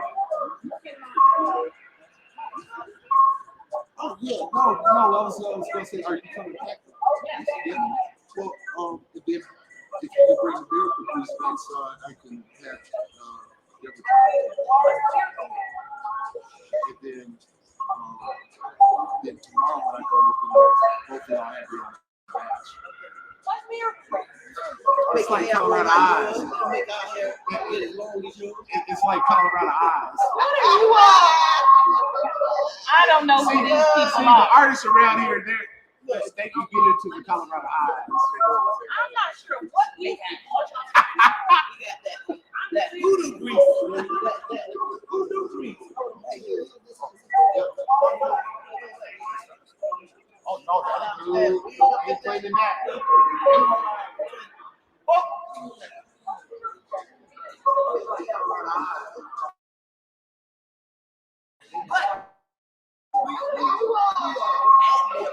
I don't know.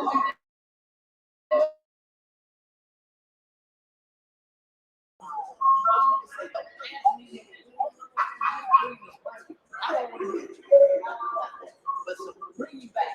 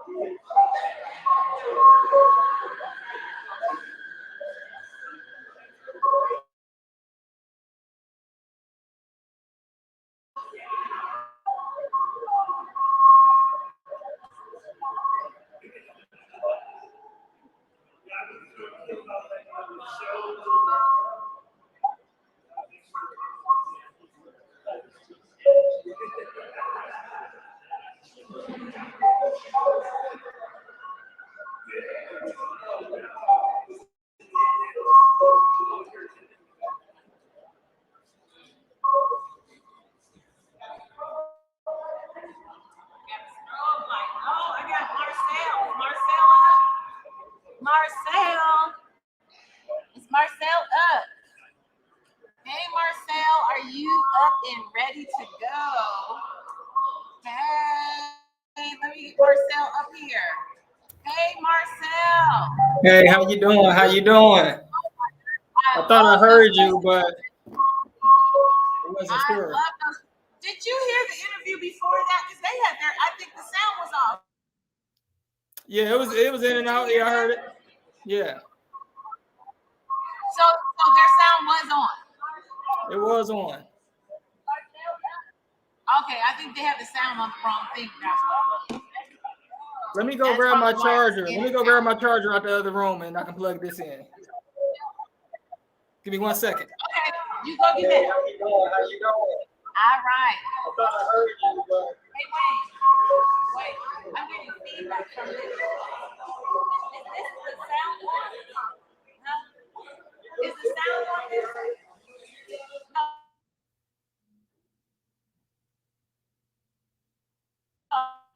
There we go. Hey, we are here with. Look, Conrad. It's right here on the table. All I had to do was look when you came over.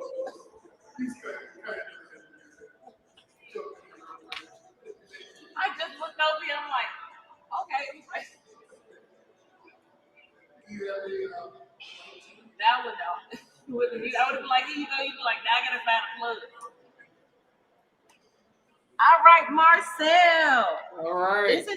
It is exciting to have you here. Yes, it's exciting to be here. Thank you. You're welcome. You're welcome. We are excited. Looking forward to this interview. I am so sorry we missed you yesterday. You see me over here piddling around with this computer. Likewise. The USB port looked like it went crazy. So something happened to the USB port on this computer, and it doesn't want to act right. Okay, I guess it's broke. My USB port on this computer. All right, there we go. All right. Is this live anywhere? Can I share this? This is live. Yeah, this is live on Facebook. Live to the Beauty Blackness Fine Art Show, book, and YouTube. Hello, just got off excited. So am I. Thank you for tuning in. Thank you. Come on, make sure you share with your friends. Hey, I love everybody, art. everybody. Cool. Thank you for sharing. Here we go. Somebody just got off work. They're hanging out with us. We got the okay, love the art. Thanks. I'm Thank gonna be you. doing Thank you. a tour of the whole room soon with the art and everything. I'm gonna turn my little look at my little strobe light, but it's too light for me to strobe. Maybe I can strobe over that way. I got my look. I got my party light going.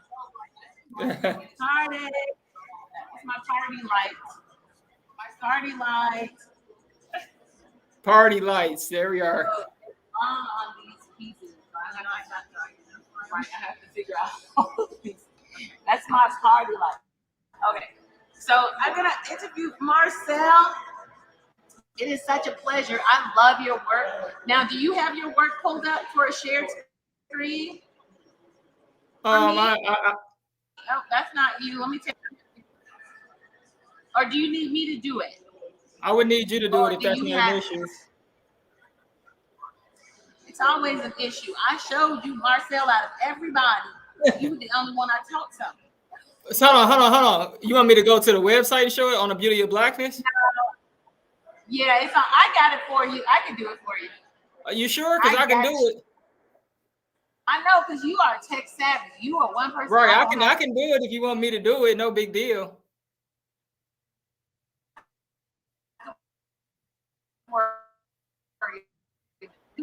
You do it. While you're doing that, I'm gonna get myself on a different network because I keep spinning. Okay. Oh, look at this! You on my phone and everything. I didn't even know I had the Beauty of Blackness right. I didn't even know I was live streaming on my phone. Let me cut that out. My phone is on. My battery is gonna be dead.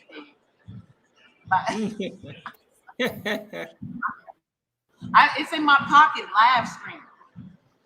So okay, hold on. Let me.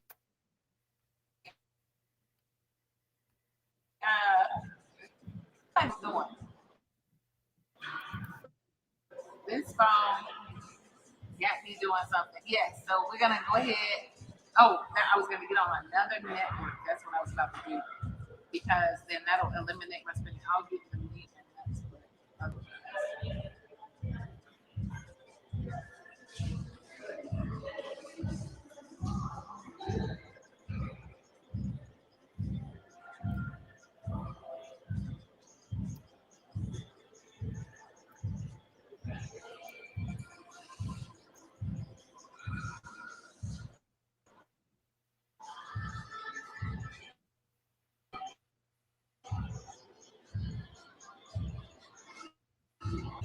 Who is this?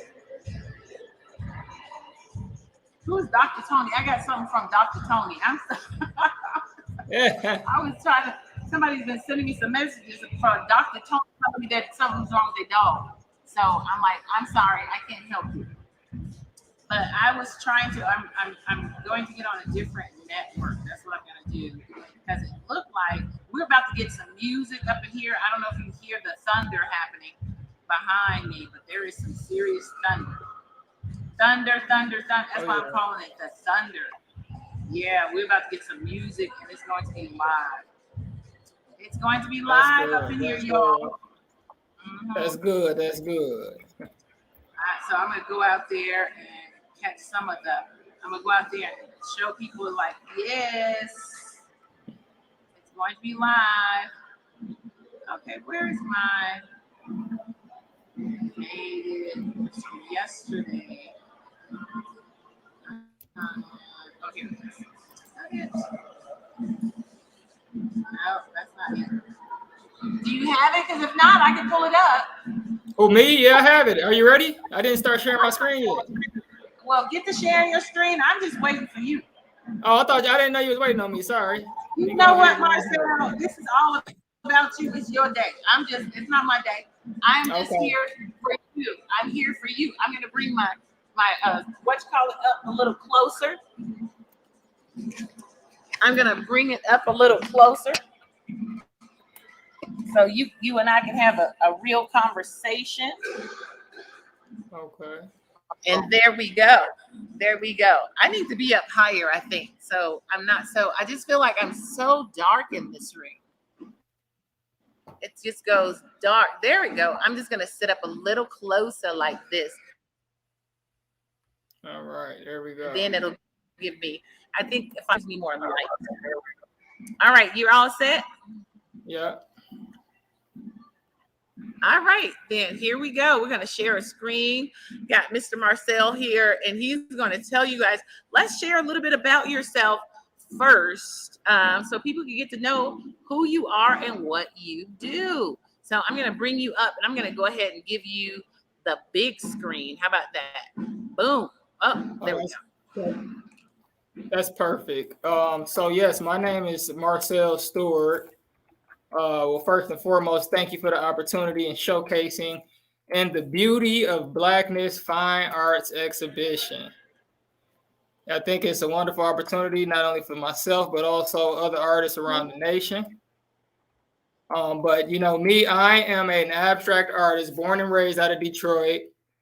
I've studied in several mediums, several styles over the years that I've been creating. I'm currently 31 years old, so I am considered somewhat of a young artist. I started off doing more so figurative artwork, such as still lifes, portraits, and things of that nature, working in charcoal and graphite.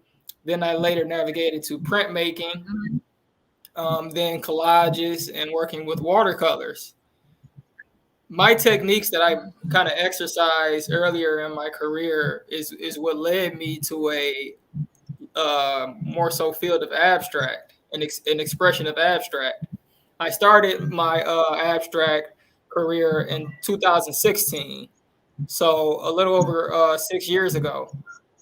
And now I really try to refine each technique that I have by the use of, you know, colors, movements, textures, and just being able to overall be involved in each piece. I like to consider each piece as its own field that I'm playing in, or dancing in, rather.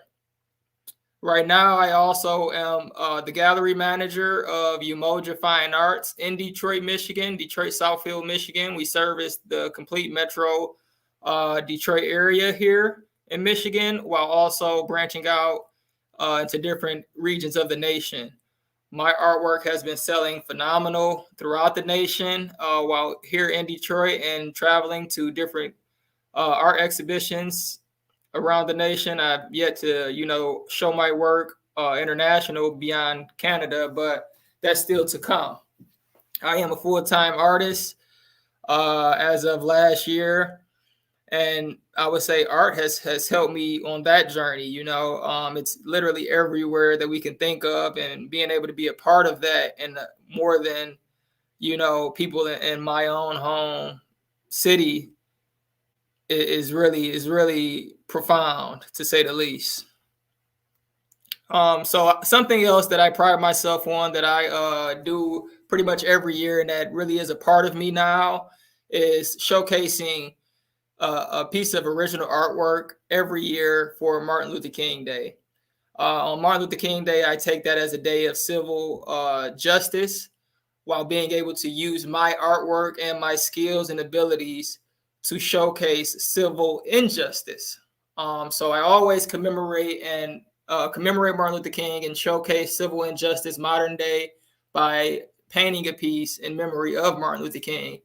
The last 2 years, I've unveiled an original dedicated to him here at my home gallery, Umoja Fine Arts, and it brought not only the media out, but it brought people of different races, you know, people of different ages, and just people of completely different backgrounds together under one roof, just like how, you know, Dr. Martin Luther King would like it to be.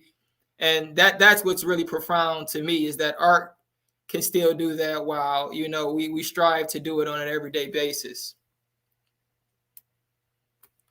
So that's pretty much me in a lump sum. You know, I'm young, I'm energetic, I love to paint, I love to figure things out. I'm a mathematician by heart. So when you look at my art, you can kind of figure these things out. I love geometry. So you're a mathematician. I love, yes, I love putting things together and figuring them out. So the reason why I traveled to abstract from, more so figurative art is because when I did figurative art and I drew, I never painted figurative, but when I did figurative, I always felt really personal about it. And I said to myself, hey, I can't continue to replicate God's image. And that's how I looked at it, no matter what it was. If it was a bus, that's God's image in some way because someone gave that piece of art to that person to create. Right. Or if it's an apple, literally, that's a fruit that's been bared from the ground. Or if it's a human, you're recreating. So that's how I started to take it every time I produced and recreate it, so to speak, in my own point of view. So I later on wanted to color people the color pink. I wanted to color the sky the color green. And I didn't understand where it came from until I did some research about what abstract really was and read some books on the theories of abstract and, researched the masters of abstract. Read some stories about Jackson Pollock, researched a little bit about Mark Rothko, Piet Mondrian, and some of the struggles that they had to go through as artists not really understanding what abstract was. And not only artists, but the art critics, right?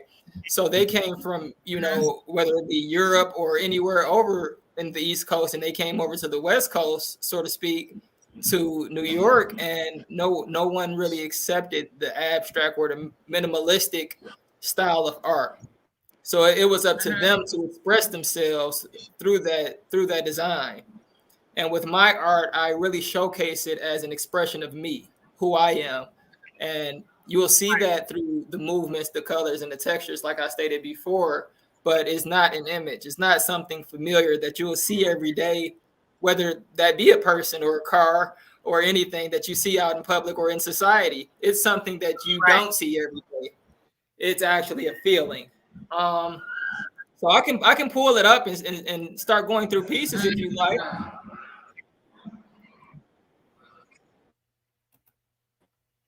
Is it fine if I start going through pieces now?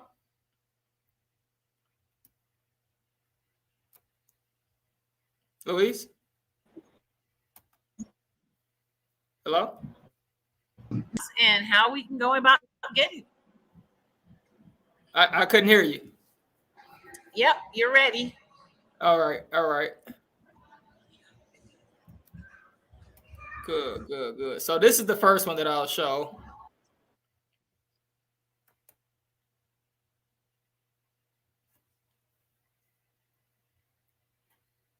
Okay, now let me know if you guys can see it.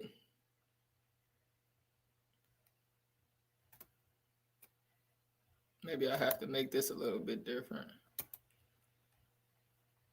Okay, the image isn't that clear. So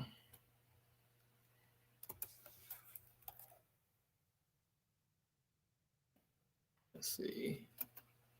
Could you guys see that image?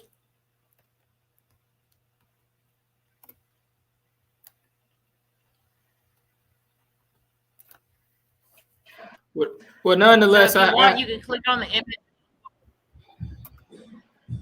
Okay. All right. So this piece here is titled "Cultural Rhythm." It isn't that clear. Can I possibly pull this up in a different tab? Oh, I know how to pull it up over here. There we go. So I can show you this piece in a more clear view, if that helps. Just give me 1 second here.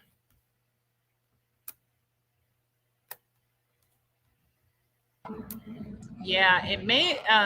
It depends on how the image came and when we put it up there. So if I see. Oh, it's a beautiful piece, though. Oh, I wish they could see it. Is it okay if I show it on my personal site? Oh no, go ahead. Okay. Nope, go ahead. If you have it, show it because I want to see it. Somebody's saying something is frozen, so let's unfreeze. suffering a little technical difficulty. She's gonna take it. He's gonna take this one off and show you on a different site, and then next time he's gonna send me better images. Yes, I am. Sorry about that. Yeah. So because we have to have, but he's going to bring you guys up on his on the personal site. We'll be able to see some of his images that way. All right. So can you see this, Louise? Let's have a look. Are you up? I'm going to add it to the screen now. Yes. Hold on. Okay, there we go. Oh, that looks beautiful. Mm-hmm. Yes, thank you, thank you. So this piece is titled Cultural Rhythm. And there's a lot of unique things about this piece. One being the colors used. I really do believe that these are true strong colors of African people, with there being the blues, the yellows, the oranges inside of them. You wanted to feel a particular feeling when I put these colors in here, and it screams Afrocentric and cultural vibes as well. But more than anything, this piece contains a ton of layers. I usually try to paint with about 30 layers of paint, compounded on top of each other and contrasting against each other with the colors. But this one, you don't necessarily see the colors kind of layering over each other. You more so see the textures and the paint itself. And as you really gaze at the piece, you also start to see shapes. So this is kind of where the geometry starts to take place in my art. So first and foremost, I picked up this technique from a abstract master by the name of Piet Mondrian. And what he mostly did was more so red, yellow, and blue, and black and white. And I wanted to just take the technique that he kind of owned in on and use it to my own advantage by showing a sense of spatial awareness. He created more so squares in a grid, or larger size squares in one big painting. Whereas I wanted to create lines and form and shapes, but also give you a field to enjoy, a field of color for you to enjoy, actually. Something to look forward to. So as you can see, there's diagonal textures here that lie within the piece, but there's also horizontal textures that go underneath those textures. So that's kind of what I mean by there's a multiple layers, and even beyond those diagonal textures, you'll see textures that lay on top of on those. But even beyond that, right, that's a painting within itself, and that's really what I like to consider it as, without the colors, because after that, that's when the painting really begins. That's when the dance really begins, is adding each color to each color. So there's a painting that's done in black and white with blues, of course. And once that painting was done and the geometric shapes were added, this whole complete painting was kind of whitewashed, if you will. And the reason of me doing it that is not to not only dilute the colors and give it that what do you want to call it, for lack of a better term, watercolor feel, but to just accentuate how, for an African culture male, it was kind of, to my awareness as I grew older, that a lot of people in our history tried to wash away who we are. So that's why that is in the middle layer. And then compounded on that and contrasting colors is who we really are, the vibrancy of us, right? And the textures that you can still see, the scars, the marks, everything, who we are. It's a profound piece. So this piece is titled Cultural Rhythms. Okay. I'm going to just go back and I'm going to see what's the next piece that I want to show you guys.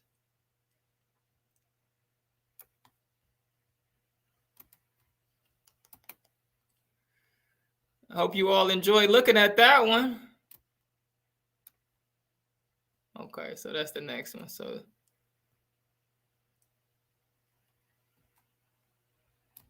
let's do Circle of Life. That can be the next one.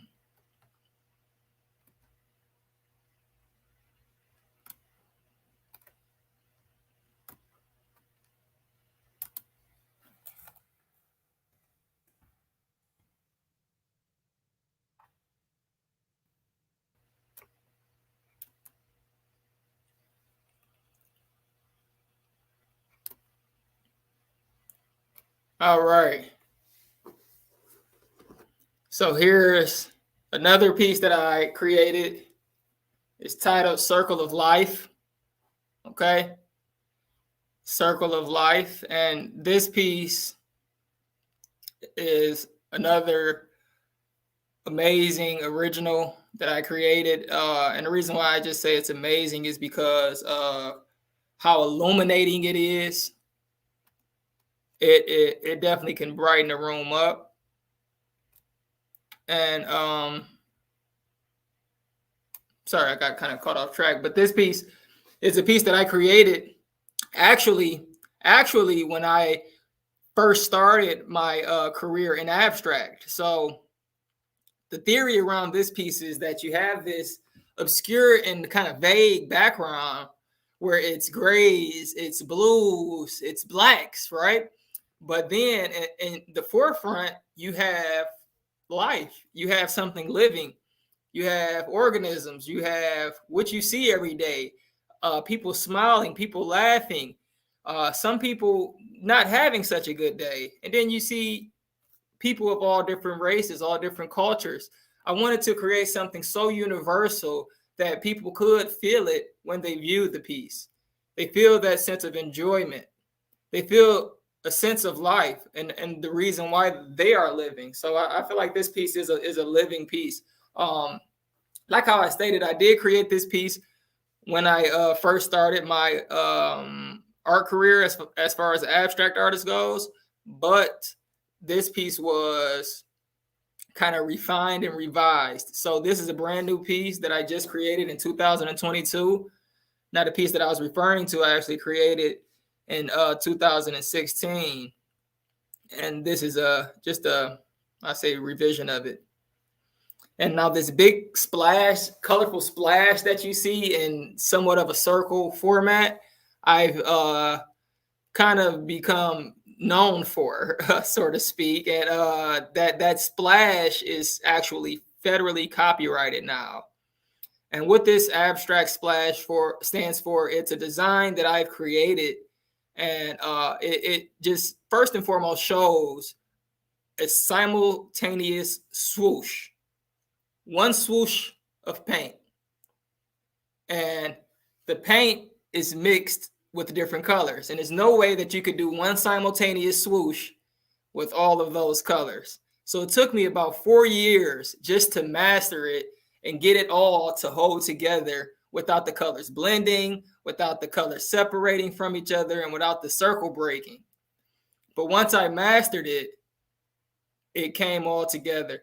And the splash itself resonates and represents liberation, the chance for us to be free, the chance for us to even throw our hands up in the air and be joyous and not have to walk down any line with our hands shackled in front of us or behind us. It just shows freedom, and it represents freedom to do anything. And how I use it for my own everyday motivation is it gives me the freedom to paint what I want to, how I want to, and to be creative. I believe abstract art is in every piece of art, whether that be figurative or it can literally be architecture, but abstract is in everything. So the fact that we can create from our souls is what this represents. This is titled Circle of Life, and this piece is 24 inches by 36 inches. The last piece and this piece are both the same size, and they're acrylic on canvas. And as you can see in this background, it gets really, really interesting. So you have the shapes. I love playing on the shapes. And you'll see that in a lot of my paintings because I've studied, and shapes actually give form to what's inside of a organic piece. So if we have this organic piece with all of these intricate designs in the background and a lot of elements in the background, such as layers, different colors, dull colors, if you will, and just a lot of scratching of the surface, you want to have something that's organized, something that can bring all of this together. I like to call it really pretty much organized chaos. You want to bring all this together with the help of your form, because form is what really takes the viewer for that ride. It gives them something to focus on. It gives them something to align themselves with and to help them find themselves when they're looking at the piece. You don't want to really be gazing on a piece too long and you find yourself lost. So it centers yourself. But then beyond those forms and those shapes, some that may be hidden even, you begin to see the illumination of the splash and the organic nature of it, right? So like how I said, it is planned, it is premeditated, and everything is deliberate, but you also have so many organic things that are happening, like the loose yellow splash at the bottom here. You also have the teal splash here. So that's organic, but it's at the same time a deliberate splash, because I knew I wanted a teal splash here. I knew I wanted a teal splash here, not necessarily here. So they're definitely fun to create, and they're fun to allow people to see other things inside of the pieces. Obviously, when they're abstract, people see different things than what you intend sometimes, but that's always a joy. I appreciate all of the comments. Thank you.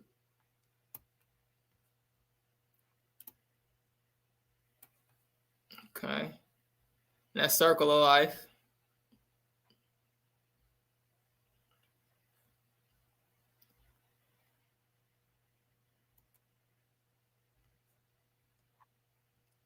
Okay, so let's see what else we have. Let's see what else we have. Let's do Preventing Gravity. Okay.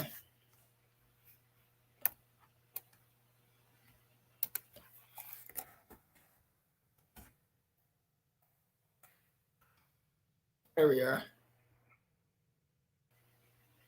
So this piece is titled Preventing Gravity.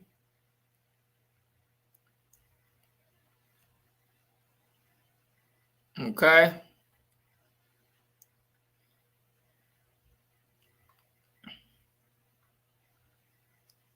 And this piece is done with a limited color palette.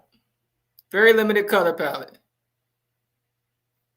And reason being is because I wanted to really focus in on the subject here. And the subject is this big box. I'm sorry, this is a watermark, so I can't get rid of that.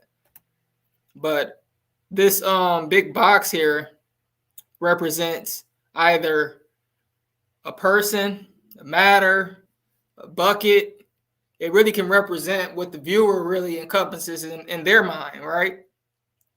But the real theory is you have so much going on in the background, so much, whether that be things that you've already went through, people trying to get your attention, things trying to get your attention. There's just so much going on in our backgrounds that we sometimes lose focus.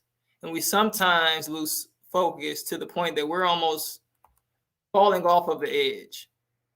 So when you look at this part, I don't know if you guys can see my cursor, but when you look at this rectangle here that's made with the black and the white that makes the gray, like I said, it was a limited color palette here on this piece. So I really wanted this orange to be very, very vibrant. So you look at this rectangle and the matter, the mass is falling off of the rectangle. But you have another rectangle in a different position here to catch that mass or to catch that person. What I like to refer this to is, even if you look at the negative space, it looks like a support system. It looks like this has enough leverage to keep this up. although this may be a lot smaller than this. So that's the whole reason why I wanted to call it preventing gravity, because no matter what situation we're in, we can be in a relationship, we can be in the most stressful situation, but it's all up to us to understand if we have that support system here or not that will prevent our gravity, that will prevent our fall or our demise. It doesn't really matter what's going on in the background. What really matters is what we have in the foreground and who we are. So that's the reason why I painted this big sort of square shape, the color orange, because the color orange represents more so a hierarchy color, or a sense of a hierarchy, and also represents a sense of caution. So as we see maybe construction workers working in an orange highlighter vest, or we just see the color orange used on highlighters, it's used as a sense of caution because we want people to look and understand that we're going through something. We're going through a struggle in some nature, and we at all, or not at all times, but all of us sometimes need a sense of support. So this piece is titled Preventing Gravity. It's 36 inches by 36 inches, contains tons of texture. You can see texture all through the left side of the piece, all through the right side of the piece, organic markings all throughout the piece. A lot of people like to just gaze at the background to understand if they're seeing what they think they see. And a lot of us sequentially do the same thing when we look at our lives, right? We wonder, are we doing what we should be doing? What about that thing that happened in the past that could have been big? But in our reality, we are where we are now because we should be here. And that's how I believe my destiny is working. So I wanted to paint a piece on wrapped around that theory. I hope you all like it. Okay, and then I'll go to another one.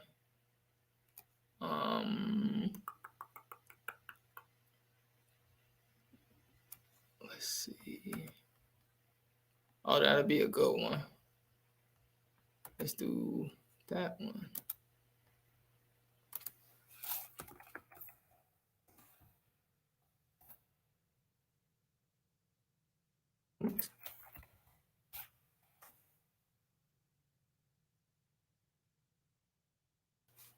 Okay, so this piece a little larger, so I can go up and down.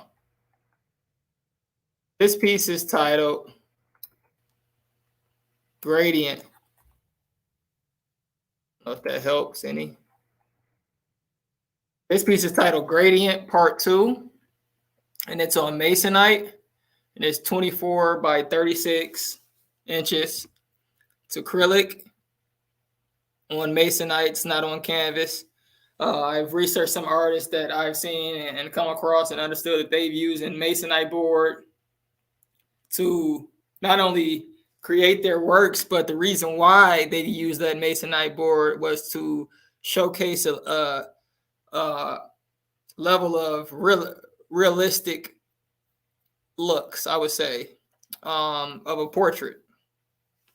The reason why I use the Masonite board in some of my abstract pieces has no correlation with a realistic look or anything, but more so, how would you say it? Dilution of colorization and also absorption into the cotton canvas.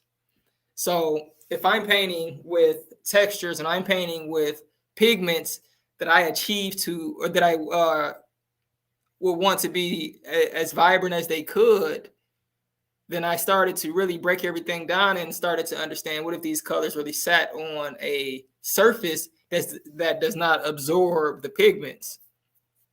So this is kind of what I created after experimenting a few times on Masonite. And this piece, like I said, is titled Gradient Part 2, but it's titled Gradient simply because the colors are being brought out as opposed to the colors being sunken in. And this piece is already framed. It's actually framed twice. So it has an inner frame that is actually an Italian frame. And I'll try to click on that. Okay, so we can make that a little bit bigger. And the inner frame that you see that's blue actually is similar in texture as the piece. So there's a lot of intricate textures inside of this piece here. There's like a wave dance. And this is what I meant when I pretty much said I like to dance when I create my work. When I create my artwork, I like to dance. And this is me dancing on the surface. This is me creating with contrasting colors. This is with me putting in and entering geometric shapes. But not only that, it's also all about me showcasing who I am throughout this piece. Every art exhibition, I like to showcase a piece that's pink, blue, and green, simply because those are the colors that mean the most to me. They represent my family, green being me as the father and the husband, and blue being my wife, the stronghold of my family and my queen, and pink being my little baby girl. So I like to always put those colors in at least one piece in an art show, just to showcase, you know, who I love. And this piece absolutely is phenomenal. Like I said, it is on Masonite, and it is framed twice. And I think the geometric shapes gives you a sense of perspective, while also being in a more so ombre form, coming from the windows of colors that you see. And what I mean by that is how the shapes are certainly positioned. They bring you into the painting, while also looking at the pink around the border. That also brings you into the painting.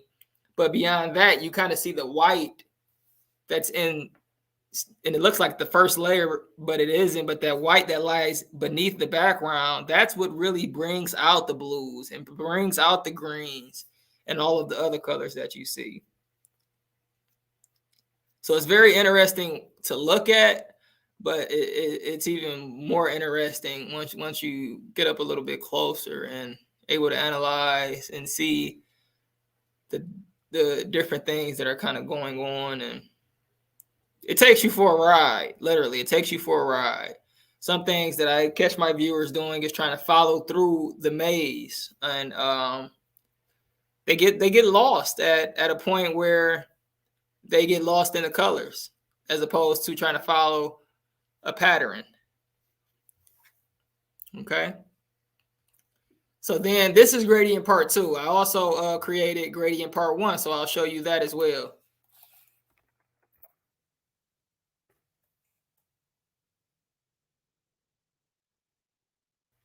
Okay. So gradient part 1 is dynamite. Dynamite. This is gradient part 1. Absolutely dynamite. This actually has a 3-dimensional frame on it. So the frame, it pops outward, and it comes forward. So you can actually feel that inner frame, the one in yellow, a little bit further outside of the piece. And then this silver/black frame is actually pushed back at the same depth of the piece. It has 1.5 inch depth, and it also is 24 inches by 36 inches. Now this piece is created with the same elements and created acrylic on Masonite, but it showcases a different level of vibrancy, a different level of use of colors, I would say. Like how I stated when I introduced myself, is I like to express myself by using particular colors.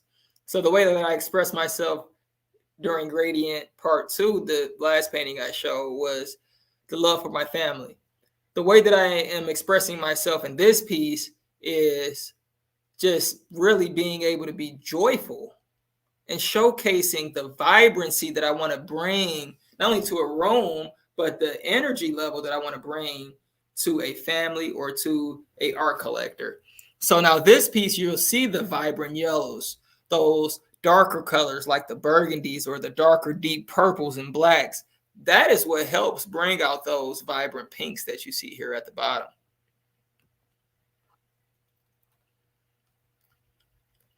And even you go even further and you see hot pinks, and then you start to see hidden shapes. A lot of people have told me that inside of all of the layering that I do, they begin to see people. Now, there are no people obviously put in here intentionally because this is an abstract piece, but people will love to try to find what they're most comfortable with looking at. So the most thing that they see most frequently is people, then they may start to look for people inside of an abstract piece, which is okay and certainly fine with me. But all in all, I always love to tell collectors and art lovers and art viewers that, you know, this piece was created in a deliberate manner to be what it is, but what you see is also who you are.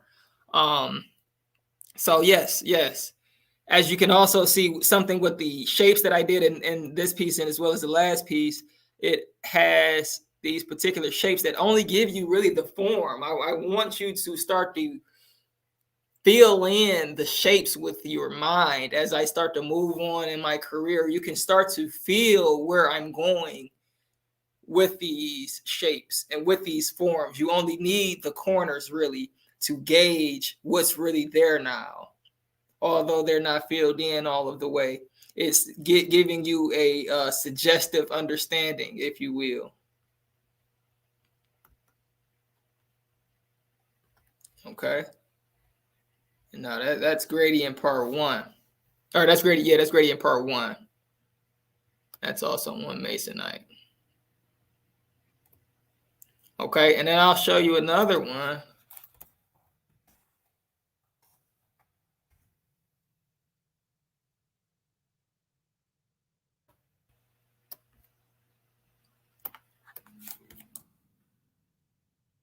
Okay. Now this is brown sugar part 2. Now brown sugar part 1 is already has its home already, but brown sugar part 2, it's a beautiful, beautiful, magnificent piece, honestly. And now what this is a 35-inch by 52-inch acrylic piece. And like I said, mostly all my pieces are up to 30 layers of paint, okay? So this piece is building on top of building on top of building while opening up to allow you to see what's underneath. Because I know you guys have been hearing me say, okay, it's layers on top of layers on top of layers and a few windows of color. But now you can actually see the smoothness with what's actually lies underneath all of the layers. And the framing brings it all together pretty nicely. The reason why I decided to do all of the layering and expose the middle of the piece is simply just because there's a particular thing about this original as opposed to the other ones that I've shown you. This piece is actually acrylic on Belgian linen. And Belgian linen is some of the most tightly woven fabric that there is in the world. And also is some of the most luxurious fabric that there is in the world. So while painting on Belgian linen, I also began to understand that the brush moves very, very smoothly across this linen, and it reacts to the linen a lot differently than it would canvas or it would masonite. So just when you view the piece, whether that be in person or in an image, you can start to see that this piece is a lot more smoother than a lot of my other works, simply because of the surface. And obviously the linen is a lot more expensive as a raw product, as a raw material, than it would be canvas. I usually purchase my linen on a roll as opposed to already stretched out on a stretcher bars ready to hang. So I'm walking out of the art store with Belgian linen rolls, but that's part of the whole process, and part of the whole design process is being ready to go to the drawing table, sketch an idea up, and paint, right? Texture it, paint, and then go back and say, hey, I want to go ahead and get this frame. What's the process? And you go through that process not once, not twice, but you figure it out to an extent that you're ready to create a masterpiece, you know, over and over. So I really enjoy looking at this piece. I'm glad the first one sold and thankful to continue to look at this one until it sells. But nonetheless, the main thing I would love to show you out of this piece is how this middle portion has that sense of organic movement, motion, smoothness, and colors. That's where the heart is. The heart lies with color, and it's a blessing that we're all able to see color because that's what really gives us life. Being able to see these every day. You know, they say once you see a picture, I know what's the saying, picture is worth 1,000 words. So once you see an abstract image, you really can't unsee it.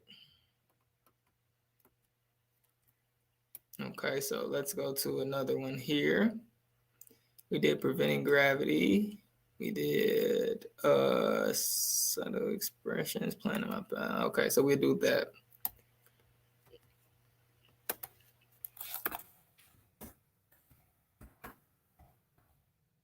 So this is a piece that I created out of, this is a painting that I created out of a series that I call my self-expression series. And I did about 5 paintings inside of this series, all large scale paintings. And what these paintings represented were me in a whole. I was at a particular stage in my life where I was still working and I was on the verge of becoming a full-time artist. And then I became a full-time artist, and this is that painting. It's titled Subtle Expressions. And when you look at it, it's all about a sense of spatial awareness and seeing where things can fit, right? It's like a puzzle. It's playing around with pieces in your mind without really physically moving anything and just putting it there while looking at all of the colors that's happening in the background, obviously. So there's plenty and a number of brushstrokes in the background. I obviously show you the different layers and the different things that I was going through within the background by contrasting everything next to each other. Blues with pinks, oranges with greens, purples with lavenders. And when I put those together, it really makes the painting vibrate and visually vibrate. And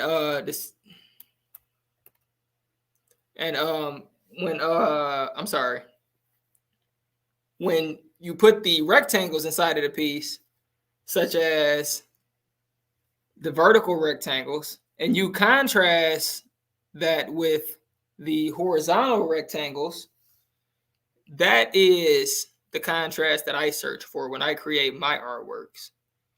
It's a blend, but along with the blend and the vertical rectangles, you also have the bold form.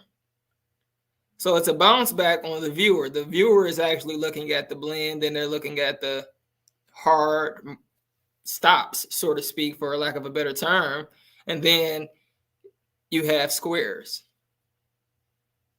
But even within the squares, you have one square that's kind of off to the side, being the black sheep.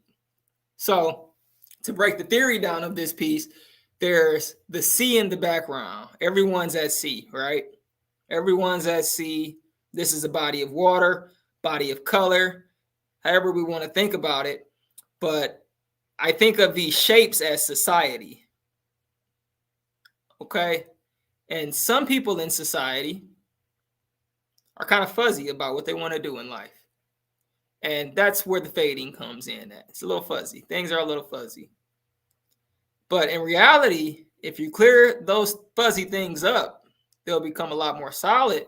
And that's where these shapes come in at. And the burgundy that you see, that flat, strong burgundy, is the same color that's used here inside of these vertical rectangles. The reason why it's so soft and so subtle is because we haven't really defined what that color is yet. So that's the correlation between those two. And then the correlation with the 3 squares. These 3 squares on the outside are 3 squares that simply represent society. Once again, the people that have already left and figured out what they wanted to be, or figured out who they are.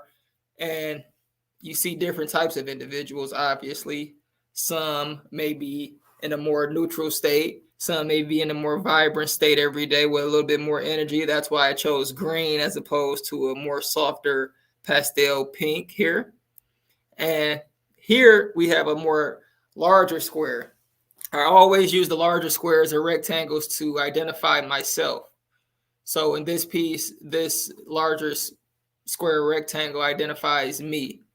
And it identifies me with an open bottom of the square because I'm fading back into the world. I'm fading back into everything that I've given to the world, and the world is giving it right back to me. And that's how I like to look at this piece. You know, I've given the world this art, these theories on how I think about art and how I put these things together.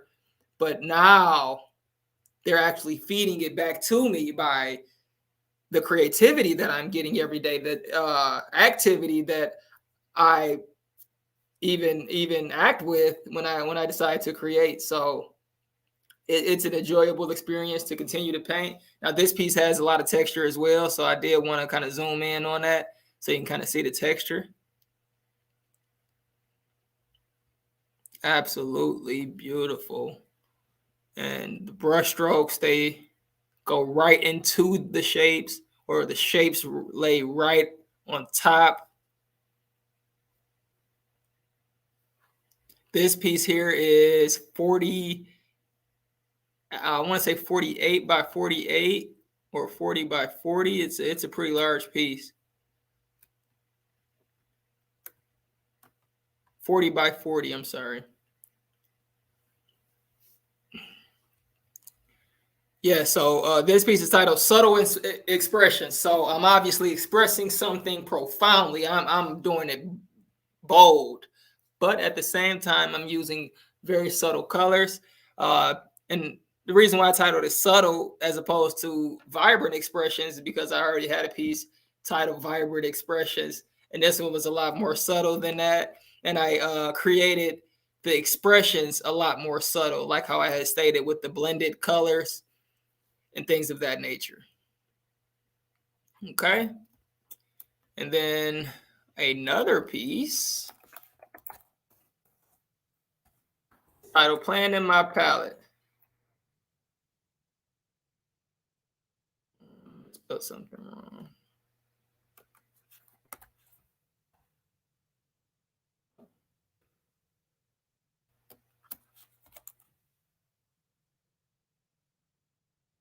There we go.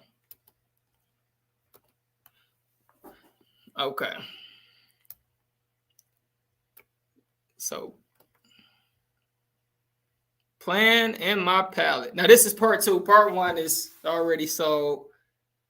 But, yes, Playing in My Palette. It was, I want to say, a summer where I just went ahead and said, okay, I expressed myself. This is when I was coming out of the self-expression series. And I came out of expressing myself through those shapes and those colors and putting them at sea, in that nature, so to speak, overhead sea.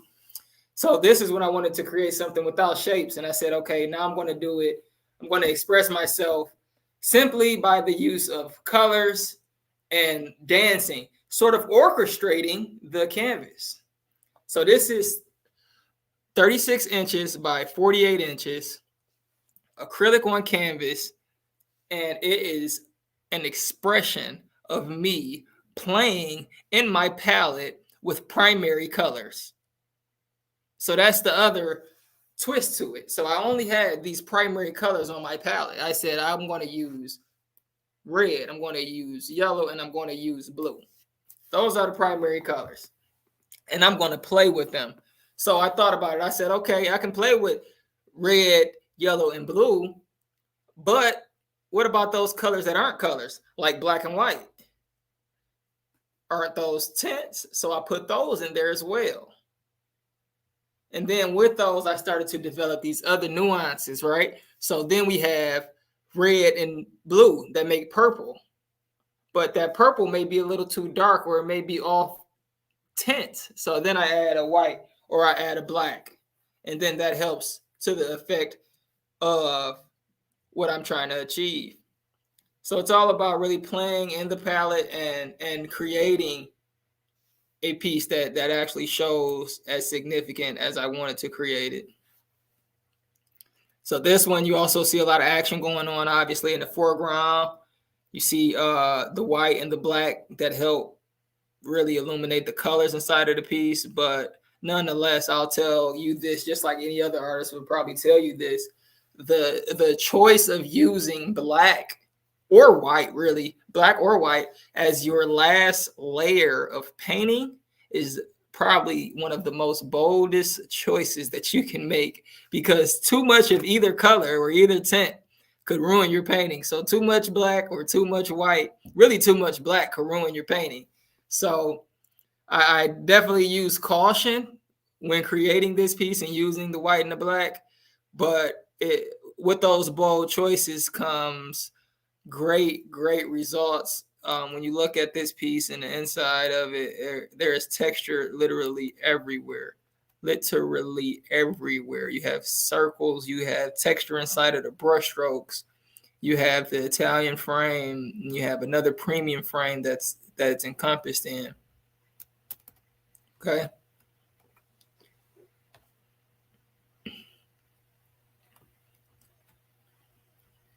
Okay, and then I'll go to another piece here. So like I said, that one is playing in my palette, 36 by 48.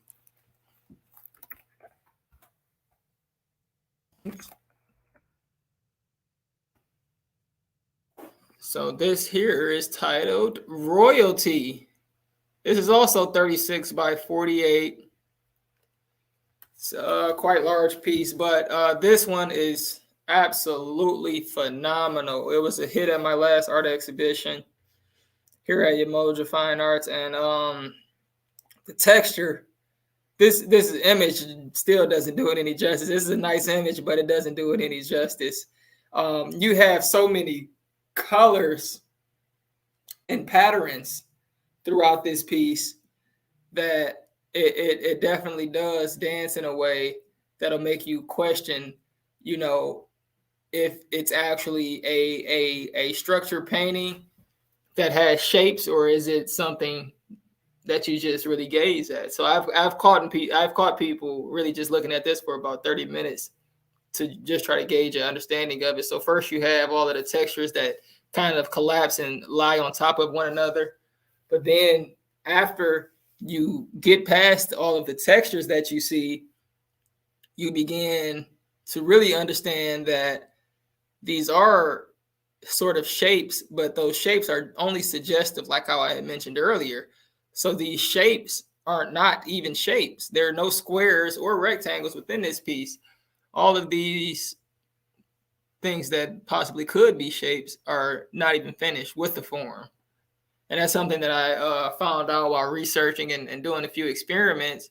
So you see the circles in the background, and then you'll start to see like straight lines kind of fall into this particular shape just by the form of a straight line, which will give any viewer feeling. And inside of that, you'll have a contrasting, vibrant color.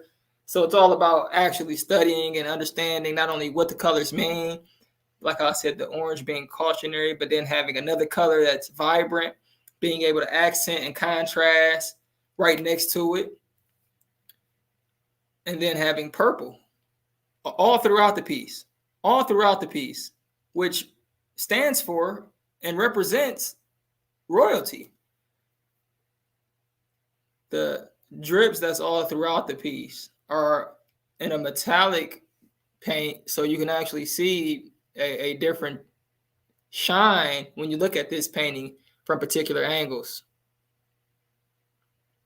This piece is titled Royalty. Okay, and then let me go to,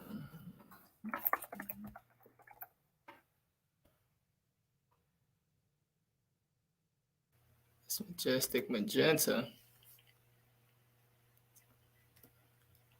Now, Majestic Magenta is another wonderful original that I've created.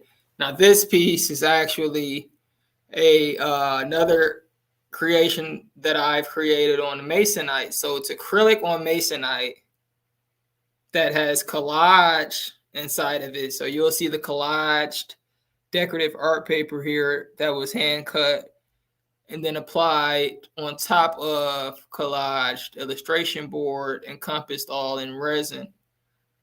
So I've been mentored, and not only mentored, but also working alongside of different international talents all across the nation, and it's been able to help me refine and my own creative technique, right? So I'm an abstract artist. I like to really, really expound on those vibrant colors and making them pop in any way possible. So this piece was wrapped around the theory of doing a piece that's kind of, how would you say, monochromatic by the use of pinks. I did another piece that was all in blue, but this piece in pink, it is not only in the light baby pink, if you will, or light pink, but it also has this hot magenta inside of it as well. And then the lavender just really accents the pink there. And then you also have the burgundies that help bring off the vibrancy. So it's all about, like I said, studying the color wheel and understanding which colors are opposite to the other colors. So that way you can achieve the nature that you're trying to achieve. So I was trying to achieve a particular expression, the joy of pinks, the joy of feeling that softness, you know, and not only the color of the pinks, but also the elegance of the painting. Because although the color is pink, there is a lot of elegance that lies within this piece. So you have, like I said, the browns, which come off as golds once the resin is laid upon it. The white, which brings off another whole completely different vibrant color. The purples, which, like how I said, represent royalty, and that's the reason why it's titled Majestic Magenta, because it gives you this imaginative royal feeling. And this also has two frames on it, and it has the pink one that's really framed as an inlay, and then you have the champagne color frame, both premium framing.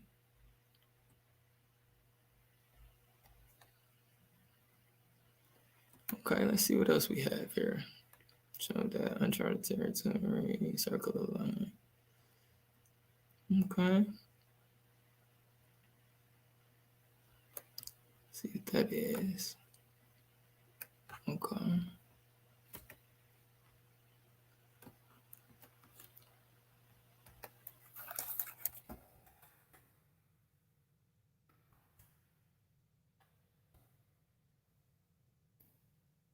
Okay, so now this piece here,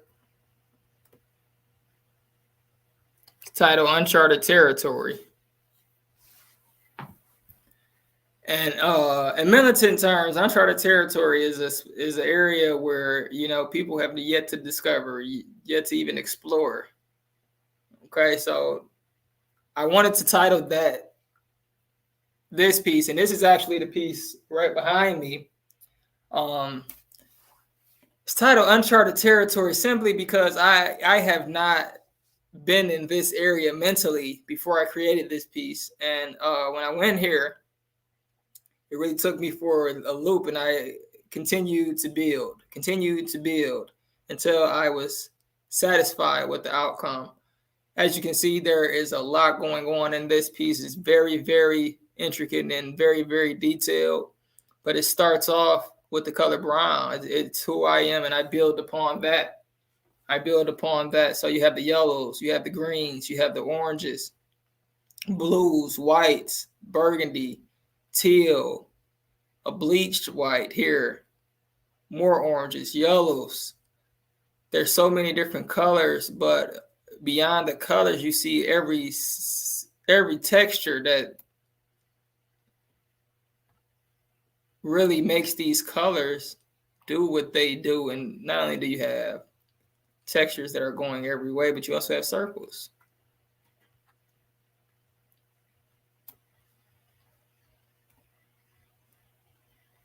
And when you're looking at small things happen throughout the piece, you start to understand that there's suggestive shapes in there, and the lines and the forms, which give you a sense of being.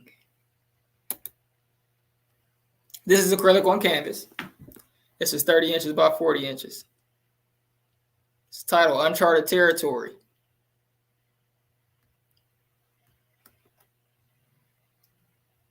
Yes. Okay, so I'll go to another one. I'll go to the other one that's behind me.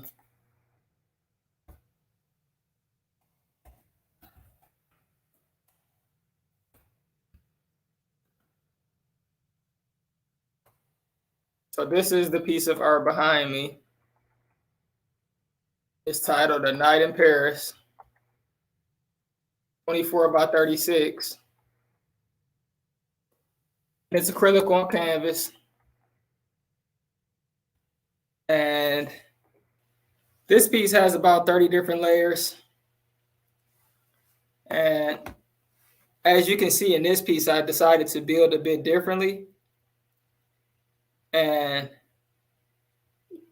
with this piece, I would say that although while building with the contrasting colors on top of one another, I also wanted to focus on a way to introduce and use black inside of the piece while still making the colors more warm and vibrant. I wanted to showcase, you know, a sense of sparkly night, for lack of a better term, a walk on a warm night in Europe. As you can see my splash is right in the middle of the piece.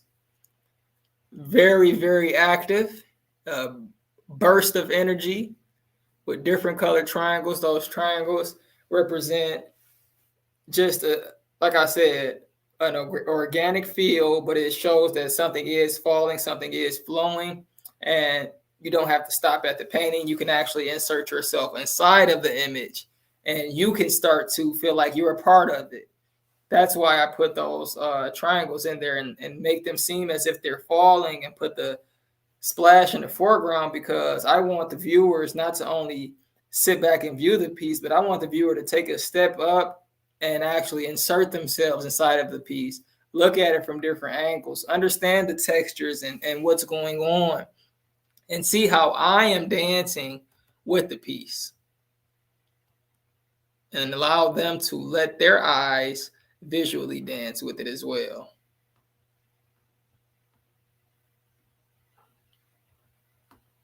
Okay, so this one is titled A Night in Paris, and it is 24 inches by 36 inches, acrylic on canvas. Okay, we have another one here.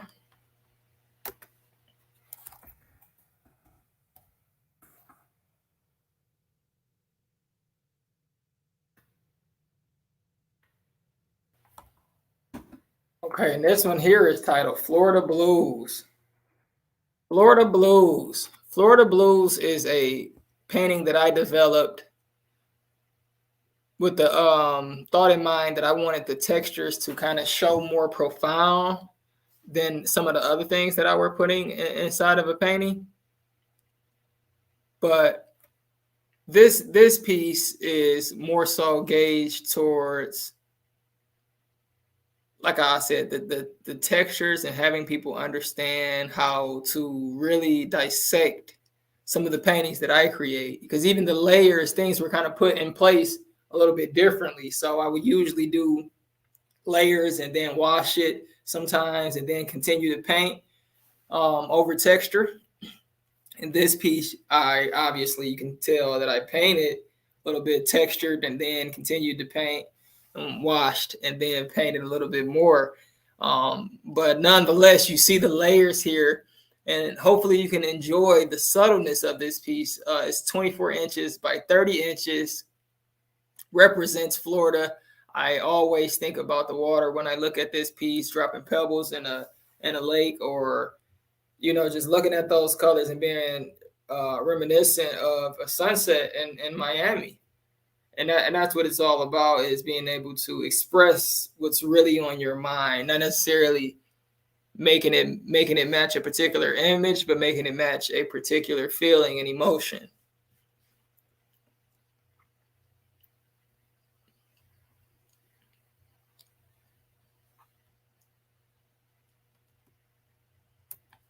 Okay, and then I'll show another one.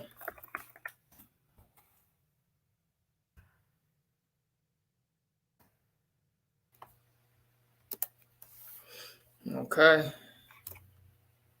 So this is Water Dance. Water Dance is 30 inches by 48 inches. It's a quite intricate piece.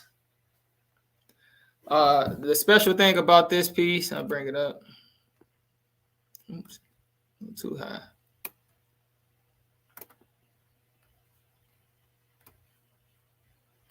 Special thing about this piece is, let me try to back out of it. Okay, hopefully you guys can see it now. But Water Dance is more so an image that I created that is out of my environmental series. It is representing water and how water is life. I've learned that a while back, and we have to represent that and some of the things that we do and some of the things that we just go about in our daily lives. And I actually had a collector name this piece after viewing it several times, and the textures, and I would even say the technical aspect of creating this piece was so intricate that it's really no wonder why it dances and vibrates like this as far as the colors and the movements go. So as far as the textures go, you can see that there's waves of texture. Then there's also vertical lines of texture. So there's the waves going in between the vertical lines, and even up here you can start to see some circles. So I'll go over here to another image, to where you can see, more circles and lines and suggestive shapes that lie over in the foreground, but more shapes that lie underneath. And it's like a sunset again with that red and that yellow that sit on a bed of blue, or teal, if you will.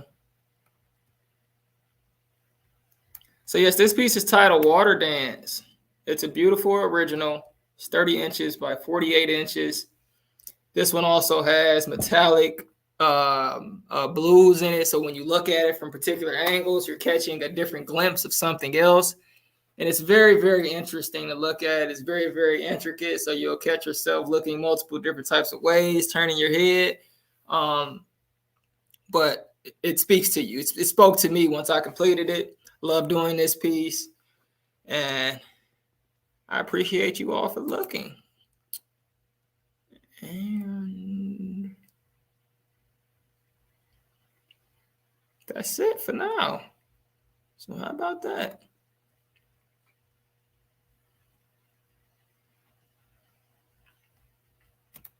Yeah, that's it. So I'll stop sharing. Read through some of the comments. Wow.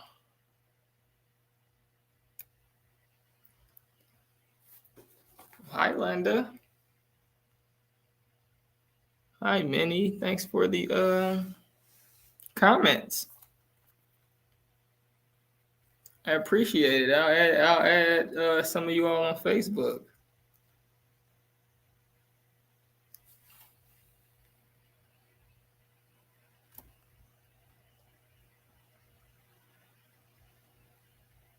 So I really did enjoy doing this. I really did. This is very, very much fun.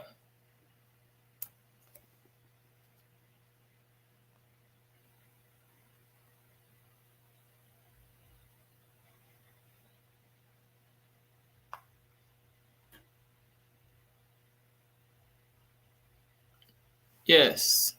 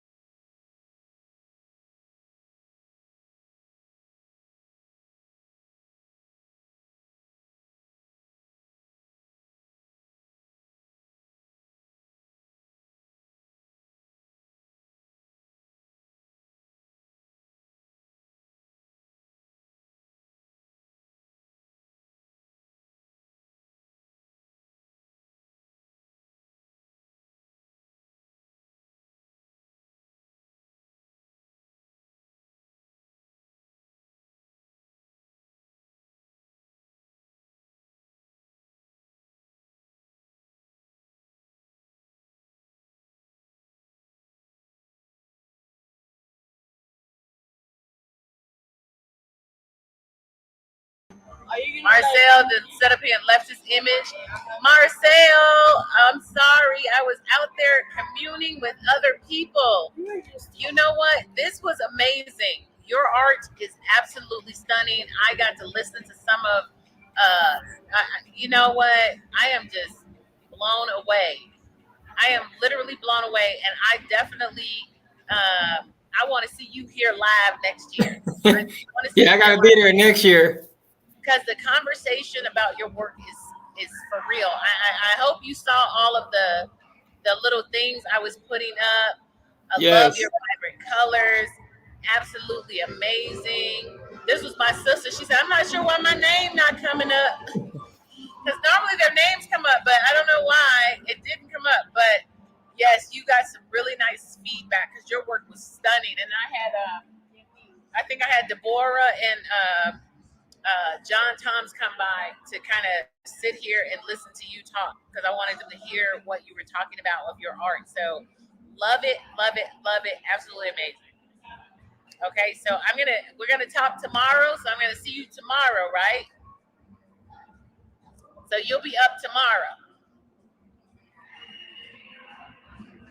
All right. Let's see. Okay, Marcel, we will see you on the morrow. Did you get to listen to some of Marcel? Yeah. Marcel on the morrow. All right. Hey, guys. We are here. Hey. We are here with during the Media Blackness Fine Art Show reception. We got music going on in the back. If you're out there, come and hang out with us. Come out and hang out with us. Yes.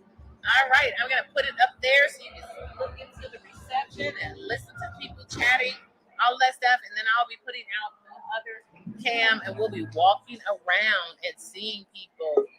All right. We're going to put that up. We're going to put the cam up here. The cam up here. We got the cam up here. We got people talking, artists talking. All right, Marcel, you went out on me for a minute. Yeah, sorry about that. I don't know what happened. That's okay. That's okay. But we're gonna chat tomorrow. I'm looking forward to our chat tomorrow. All right, sounds good. All Thank right, you. all right. You're welcome. I'll talk to you tomorrow. All right, bye. Bye. Yeah. All right.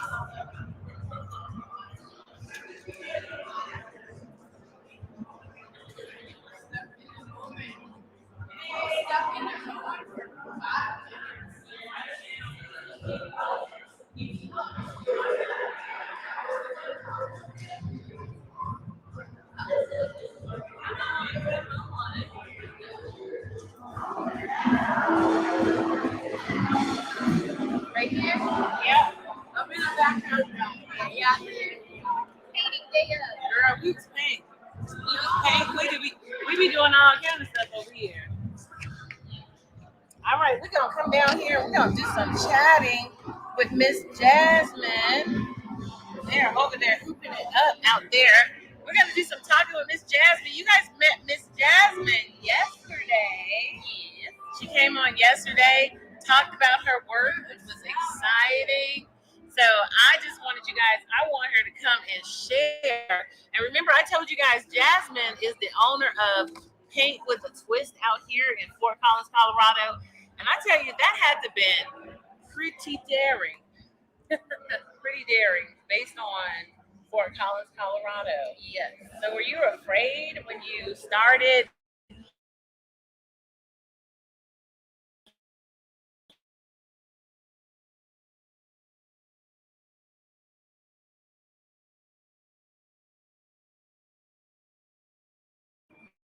Right. Well, I don't know if it's just been the connection with these guys or what. We have been spinning these.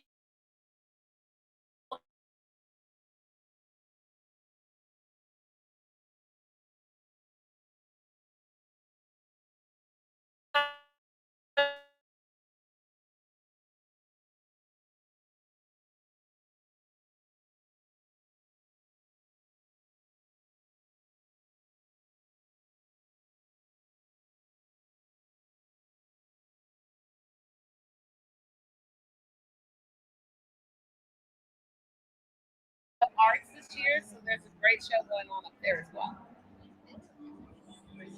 You're welcome. All right, let's put Louise and Jasmine. Make sure I spelled your name right. Jasmine. All right. What did I just do with it? Whatever it is. Louise and Jasmine. Hey. All right, so hopefully we don't spin again because I want you guys to hear about Jasmine's. I'm gonna bring it a little closer because you guys can see we have some serious music going on, and hopefully we won't be buffering because of the music that's out there. So Jasmine is going to share about her experience. So I've been owner of Painting with a Twist now for about 4 years. I started teaching there.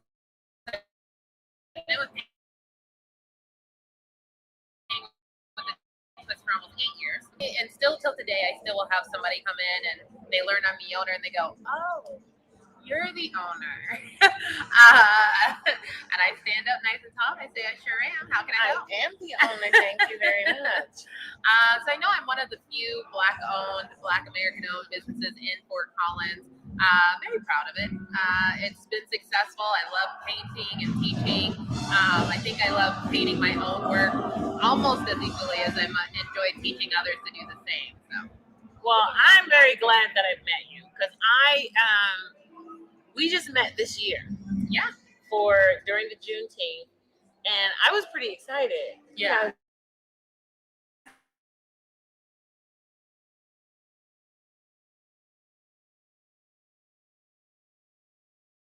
Where she owns her business, spinning. It's actually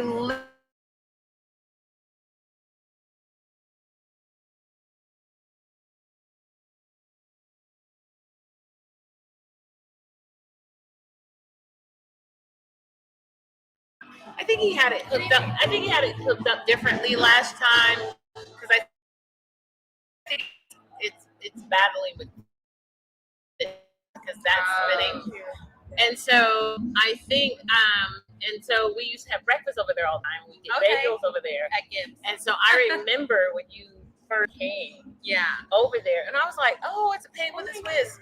Oh, I've always wanted to do one. I wanted to have my own business. Yeah. Then I found out Jasmine. And I was like, I'm jealous. Somebody else. It's about time we start a partnership, huh? Right. Everybody And so, comment. We work well together.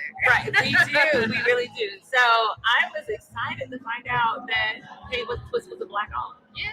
I was excited because, like you said, there's very few Black owned businesses here in Fort Collins, and there need to be more for sure. And I did an article, and I said, yeah, most of the businesses are white owned, but there's more of them out here. And that's it's not that black owners don't own things, right? It's just there's more white Americans out here. So Black Americans do own things in Fort Collins, which is nice. But I love the fact that you own Pink with a Twist. And so, what made you go into that? Well, I've always been painting since I was very young, and I've always wanted to be a business owner involved with the arts. And when I went to college, my father, who's retired Air Force, he's very strict in his ways. He'll be here later. He would not allow me to get an art degree. He told me he was helping me pay for my education, even though I worked throughout college, but he did significantly help me. And he wanted me to get a degree, which is kind of, it's interesting still till today. Art sometimes is not considered a profession. I know. It's not considered a way of income. It's considered a hobby. My dad made me choose something else. I chose business marketing, mainly because I thought it'd be easy.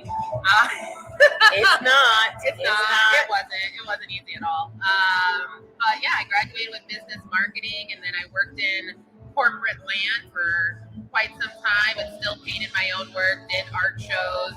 And then one day on Craigslist, before Craigslist became a place where you shouldn't search for jobs, there was a post that just said audition for painting with a twist to be an instructor. I'd never taught before, and I just I figured the worst they could say was no.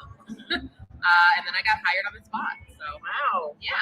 And then 3 years after teaching, the previous owner, who I'm still close friends with today, she got us into a group meeting. It was like, hey, I'm going to be pursuing other things with my art, having the studio for sale. Wow.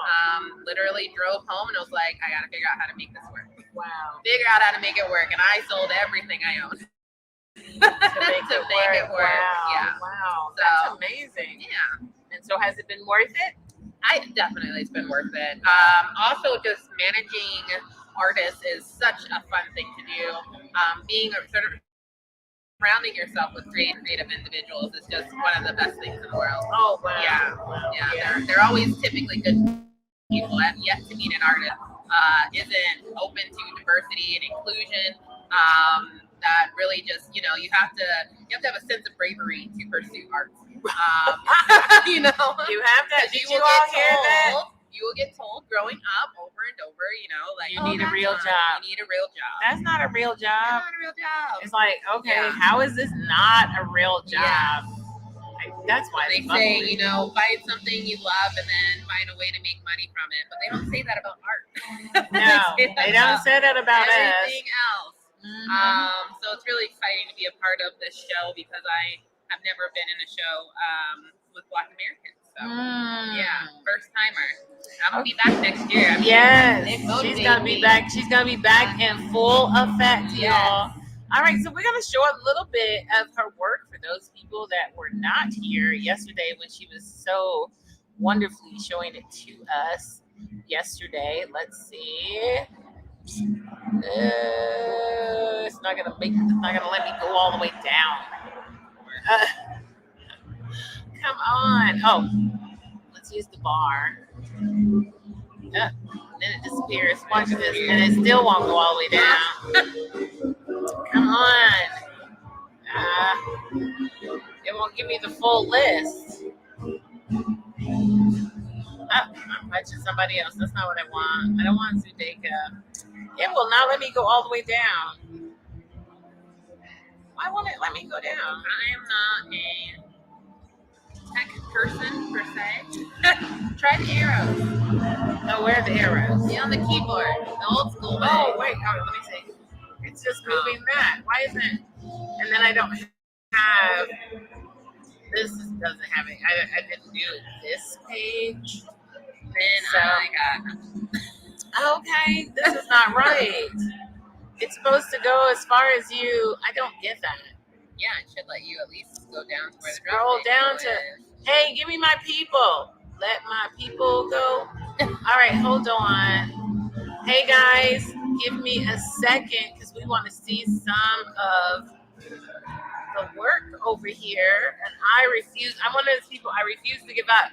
That's fair. We will fight until the end. We will fight and we will fight until we make it to where we need to. Deborah, is you just sitting over there, Deborah?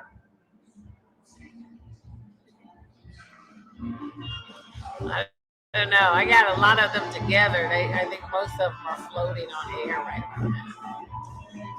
All right, let's go. Here we go. We're doing some. This thing has just been spinning the whole time. You think they can hear us? Oh, on there? No, it's on here. This is where they hear us. Oh, okay. That's just like for the public to view. And I'm actually going to put the website up. You can click on it for the website. It's a touchscreen. It's fun. I love having it. All right, so we're going to come over here. We're going to come over Do they here. have to build that? Like in here? I had to build it. Oh my god. They said build it and they will come, so now I'm waiting. All right, let's see. Oh, you know what? I know. I told you were live, did I not? Hold on. I'm not sure. Let's go to the dash. I know what happened. That's why. Hey guys, that's why we have not found Jasmine on here today. So we're gonna go to the collection. And I had her put you in, and there. Oh, hers is that. Oh, is that Louise? Louise isn't up either. So let's do this. I was like, hey, where's Jasmine? Jasmine says she's not in. So I'm gonna do this really quick.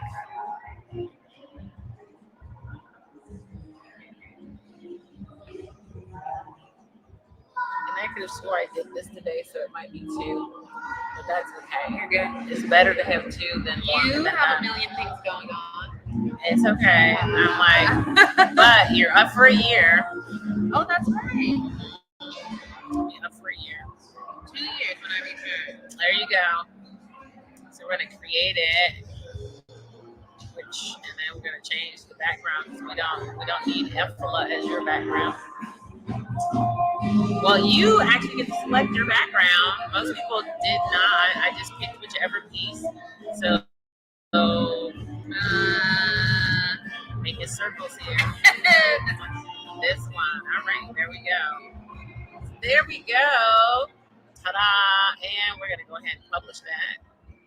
And now we're gonna look and see if we can find Jasmine, because I know where is the beauty of Blackness. Did I take it off? Okay. Oh, I don't know why we have so many of these things. Oh, I know why that's open, because this is the one that we use to. Now let's see. Maybe it'll drop down. Do you see it? Oh, hold on. We don't, but I'm that it's at the bottom of the list that we can't see on the. Okay, this is ridiculous. Okay, all right, here we go. I will not give up. I'm one of those never surrender. And here we're gonna go.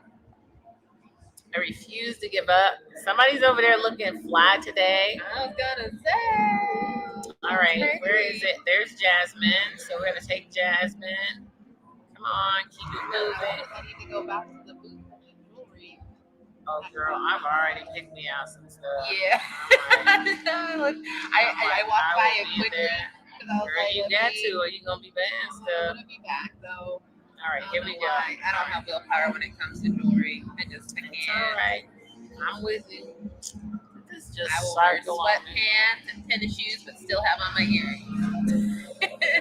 There you go. All right, let me publish it again because I moved you up now. All right, I moved Jasmine up. Yeah, and now we're going to refresh the page. Refreshing the page. Let's see. You know what? They get on my nerve. All right. Where is it? Are you kidding me? Hold on. Looks like we want to move you up higher. This is gonna be a problem when I have to when other people. All right, let's see. Oh, it's all right. Let's move you up the chain, Jasmine. Moving Jasmine up the chain. Okay, you're up the chain now. Hey guys, let us know if you have questions and everything. Don't just sit here like, well, what are you doing? We're moving Jasmine up. We're moving Jasmine up the chain so that I can get her right. So we can see some of her work. All right, did it? Uh-oh, it's cycling again. Let's see. There it is. All right. Oh my gosh, you see how? And you still only got two. All right, here's some of Jasmine's amazing work. And so we're just going to share a little bit. Here's a nice little landscape here that I absolutely adore. Here we go. I'm supposed to be mocktailing it down there. So here's a nice little landscape we have. How about you tell a little bit about that? Sure. So that landscape, well, I've always loved to paint landscapes. When I was younger, the only landscape artist that was really featured, as everybody knows, was Bob Ross. Yes. When I was little, I didn't see anyone who looked like me painting landscapes. And my brothers drove them crazy every day after school. I would want to watch Bob Ross. They did not.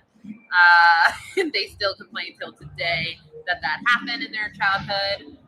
But yeah, you just like Bob Ross's afro. That could be it too. She was going for Bob Ross is cool. I thought he was great. Yeah, and so he honestly, I learned a lot of techniques through him, and have just always loved the fact of painting nature.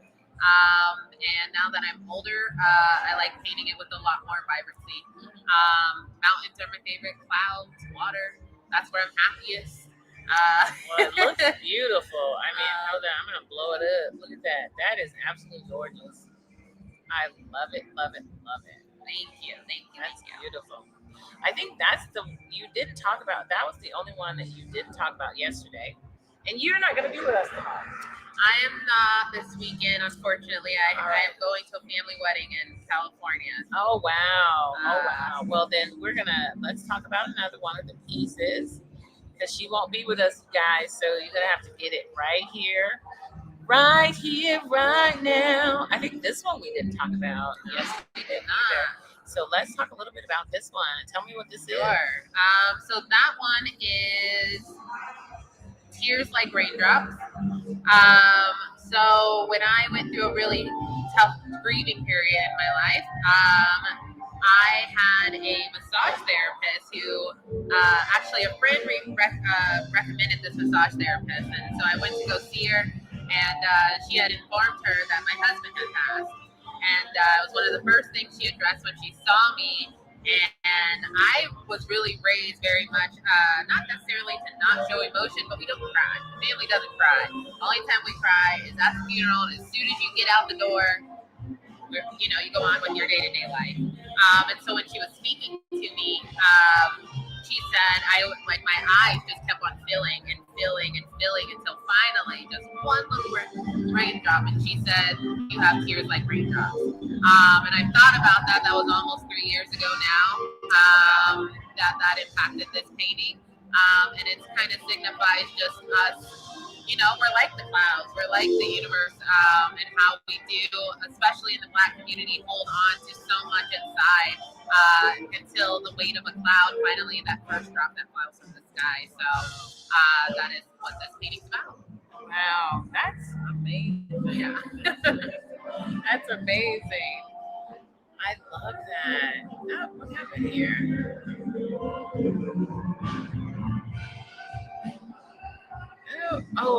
I know what happened.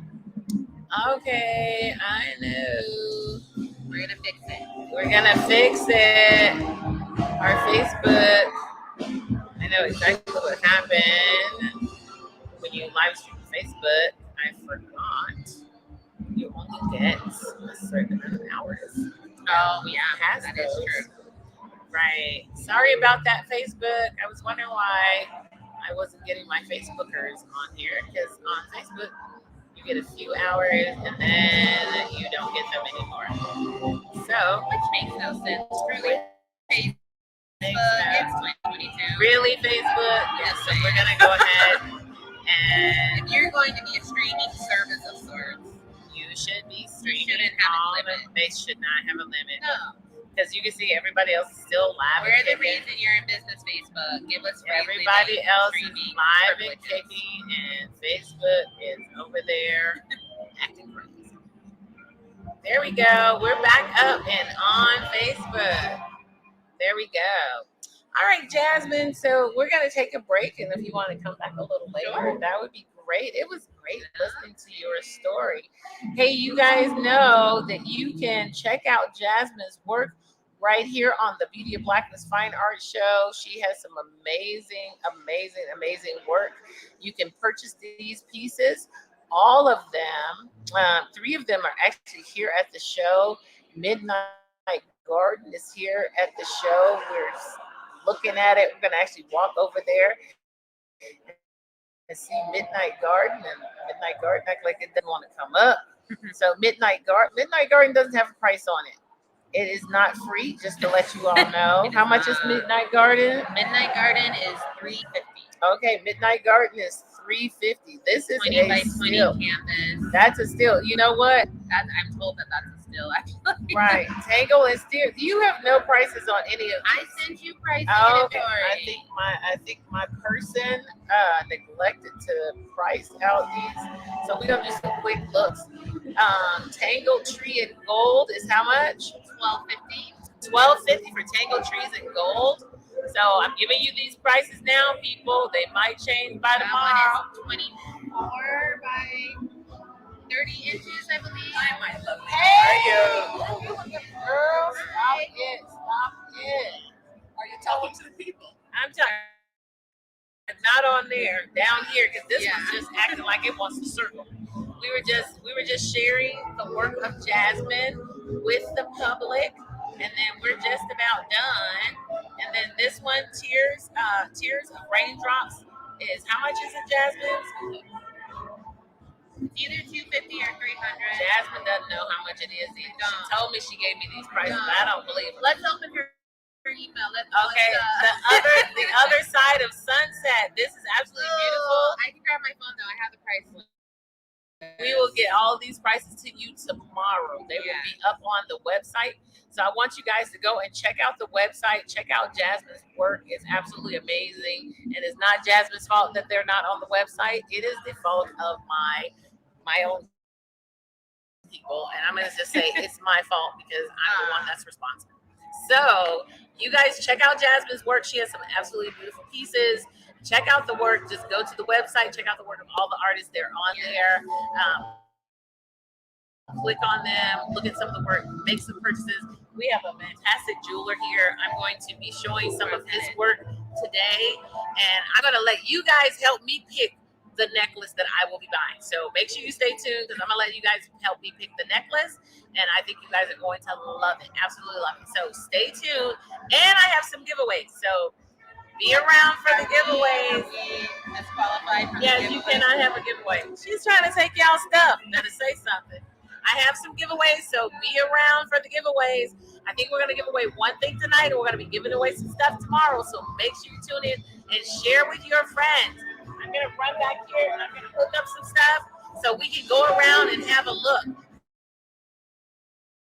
All right, guys. I'll be in the back. Stay tuned.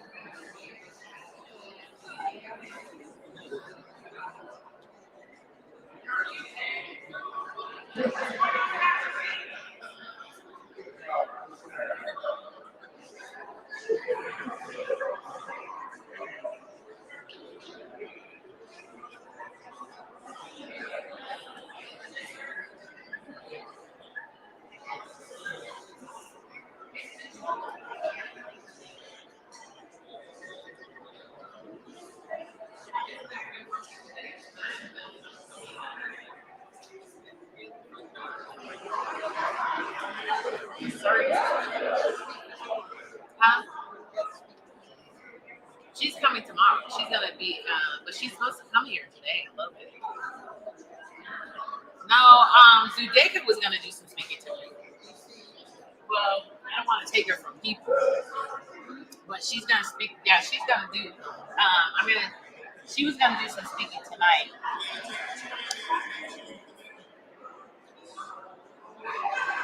This is so amazing. Huh? Because they got all the No, it's raining.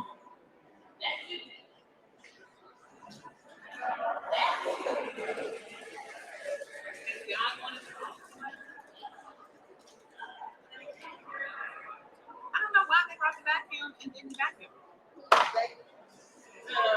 Cleaning people. I guess they're gonna vacuum later today.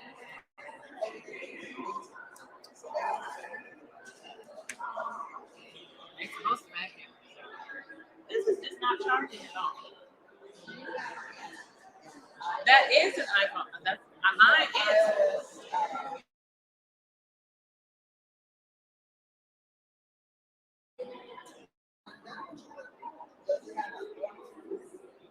Now I'm gonna do Thomas's. I'm gonna do Thomas's.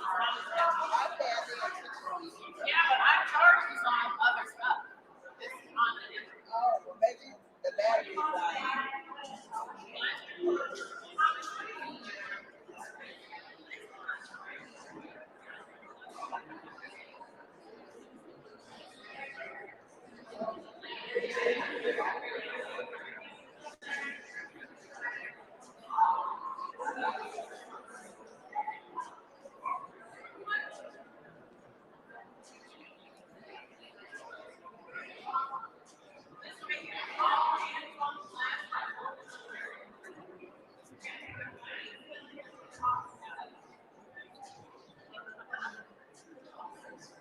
These pieces are very well known artists. And she's also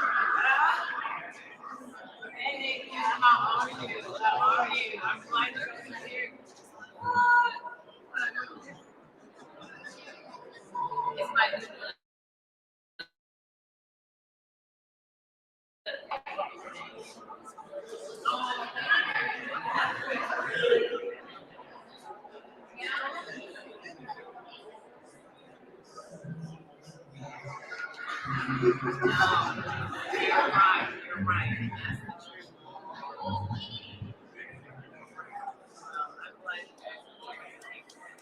Oh my God. Olives and nuts.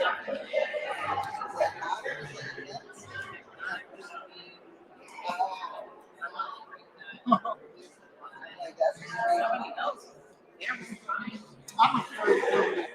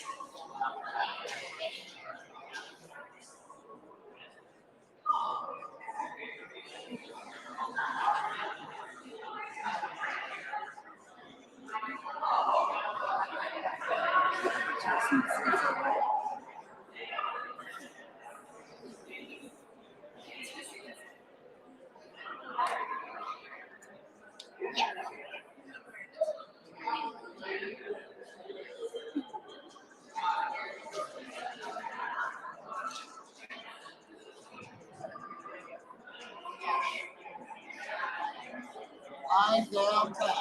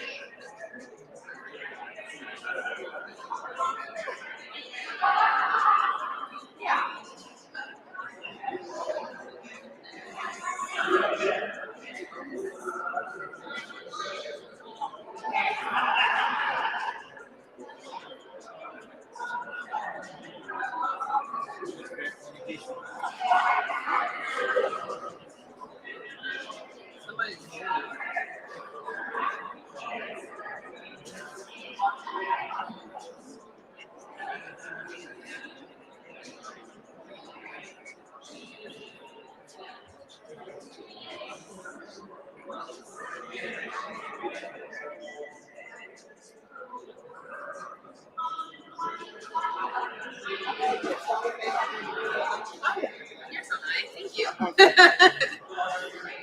I heard it. I just couldn't tell which band it was. So I, you know.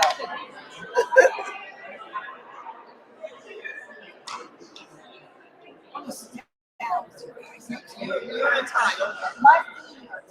I haven't had closed shoes like this. I need a nice dress shoe. I'm having a lot of destination. I found a lady at a craft show a couple weeks ago. She made herself a pair of shoes. And I was so impressed. It was like just fine leather, beautiful shoes. And I talked about making it there. She made a lot of them. It's like a long set. I said, that would work for me. Just now. But we had a town, next town where I live, we had one of the old all the people doing stuff. She was going to see if she can make the top of it attach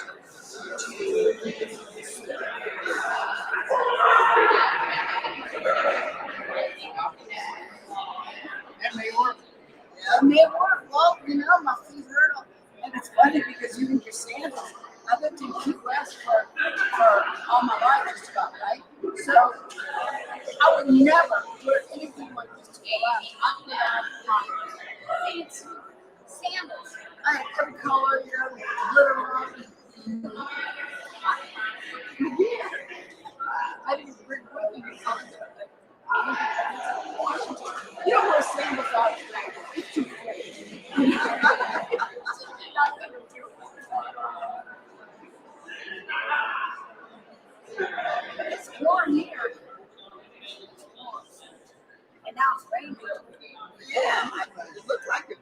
Big Hotel.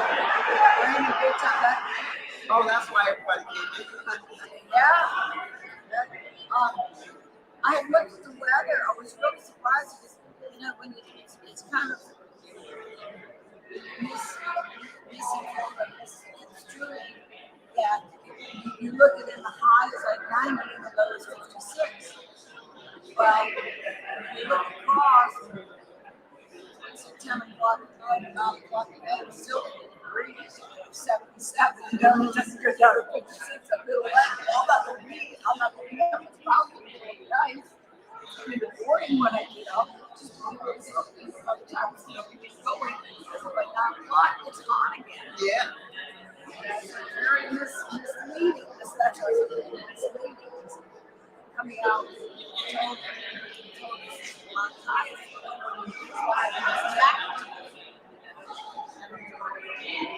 when it's got weather like that, I take that jacket out.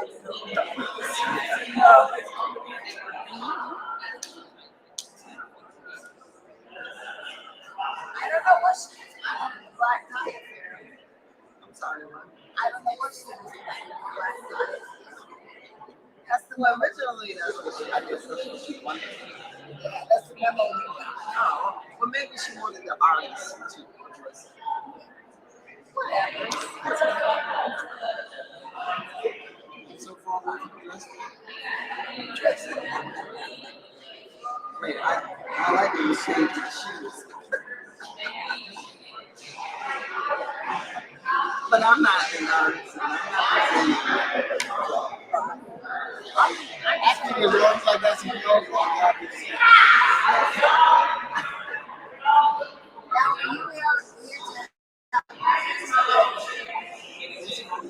Oh, you're here. Which one is it?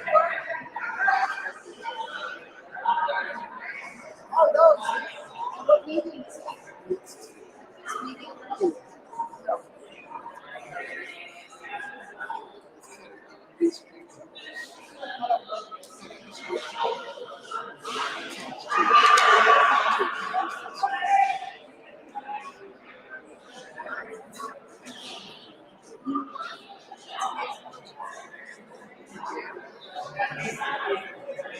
Did you start out?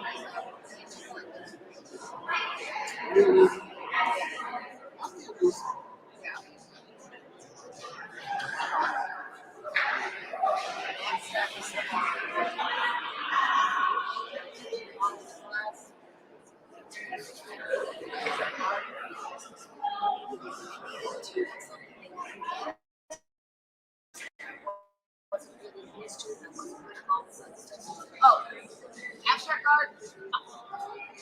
What? How did you guys whatever? Oh no, I put my art to my projects and my instructors.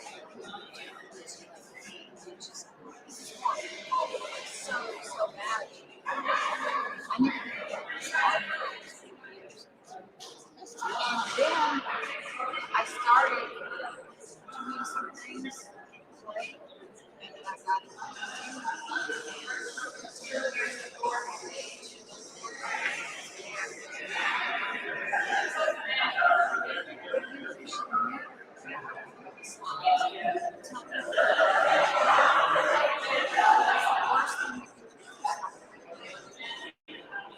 Direct them in something else.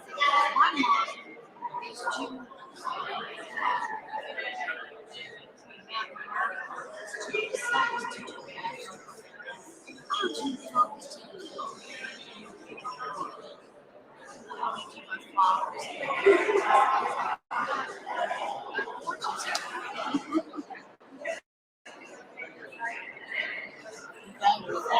I found,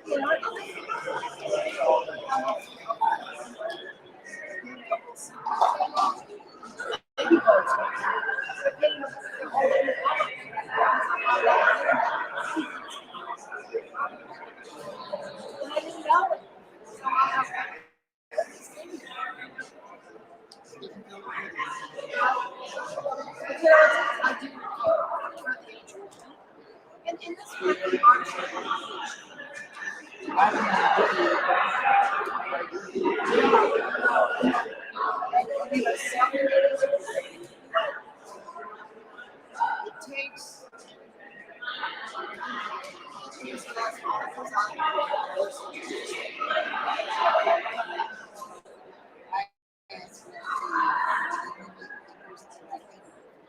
There you go. Wow, that's interesting.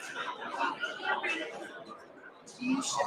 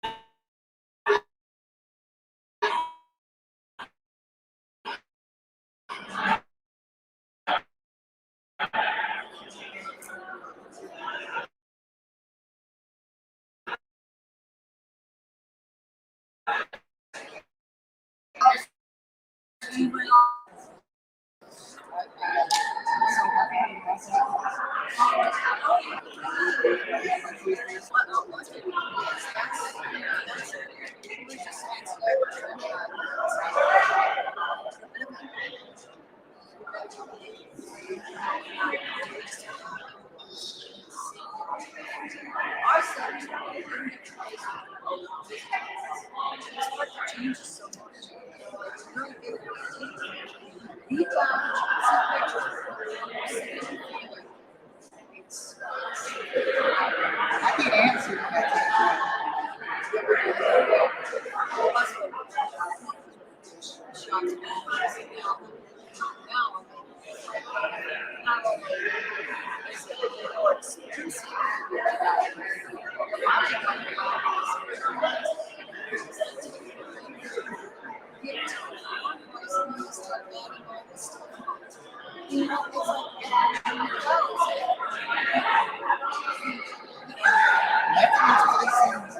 No, no.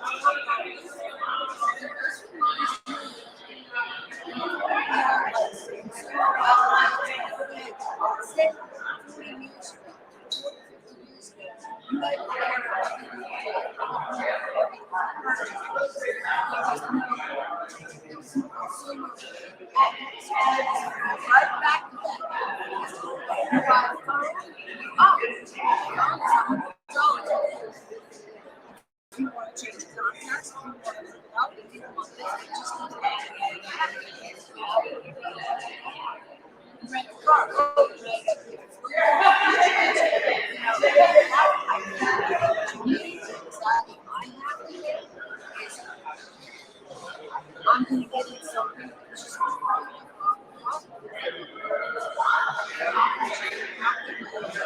Research everything you do in your life. Exactly. Exactly. It's like going to the grocery store. Are you going to charge me for it? I want to start with is this going to be? Yes. If it is, right. I go to a restaurant. You want to add cheese to that? Refill? Yeah, a refill. Yes. You gotta ask them, they'll be corn and then the bill come up and like $8 a bag.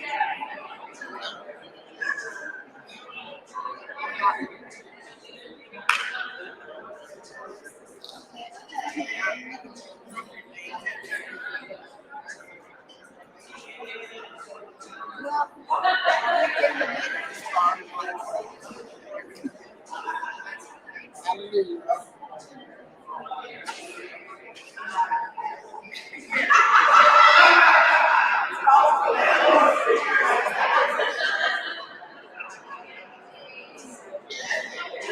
That's a shame, I guess the concert. Unless they're waiting on the rain to stop. What time was it supposed to go to?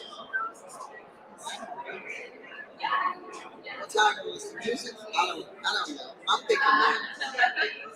They had a great crowd out there. Yeah, they did. They had a good crowd. You couldn't find a place to go.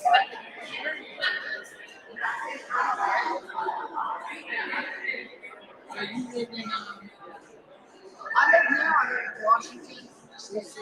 My friend Washington, D.C. We met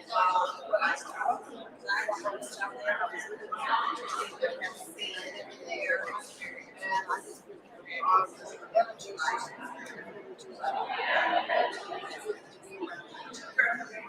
stay in touch.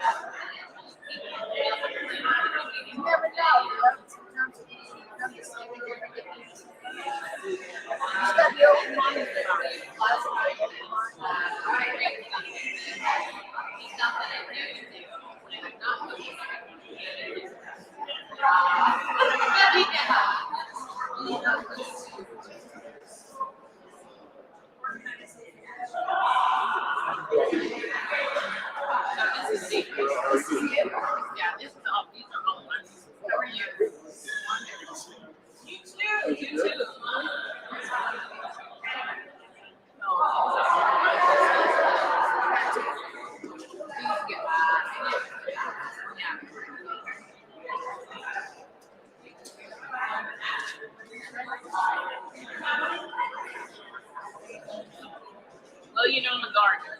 So I do a lot of flowers.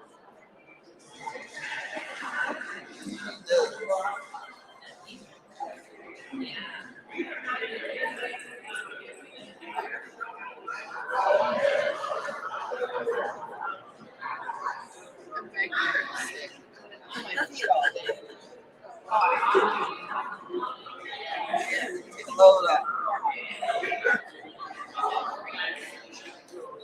Yeah, this is that right here. Yeah.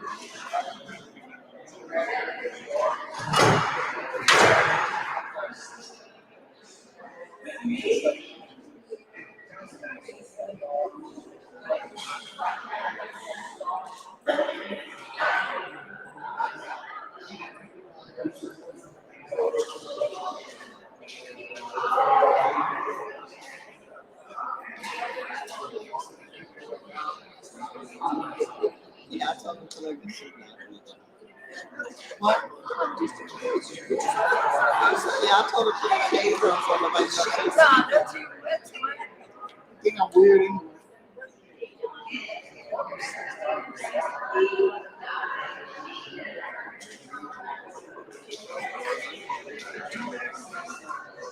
And I do. I was independent in that too.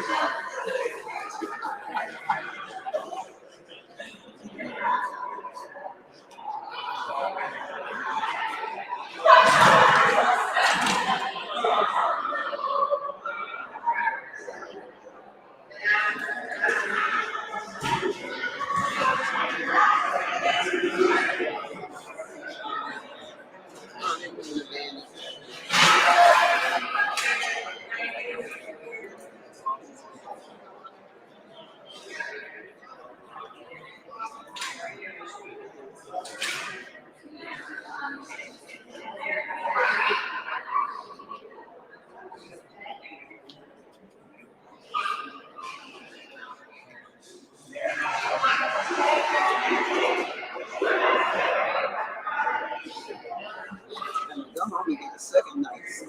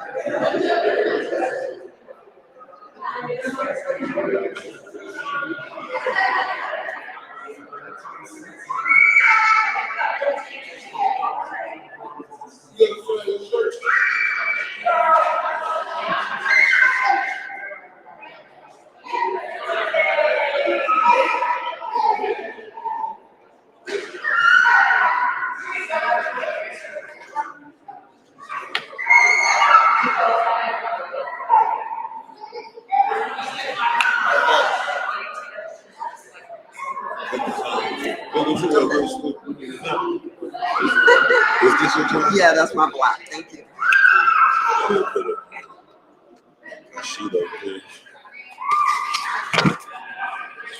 I'm gonna take the camera too.